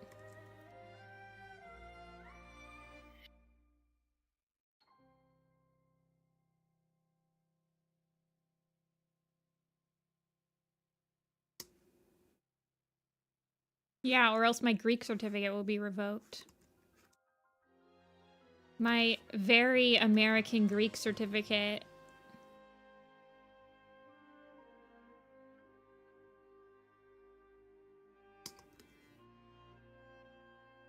How else will I be able to enjoy my Aufgelimino Teropatas, Musaka, etc., etc. ever again?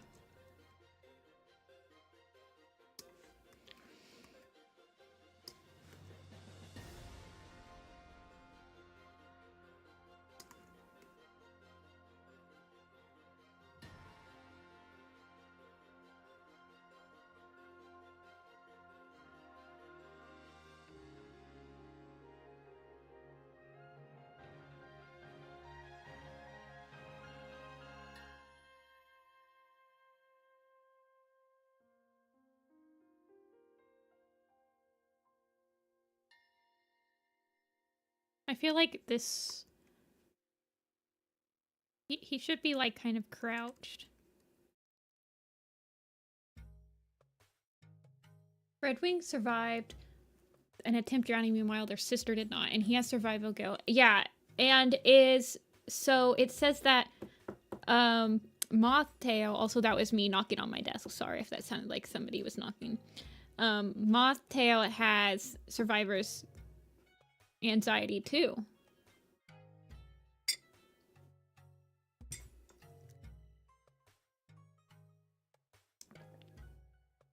Well, I don't know.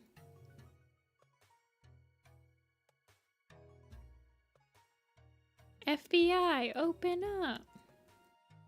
I didn't expect that to actually make noise, and then I heard it through my headphones, and I was like, oh my gosh. I was just, like,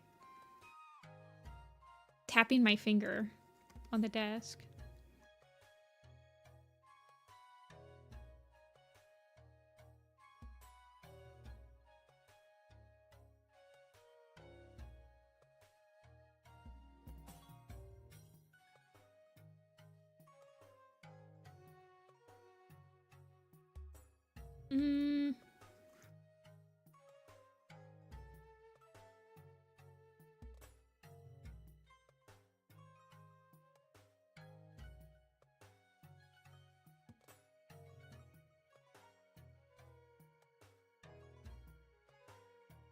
We're OC on Wattpad. I remember Wattpad. Is Wattpad still around, or does everybody use, like, Archive of Our Own now?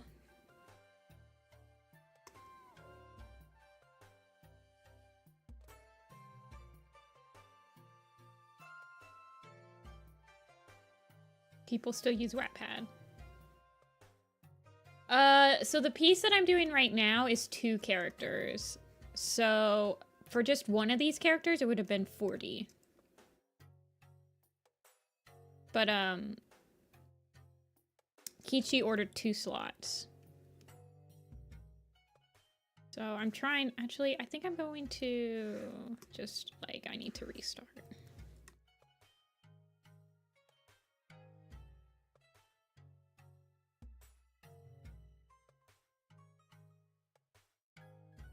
But yeah.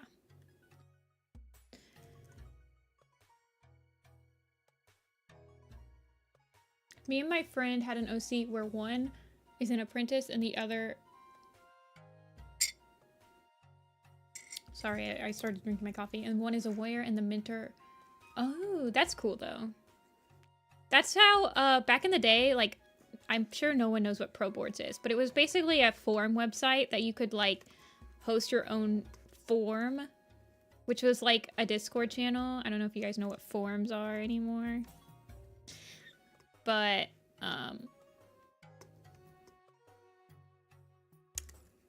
and you'd always start as an apprentice on the forum. So I started with Apple Paw, and you would get, like, a senior member be your mentor. Well, it's not like a Discord forum. I actually have no idea what a Discord forum looks like, but it's basically like that, where you have threads and everything.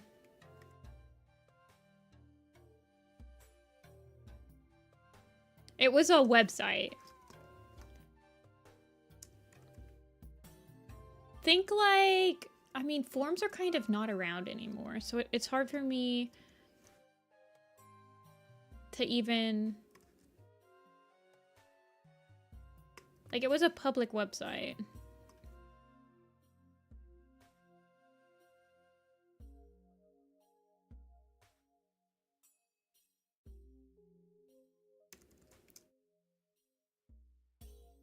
Yeah. Yeah. Well, there is, like, a Warriors forum still that people use. Hold on.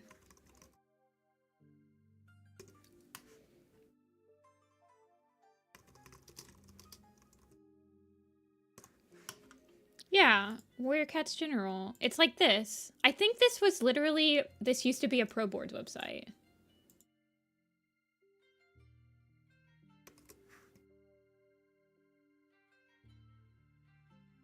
Yeah, it is. It's still a Pro Boards website.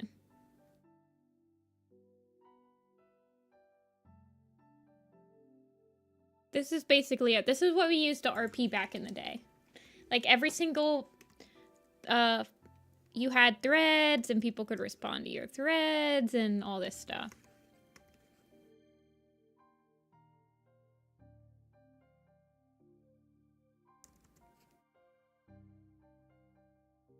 There would be, like, dozens of us.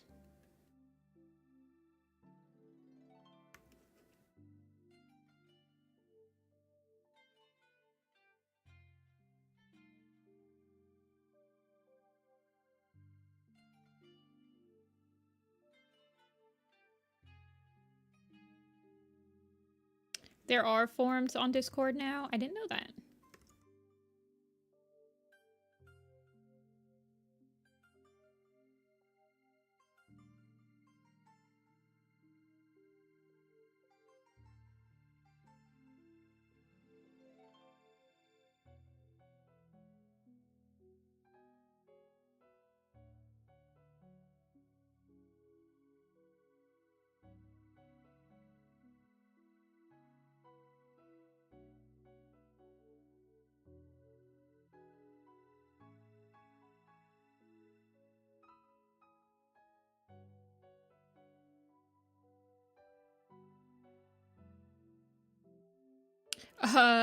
So forums were popular. This was like back in 08 or 09. Cauliflower.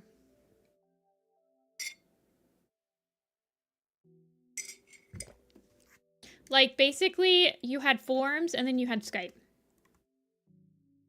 But Discord was basically just Skype. Discord hasn't been trying to replicate forums since, like, the last couple of years, I think, is when they really started to do that.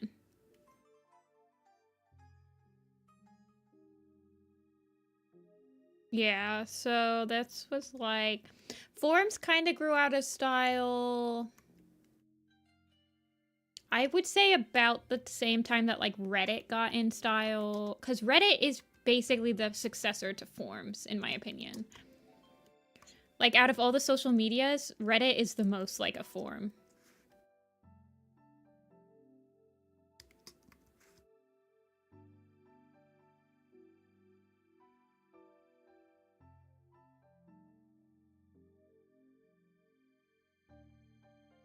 "2009 seems to be copying 79's brands, but the better songs are about 79. Oh my god.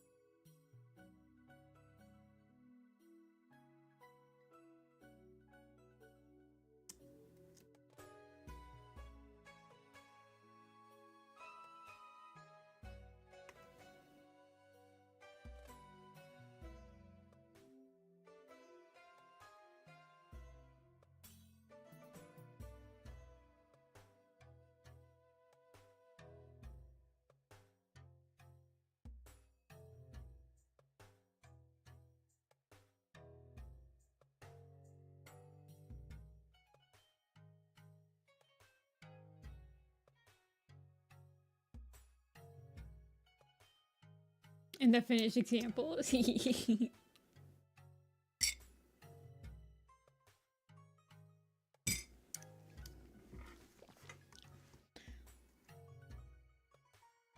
Man, that is a very creamy coffee that I'm drinking right now.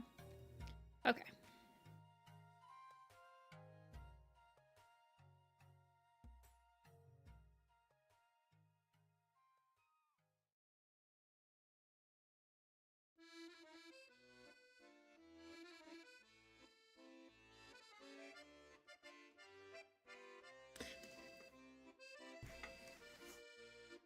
Oh god, everything there. I wish that Warrior Cats would do that, actually. I need a reset of the arcs. I need a mass kill-off.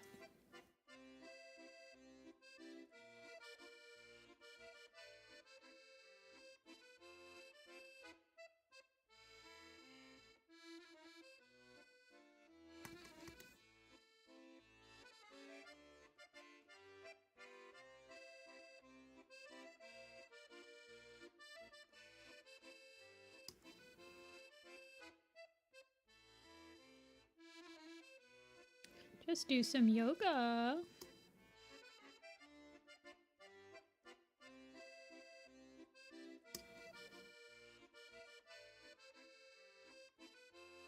When the moon pool finally explodes. They'll definitely have to do some soul searching.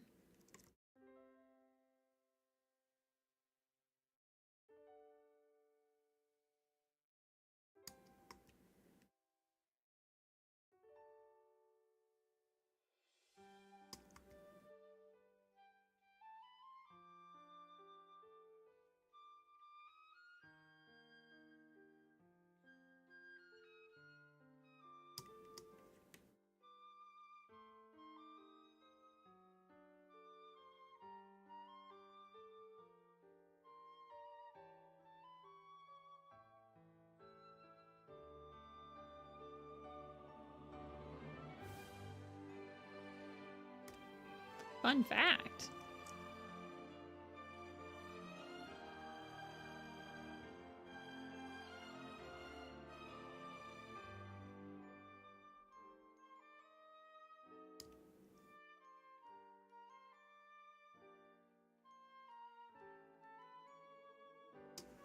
Very long time before Dynavolt, she never reached her goals, but she failed. Holly Paw is not Holly Leaf. Is that Holly Paw as in... Well, is this OC part of the canon? Or are these all OC characters?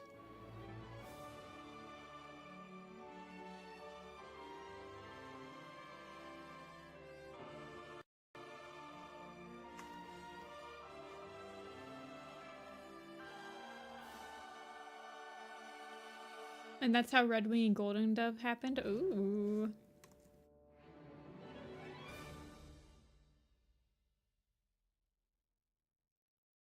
Okay. All OCs. Okie dokie.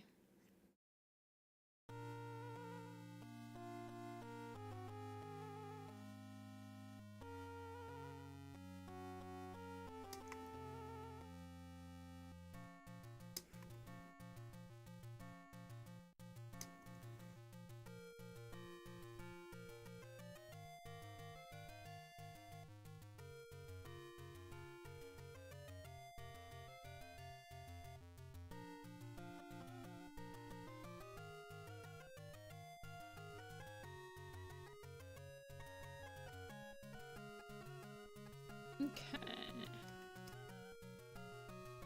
Oh my gosh. Oh, hosting a pool for like your main character? That's dangerous. I feel like I wouldn't trust anybody but myself to make that decision.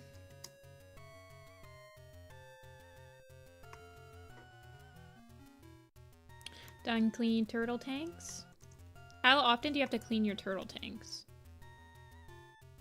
I've never had turtles, by the way. I'm asking a genuine question. Oh, who got redesigned? Oh.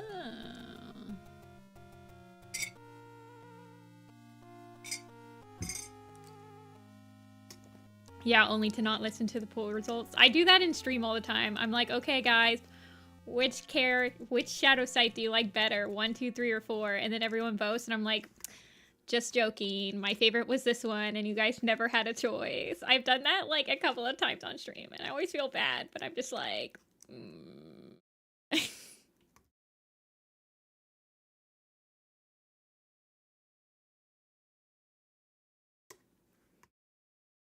Didn't like most people not choose Chimera Shadow? So sad. They don't understand.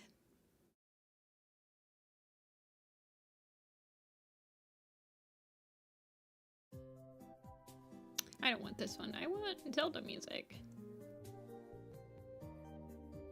Yeah, we'll listen to nostalgic music.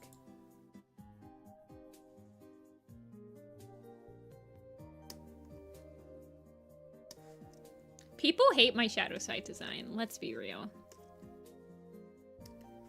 No one but me is satisfied with it, but you know, I'm the only one that matters. Chimera Truthers!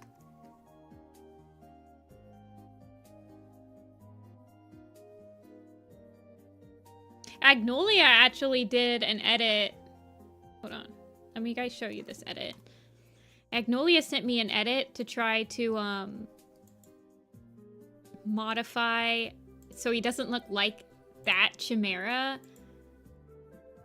but he still like has the face. Here. I like this one that Agnolia edited.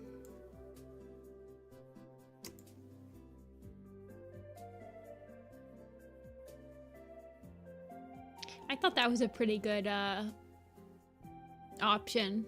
So it just kind of looks like he has the shadow part of his face.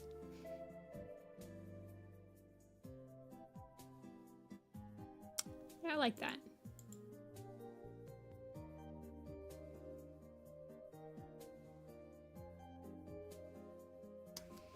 Might take them up on that offer. Fun fact, Shadow Sight's original design was actually an Adoptable that I bought from one of my friends that I've just like edited all the way to the point that I don't even remember what the old one looked like.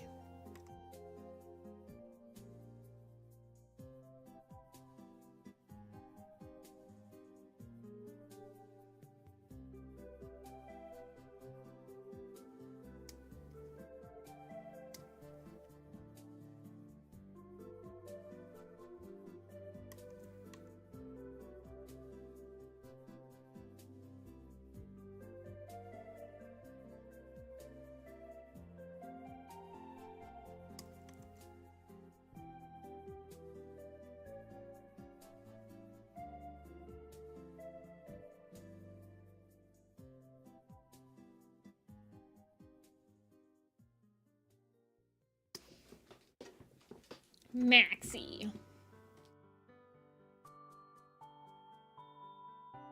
I don't really think too hard on if a color scheme for a cat is a viable color scheme, in my opinion.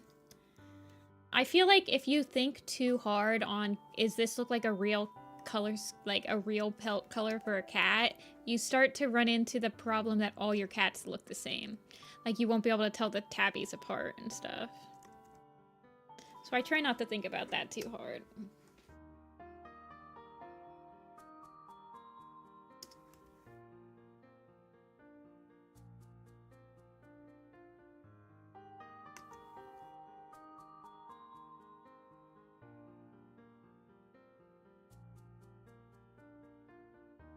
Have I seen the accurate, like, the genetically accurate ones? I believe I follow that blog, but they're not updated anymore. They were caught up at one point. But I don't believe that they're active in the fandom anymore.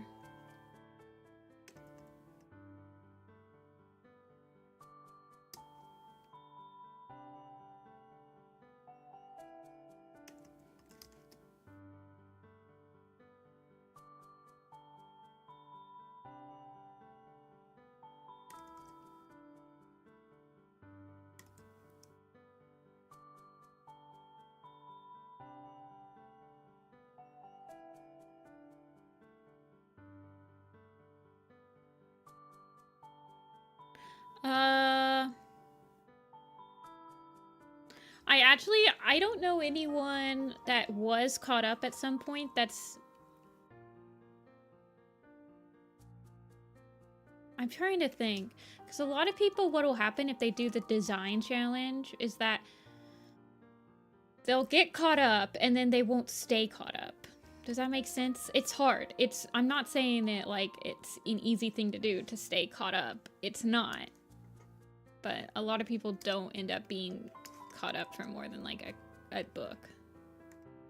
Like I'm not caught up anymore. I have like 20 something more cats I need to draw.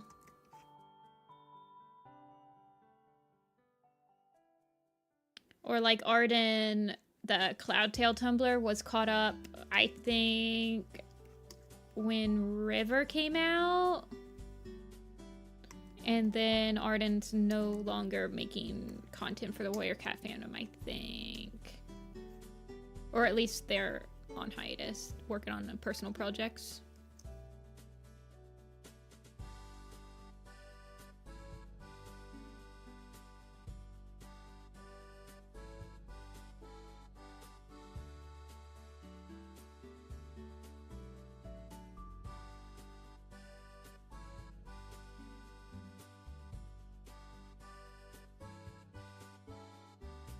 Yeah, I have a huge list. There's how many cats are on my list right now? I need to add Moonpaw's voice to the list. But the list has... There's 1,452 cats you'd have to draw if you were gonna get caught up now. I think when I restarted the project, I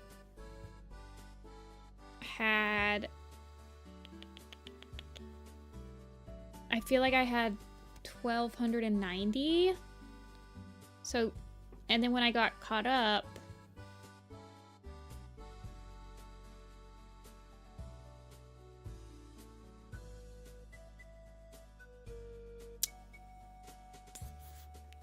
I think when I got caught up, there was 1,296. So since I've gotten caught up, there's been 150 new cats added. You think you could do that in a weekend? You probably could. If all of your cats look like this, and you reused some designs, you could probably get caught up in a weekend. I wonder how that... Wait, hold on. Somebody needs to calculate how many minutes/seconds you'd need to spend on each cat to get caught up.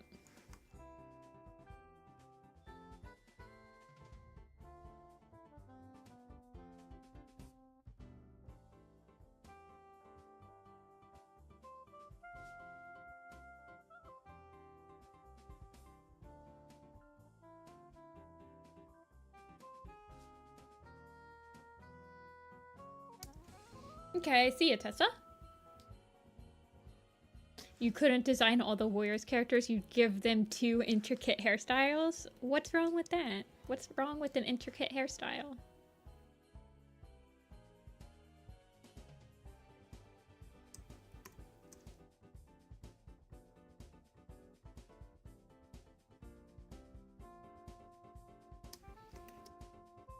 See ya, Tessa.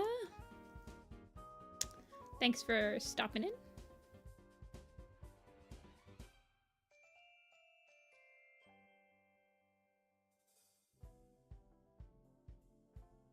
I will never not give cats anime hair. Period. It's too addicting.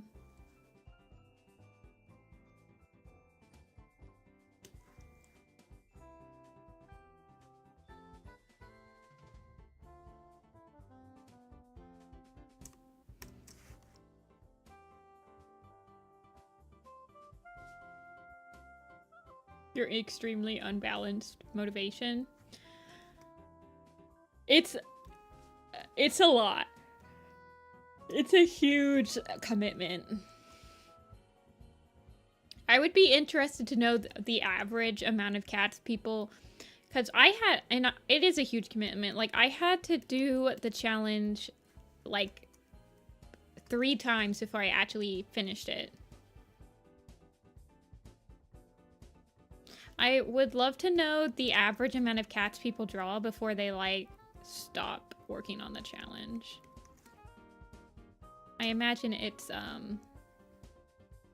don't know.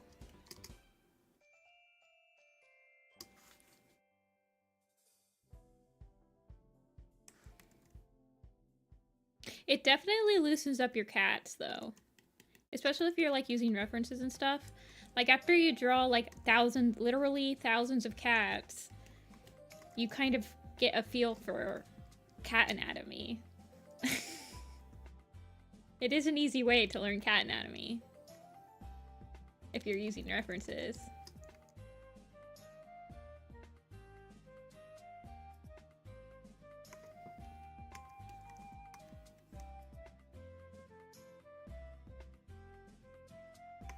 $200 to $300. The first time I started the challenge, I think I got to 1,000 before I quit. And then so I got to 1,000. I think I quit around...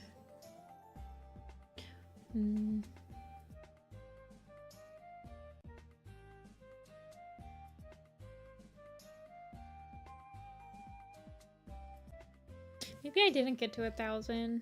It's hard to know.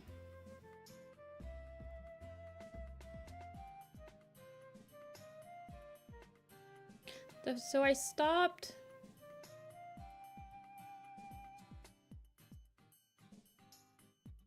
I hate when people brag about using references or say using references makes it not original. Honestly, whenever I hear somebody say that, I know that they're too lazy to use references.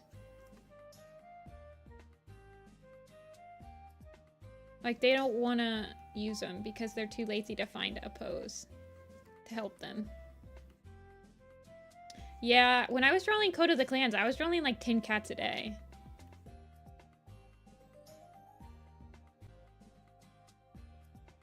I mean, I definitely don't use references all the time.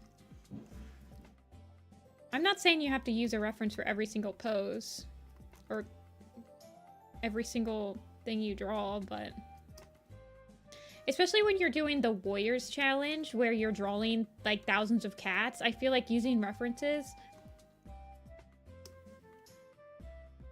is a good thing. Because you're basically studying how to draw cats.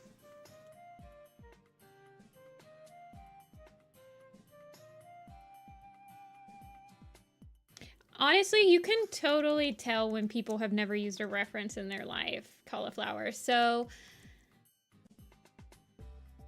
I will also say, I think that being comfortable using references, you will improve in art much faster than anyone that's not using a reference. Like, if you're unsure of a pose, or if you're like, oh, this pose doesn't look right, something feels off about it, and you pull up a reference and you can see exactly how your pose feels off. I don't know. It does make you learn very quick. Like, you start to internalize the anatomy faster. You start to, like, kind of have standard cat poses ingrained in your memory a little bit better, etc., etc.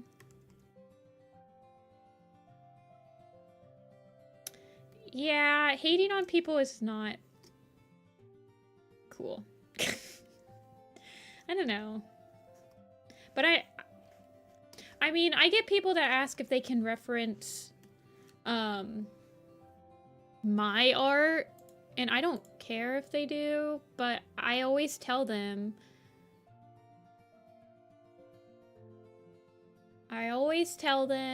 that I use references and that I have the websites that I use to reference my images if you want to use those instead. I mean, I don't care if people reference my art, but I just want them to like be like, well, why don't you reference what I was referencing? Because, I don't know. Yeah, I don't really care if people trace my art to learn how I draw a specific thing. I have had people that, like, will message me. I've had a couple of people do this. They'll message me and say, hey, in my friend's private Discord channel, this person in my chat is tracing your art and uploading it to our private Discord channel. And I was like, I don't care. Like, it's your guys' friend Discord. Why are you ratting them out to me? But then they said that person was claiming that it was like they didn't trace from me, and I could like actually tell that they were like referencing, like, yeah, they were posting it and saying it's theirs. So the person texted me and was like, do you know, like, they were referencing some poses on Werecat Designs, which is like, there's thousands of pictures on there. They were like, do you know what specific pictures they're referencing for these images? Because they look like your art, but I can't find what specific image they're referencing or they're tracing in this picture. And I was like, yeah, I don't know.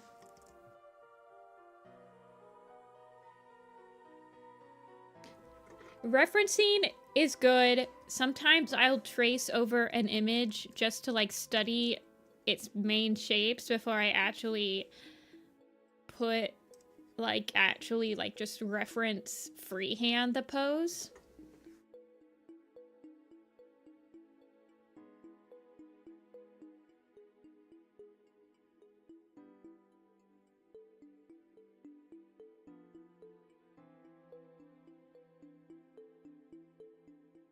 You draw cartoonishly messed up anatomy. It's okay, Lays.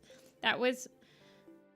I mean, I was not using reference images consistently all the way up until, like, probably, like, 2020. So... It's definitely... It takes a lot more time to find a reference image. 100%.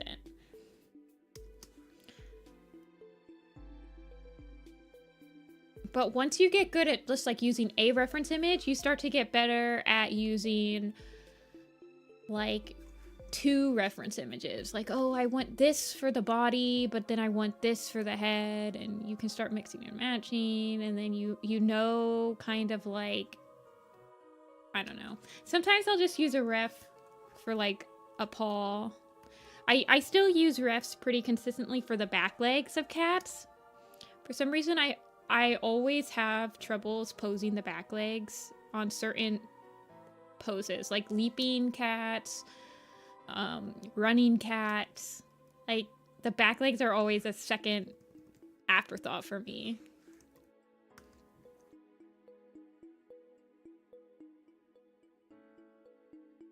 Working on change? Oh, thank you, Yuna. You are right. There we go.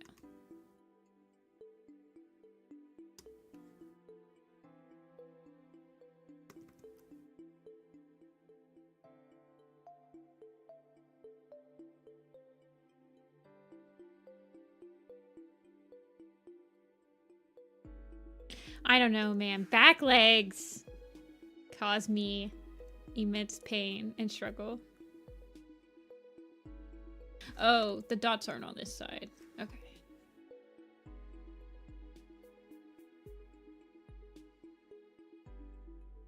Yeah, Golden Dove is the name of this OC. He's a bright, optimistic, sunny boy.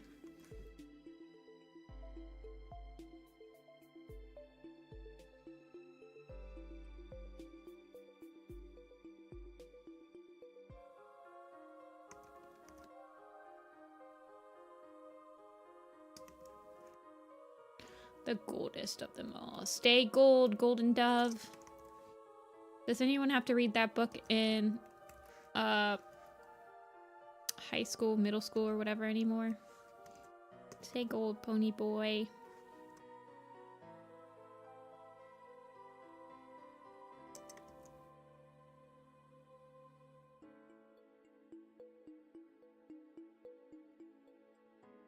The Outsiders. Thank you. I forgot what the name of the book is.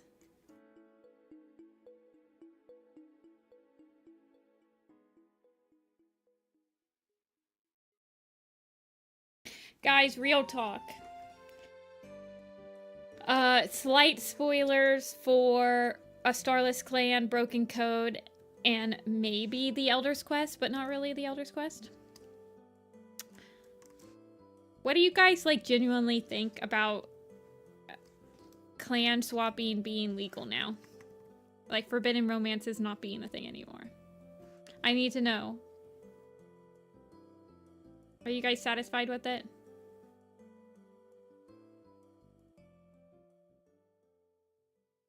You honestly don't care. They took my OC idea. No. I'm fine with it. Okay. It's nice to have a change. All right. I feel like the trials are too easy. I feel like it's like, why have the trials when they're like the easiest things in the world? They're literally just like hunt for prey, train an apprentice. Like, no duh, somebody's gonna be able to do that.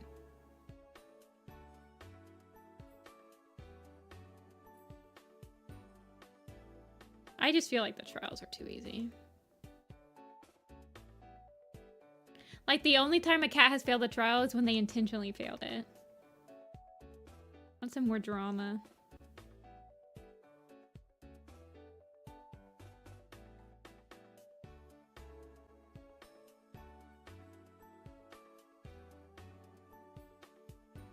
Making a comic sounds like hard work. I don't blame you for not knowing if you will end up going through with it.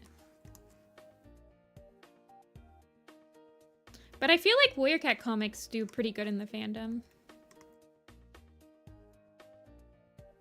I don't mind the idea of clan swappers. I just wish that it was like... I don't know. I feel like the idea of a trial is just like... kind of silly. It kind of feels like not thought out all the way.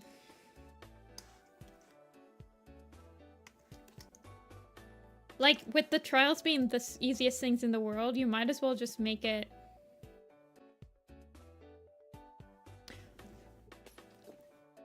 All the problems we had before are stupid if we can just do, like, the blue oak stuff. Yeah! I mean, so in the new... Like, this is what I'm talking about, right? In the newest arc... You'd think... I don't know. Oh, I don't mind getting rid of the forbidden romance. I just feel like some of the code changes are a little bit like not thought out all the way. Like the fact that somebody can like start a coup on the leader, like Leaf Star. This is spoilers for Elder's Quest, by the way. To out a leader, a cat can set up a vote, and if they fail, they can just like set up another vote like a week later until it passes eventually. Like, what? That's crazy.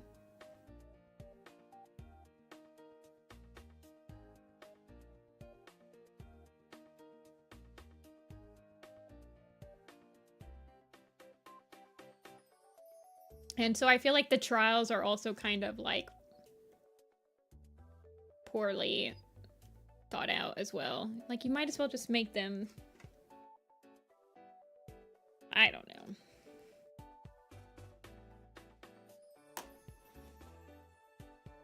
Aw, thanks, Tortoise. And no worries, I have nothing against lurkers. That's pretty much how I watch like every stream ever. I'm just a lurker, so... I appreciate people talking, and I really like it, but I also appreciate the lurkers because that's how I am.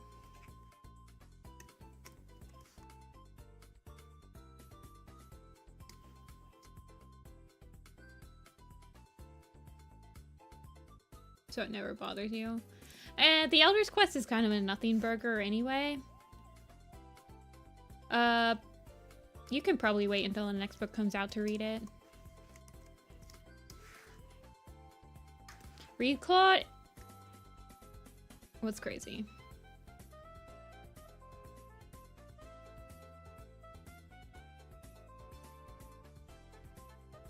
It makes the stream feel good. Yeah. I get nervous talking on... I actually get really nervous talking on chat on like a live stream and having the streamer respond to me. I don't know why, but I just get so nervous. I'm like, oh, they don't want to read my comment. They don't want to hear... I don't know how to explain it. That's why I'm a lurker.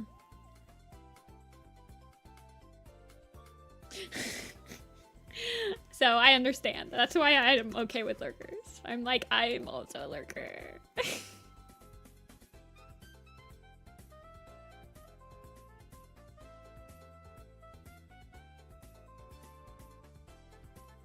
Do you think that, Mothtail... Oh, he's probably not smiling. And your Firestar in Animal Jam? Wait. In Animal Jam? Firestar in Animal Jam. Is Animal Jam like a program?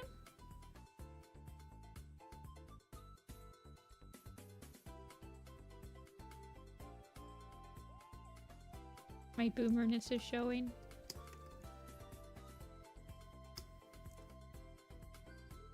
You've never heard of Animal Jam? Of course I've heard of Animal Jam. What do you think I haven't heard of Animal Jam?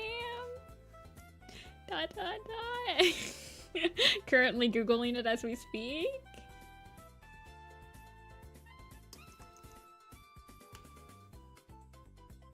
Wait, you can draw stuff in this? I've never heard of this, by the way.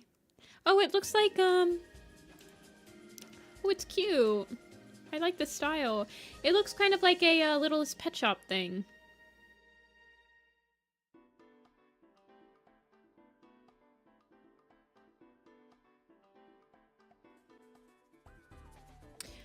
Everyone in the Warriors fandom has heard of Animal Jam.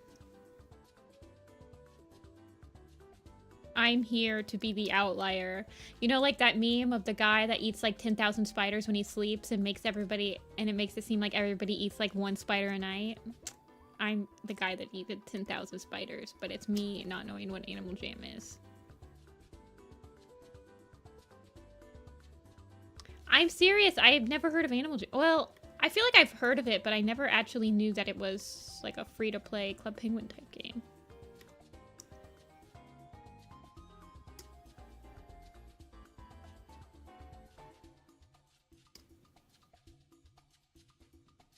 I'm just gonna sketch out his face a little bit.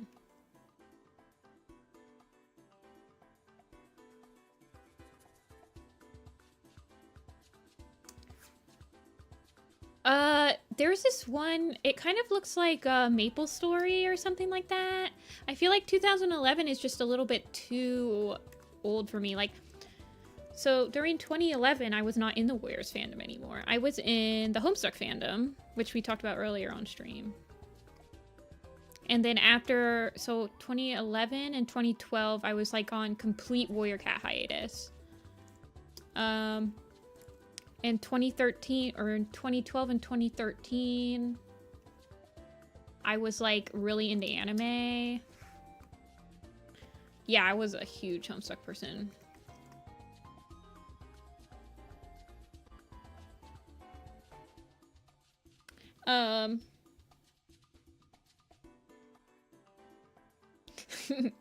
You're learning the Nifty lore. And then once so that was my last years of high school was Homestuck. 2011 to 2012 and 2013. Well, by 2013, I was like mostly an anime person / like into the My Little Pony stuff. And then when I graduated high school, I was really into anime. Was really into anime until about 2019, I'd say. But I got back into the Warriors fandom in like late 2013 from a huge hiatus. So I had about, not a huge hiatus, but I had about 4 years of books to catch up on.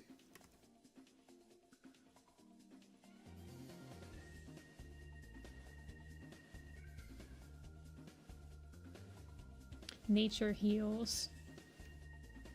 Homestuck was a webcomic. And it updated daily.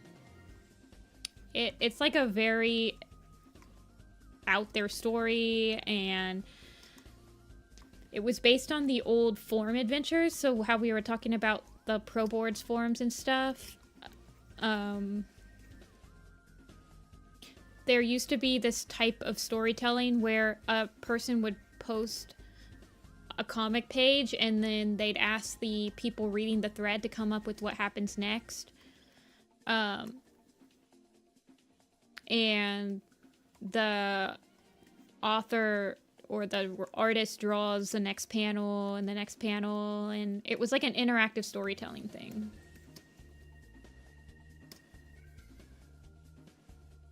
But Homestuck was based on that. So it's like a very windy story with like very of-era humor. Like it's very 2008 to 2011 humor.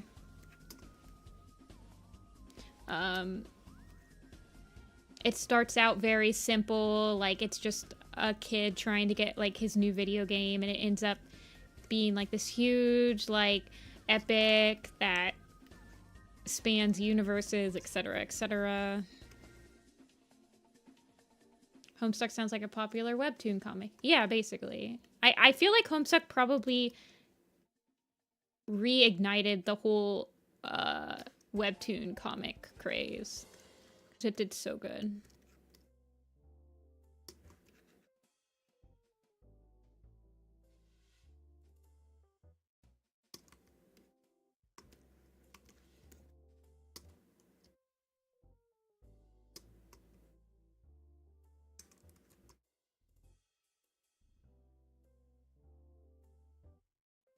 I remember Loss. Oh, Loss. What the heck?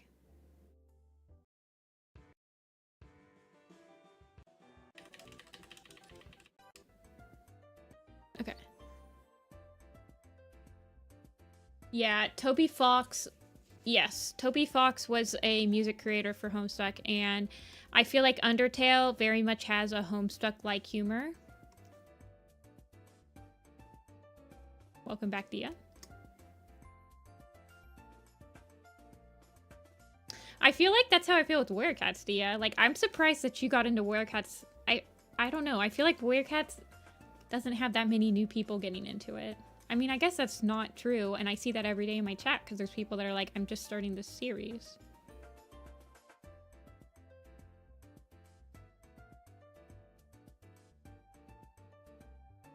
Yeah, he did make music for Pokemon eventually.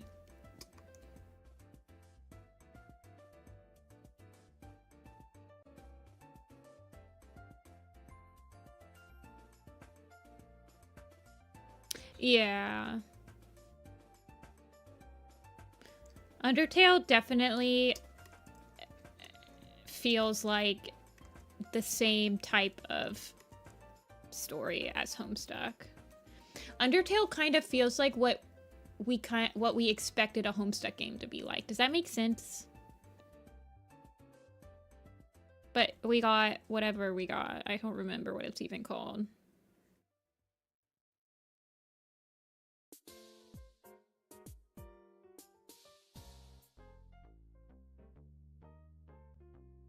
Hive Swap, yes.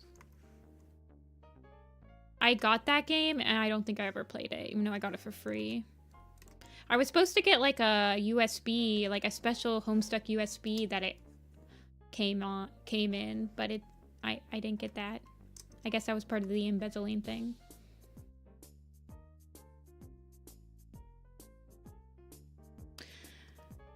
Megalovania, yeah.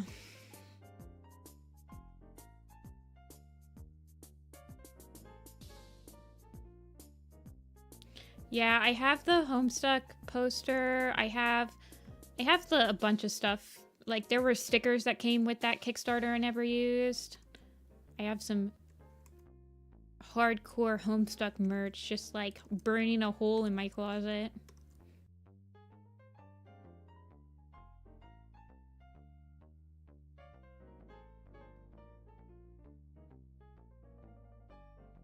Oh, I made, oh, I might have accidentally...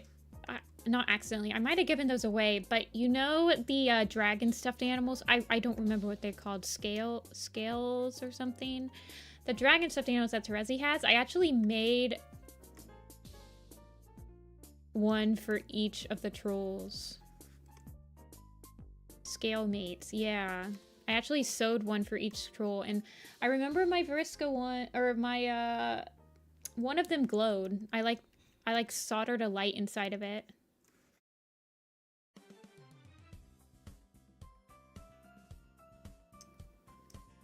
Whichever troll was the glowy one.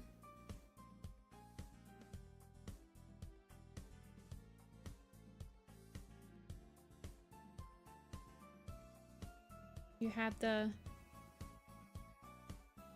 Oh my gosh. When you're... bulk can.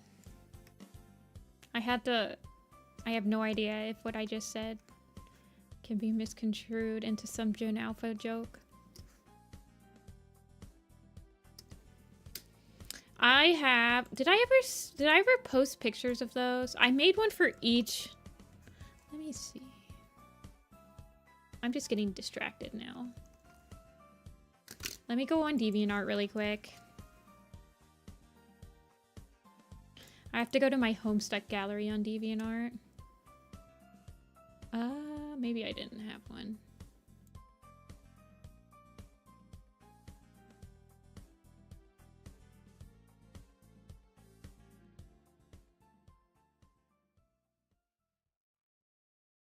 Did I not have a Homestuck gather?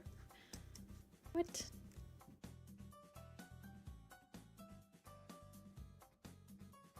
This is ridiculous.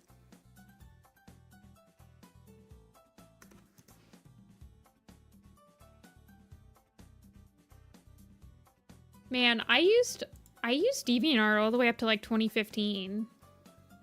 Isn't that crazy?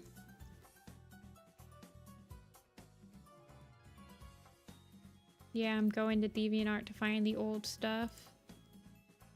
Hold on. Well, I've told you guys about the timeline. AKA my magnum opus. It's literally my magnum opus, but of the Homestuck fandom. Did I ever post my Homestuck? Okay, so I was drawing Homestuck all the way up until December of 2012. Because mostly just drawing Jake at that point.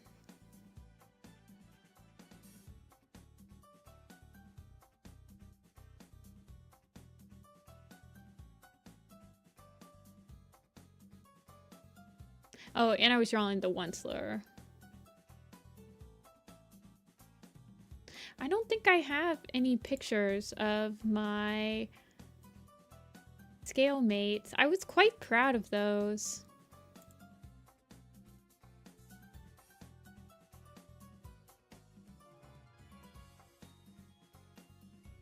Yes, I do. Okay, here's a picture of me with the Terezi one. Here's a face reveal from 2012. Okay, well, this is like, before you guys laugh at the quality of this picture, this was pre-smartphone camera picture, okay? I made a bunch of these, but for some reason only the Terezi one got saved, I guess.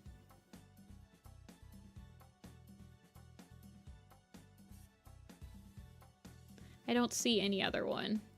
But I made one for each troll, and then I made one for each kid. I spent like a really long time doing those. Aw, man. I wish I had a picture of them, because I don't remember. I think I might have given a lot to... I feel like I gave a lot to one of my friends, or like my friend wanted them, but I don't have them anymore. And they're not in my like stuffed animal bin, or like my stuffed animal container that I have all my stuffed animals in.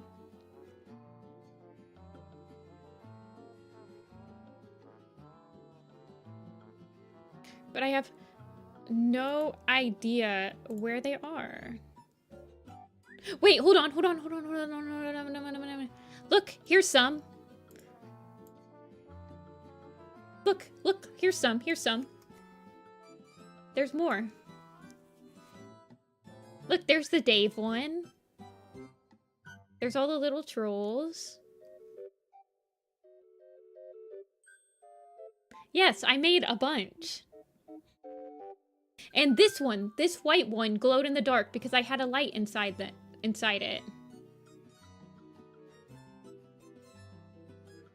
Look, I was still in the process of making them, because look, there's the two horns. Oh man, do I really not have any pictures of these? I don't know where they would be. Like, they're probably, like, I don't know where they would be. I cannot believe I didn't take any pictures of them when I was finished.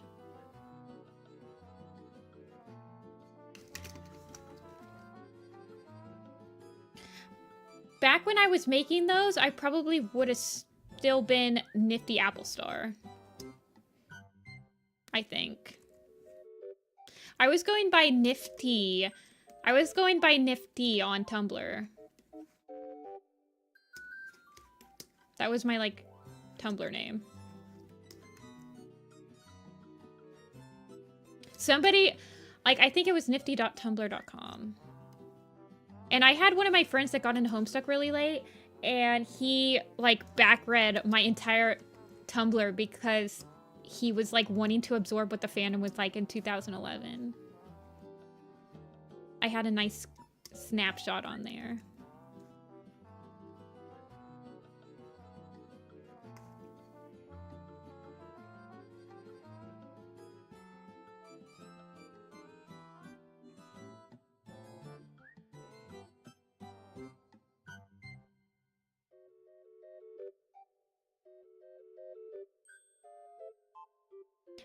Tumblr's pretty okay now. Let me see if that is still, or maybe it was nifty.tumblr.com. Let's see. No. Apparently this is now a Nifty from Has Been Hotel blog, so it's not Nifty. But what would it have been? Nifty? No, that's not it either. I don't know who... Nifty blog? Maybe?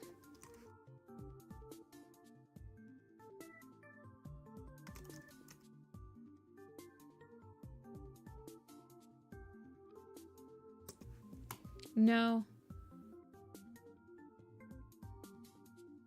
Maybe... I don't think I deleted it. So I'm not sure what... But I'd have to find the email. And I did change the name of it quite a few times. I don't know, maybe they did a huge purge.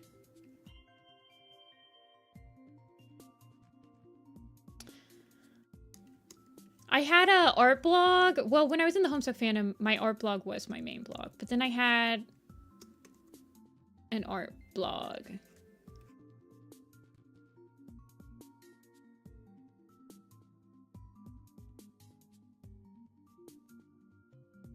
I'm getting so distracted.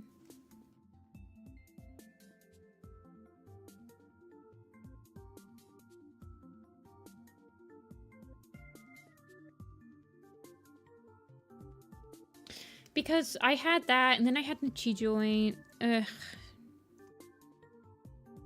Nifty-Senpai.gallery.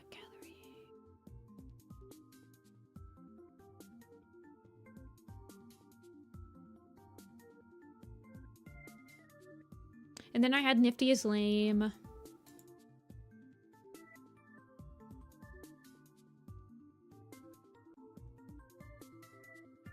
Man, I'm going down memory hole.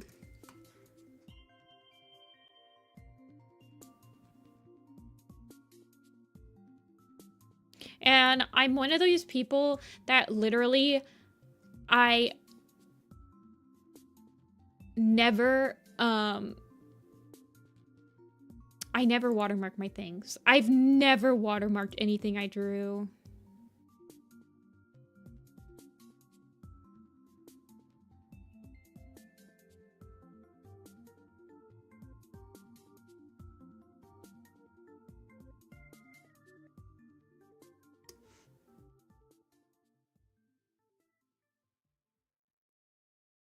I'm like so bad. I still don't watermark anything I draw. I don't even sign my name.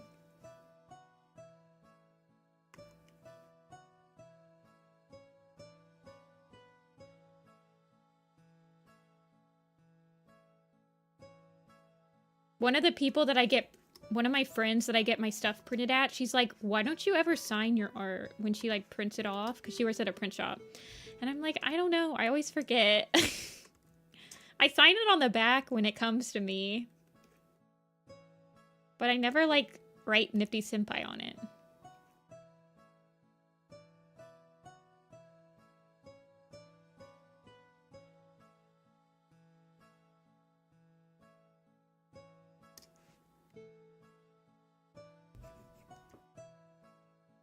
Hardly remember to watermark my stuff. Yeah.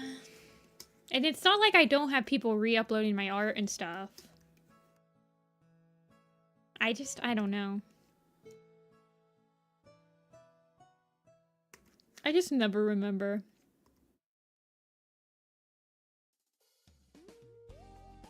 I'm a lazy person.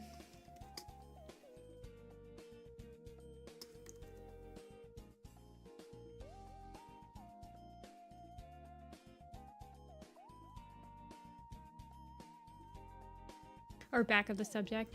I sign, like, when people order stuff from my shop, I sign my prints on the back. I sign with my real name and Nifty-Senpai, because some people just want me to sign as Nifty-Senpai.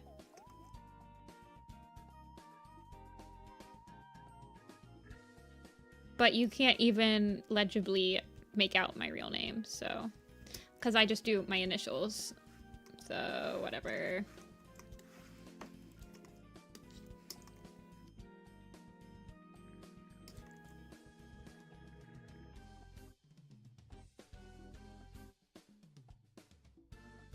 Oh, you got a drawing tablet. Have you set it up yet? That's exciting. I remember my first drawing tablet. I was so excited. The first thing I drew with my drawing tablet is a picture of Redtail's death.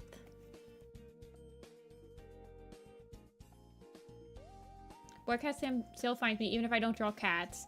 I found in the wild with a different username. Wait, the minute I recognize you. I've never had somebody recognize me when I'm outside the fandom. But I actually keep my Warrior Cats art and my other fandom persona pretty separated.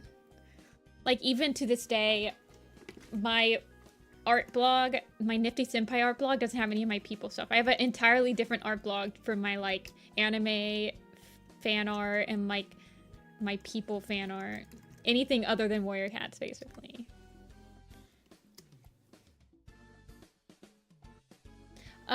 This one, so for one character that looks like this is 40, but earlier in stream we did, like, we did some headshots, and the headshots are 25. What language was I writing in? What do you mean? Like this? It's cursive. Oh yeah, they don't teach cursive in school anymore. Yes, when you get a picture from me, it'll have this on it. This is Nifty-Senpai. That's my Nifty-Senpai signature. My real signature is just JM. That's what it has on the back of every single art piece.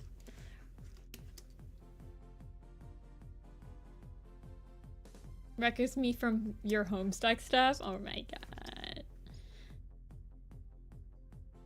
No, they don't teach cursive anymore.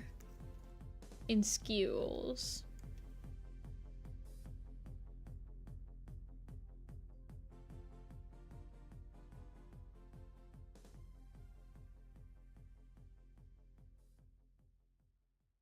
I know, how are people supposed to sign their name?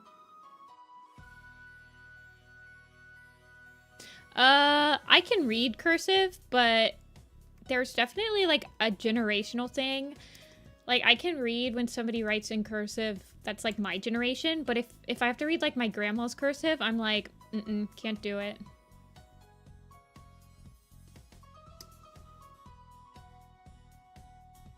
I feel like the closest I get to cursive is, like, when I'm just, like, scribbling to myself, and it's like, I'll be like, yeah, fire, paw, go here.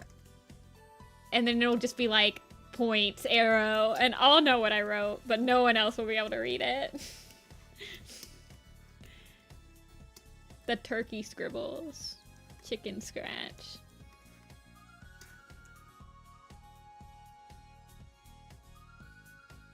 Taught cursive in 3rd grade.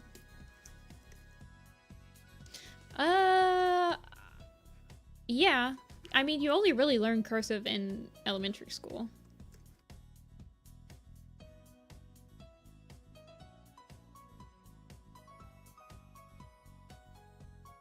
I mean, I'm sure that if you wanted to, you could, like, teach your kid cursive. Like, if you were a parent and wanted them to learn cursive. There's no reason for you to just, like, buy a book for them to practice. That's pretty much how you practice. Just buy the cursive book that they made us all use to, like, replicate the cursive.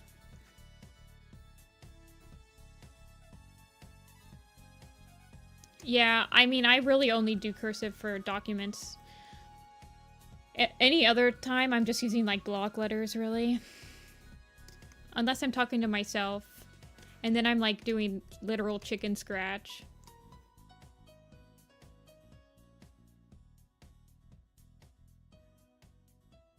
Also, I don't find the... I used to find it very fun to, like, write script. Like, fancy script. But then I learned Japanese, and you basically have to... Like, I took all that energy into cleanly writing, like, kanji and stuff. That's where all of my clean energy for learning crazy script goes.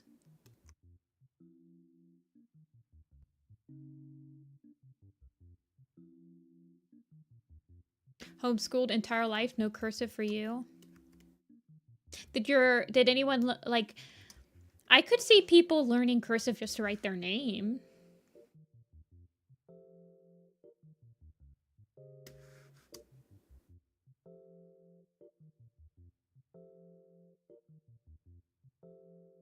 But really, when I'm signing my name, the only cursive I'm using is like the capital letter cursive.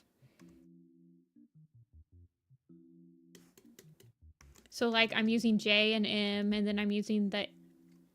Yeah, because I'm not even using cursive to write the senpai part of my name when I'm going like this. Yeah, I don't even use cursive. So... I mean... The only cursive that I really use is J.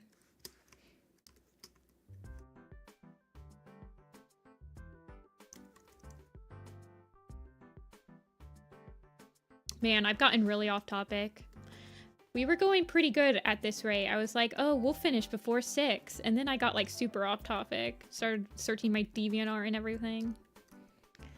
The curse. The streaming curse. Math teacher, father, head librarian, mother equals homework hack. Your Japanese handwriting is better than your English? I feel like my Japanese handwriting and my English handwriting actually look pretty similar. They're both pretty blocky and direct.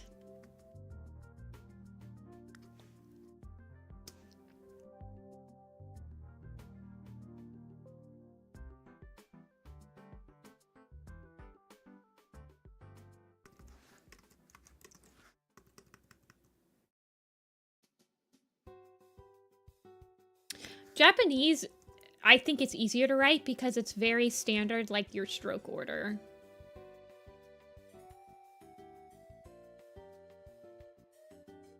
So because it's a lot more rigid, I feel like it's easier to be nice and clean with it though. So it doesn't surprise me that your Japanese looks cleaner than your English. Then Homestuck happened. Dia, I'll try to find those books. I think they're in my book bin. I think I have the first 2. If you're still here, Dia.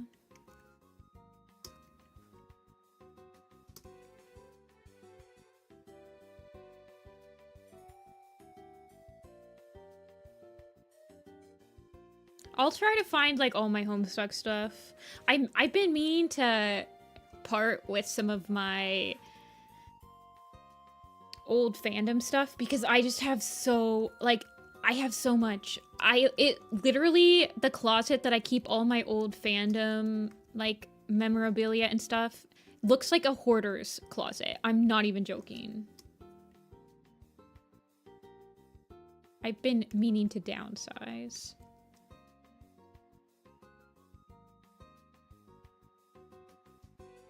I'm getting, like...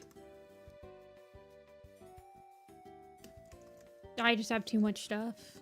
I have a... Like, you guys don't even understand. I have, like, the most random stuff, too, because some of my friends would buy me, like, the weirdest things. Like, I have a life-size cutout of one of the Doctor Who doctors. I don't even remember which one, but they got it for me as a joke. And it's just sitting in my closet. It's all folded up, so I don't, like, get jump scared. I have so much weird stuff in there.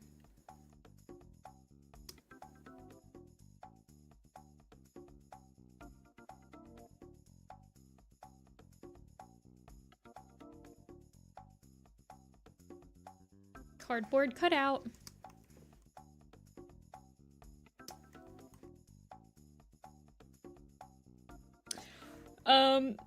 You mentioned a medicine cat died earlier, Kichi. I was just not sure what you meant by that. That's what I'm interested about.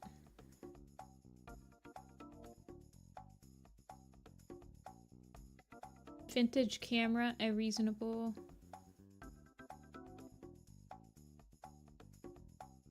I am a collector, and it does pain me to part with these things. Like, I don't want to throw them away, but I feel much happier if there's another person out there that could enjoy them as much, like, it could give as much joy to them as it did to me, and then I will part with my items. Like, I've done that with a couple of my friends. Like, one of my friends took some of my Danganronpa stuff because I knew it was bringing her so much more joy than it was bringing me rolled up in my closet.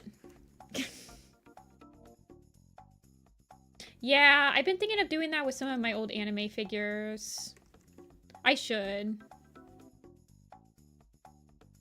I could also, like, I almost was like, I can rent a booth at an anime con and then, but do you think I should really sell my used anime figures? Yeah, you mentioned that when Sun Paul died, there was like a medicine cat that died too or something like that earlier.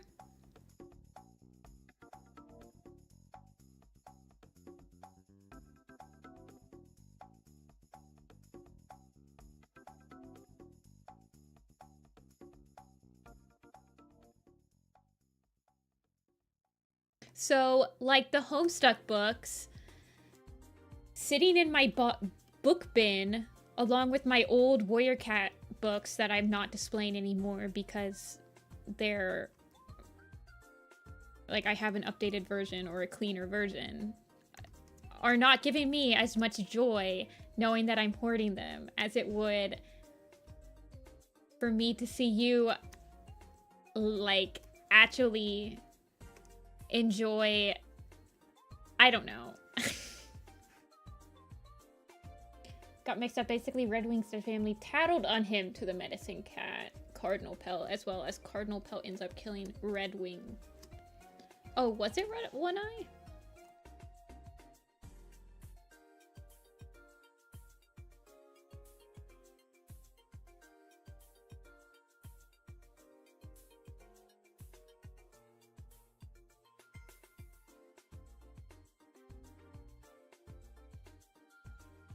She gets banished for child murder. Oh, so like a yellow pelt scenario, but did she actually murder them?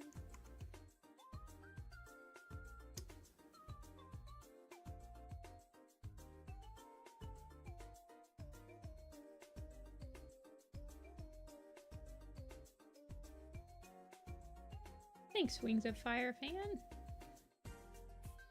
Let me guess. You like Wings of Fire.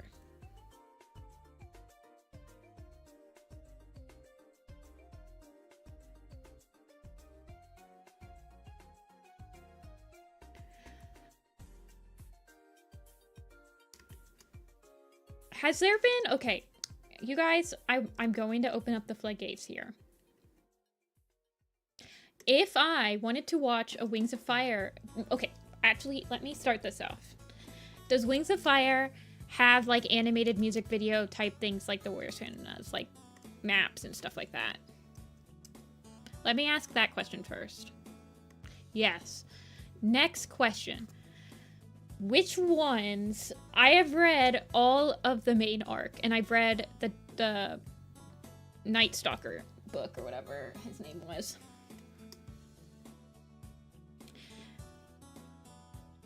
If I wanted to watch a map, which one should I watch? What's, like, the good ones? Recommend me ones. No pressure.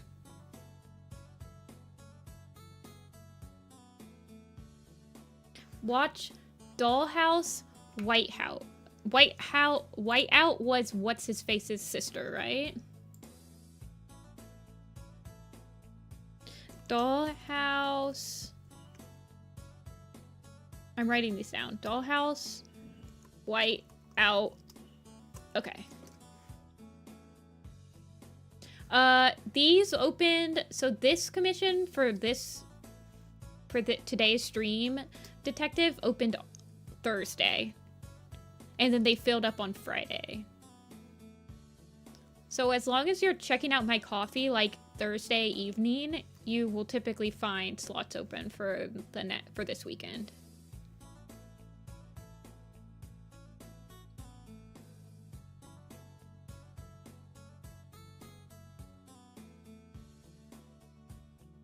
Yeah, no problem.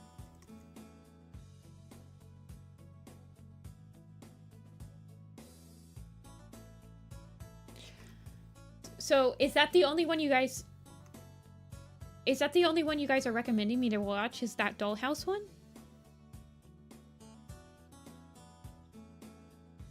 Watch the carousel map.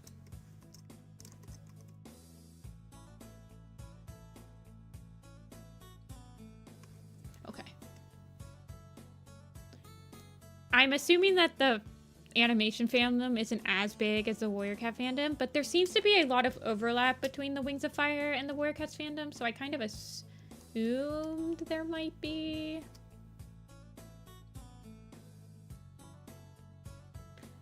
Hey, alien. Control Peril. Control Peril and Diamond Trail. Okay.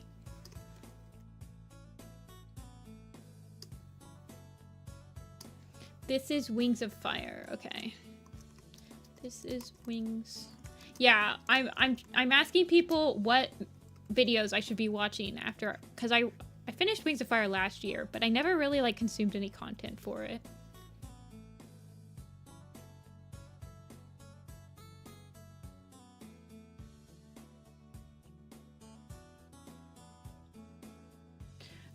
This was like Wings of Fire maps.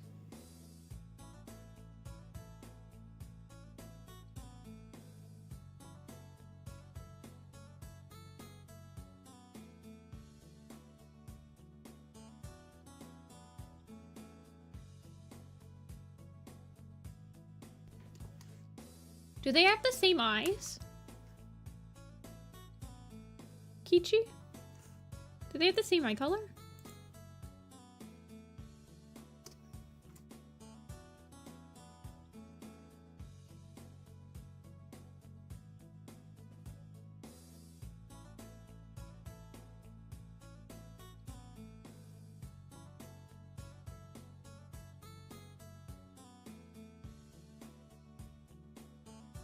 Slightly different shades. Okay.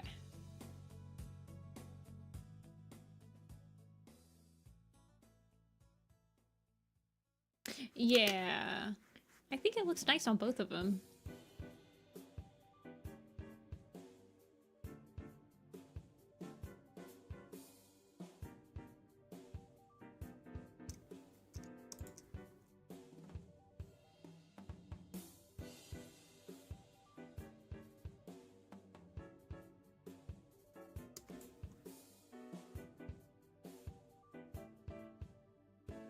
Oh, Red Wing. Oh, yeah, he does. Oh, yeah.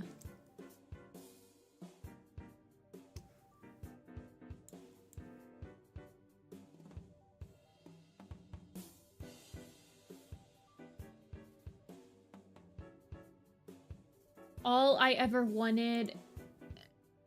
I mean, I'm okay with, like, doing animatics and stuff as well. I just want, like, some videos to watch. The vibe shift. His vibes are just off.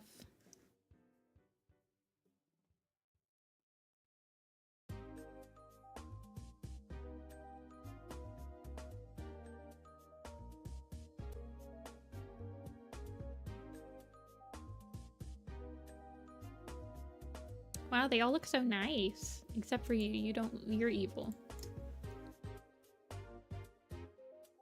Okay, let's have some whiskers.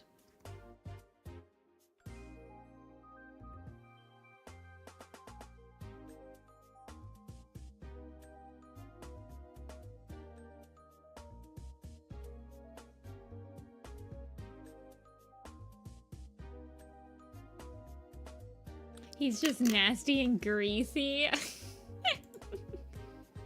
That's so funny. I'm just thinking about that groomer girl video of this is the greasiest cat I've ever groomed, and then now it's Red Wing.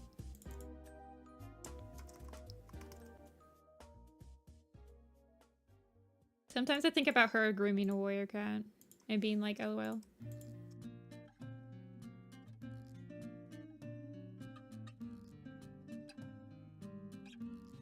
Alrighty, I'll send these two to you. Let me send you them together. Let me send you them apart and together.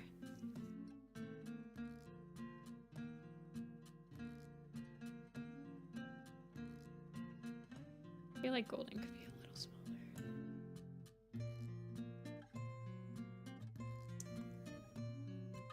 Maybe not.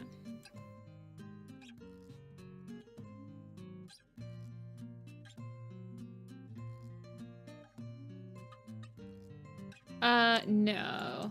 There's just a Red Wing as like a warrior cat name. This is Red Wing. That's just his warrior cat name, like how Icewing.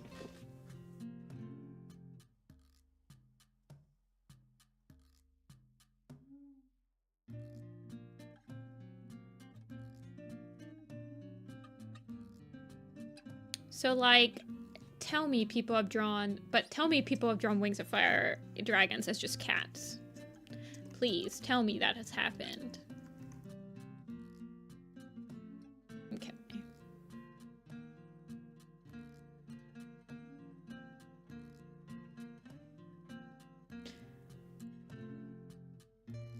Okay, I was about to lose faith in humanity if that hadn't happened yet.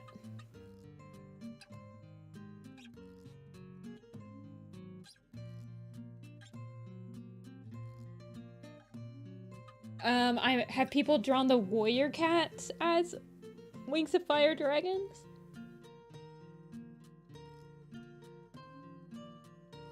Actually, I think that'd be more interesting.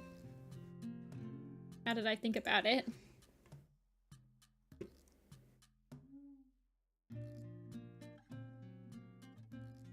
Okay. Where are they?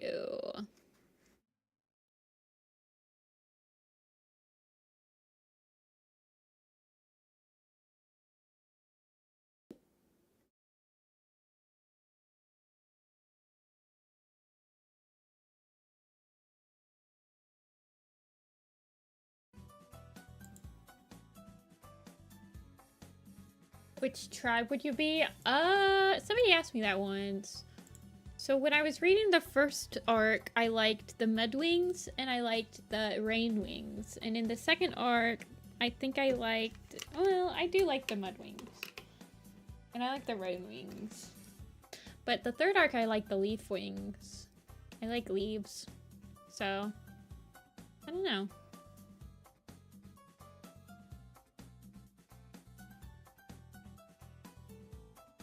I like the Mudwings because they're like very family oriented, but I don't like that they're all just brown. I wish that they could be different colors. I like the Leafwings because I like leaves. And I like green. And I like the Rainwings because they're like cats. They just sleep all day.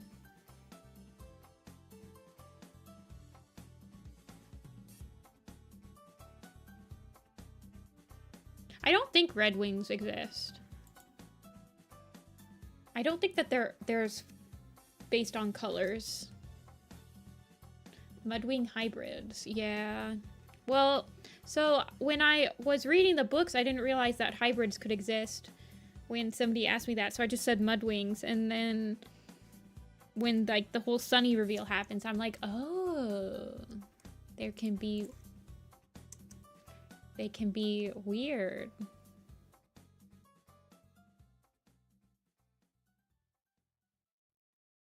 Okay, I'm sitting.